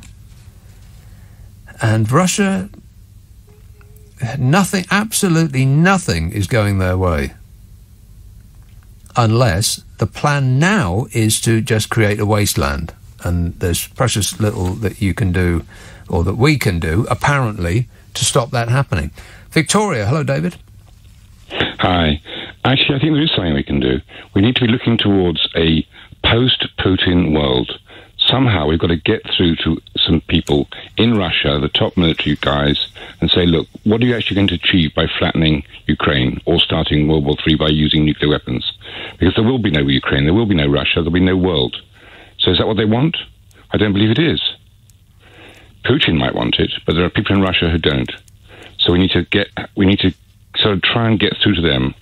Putin is responsible for the world's woes, isn't he? So talking about everything else is sort of secondary, really. I would be surprised. He's got to go. Well, I agree, but I would be surprised if there weren't already like top secret moves in that regard. I mean, some way of contacting them. So would I. But we'll never know, of course, because that's, beyond our pay grade. I certainly hope what you're saying is correct, because the whole world, as you said earlier, can't be held to ransom by one man. It's just, the whole thing's madness. And the people around Putin, of course, I mean, they're not a different species. They're human beings, and they have families, and they have houses, and they have happy lives, and all of the rest of it. So they don't want to lose all of that. They don't want to get incinerated in a nuclear blast. They don't want to live the rest of their lives in perpetual darkness and freezing cold. Like as scavengers after a nuclear holocaust. So you'd think that eventually somebody's going to do something about him. I mean, he can't isolate himself from all human beings, can he? Thanks a lot, David. Jake texts, energy companies cannot turn off gas or the electric supply without going to the magistrate's court, which they are very reluctant to do if the household is vulnerable. As a lawyer, I'm in court nearly every day, so I know that this is the process. Right, but the implication of that then, Jake, is that companies do go to court to turn off people's gas or electric supply. And I would imagine that they would succeed. I don't know, but I would be surprised if they didn't. Jason says, their plan, fight and fight and fight until they win. Our plan, hope they can last long enough for Russians to remove Putin. Yeah, that might be about right. You might have summed it up there, Jason.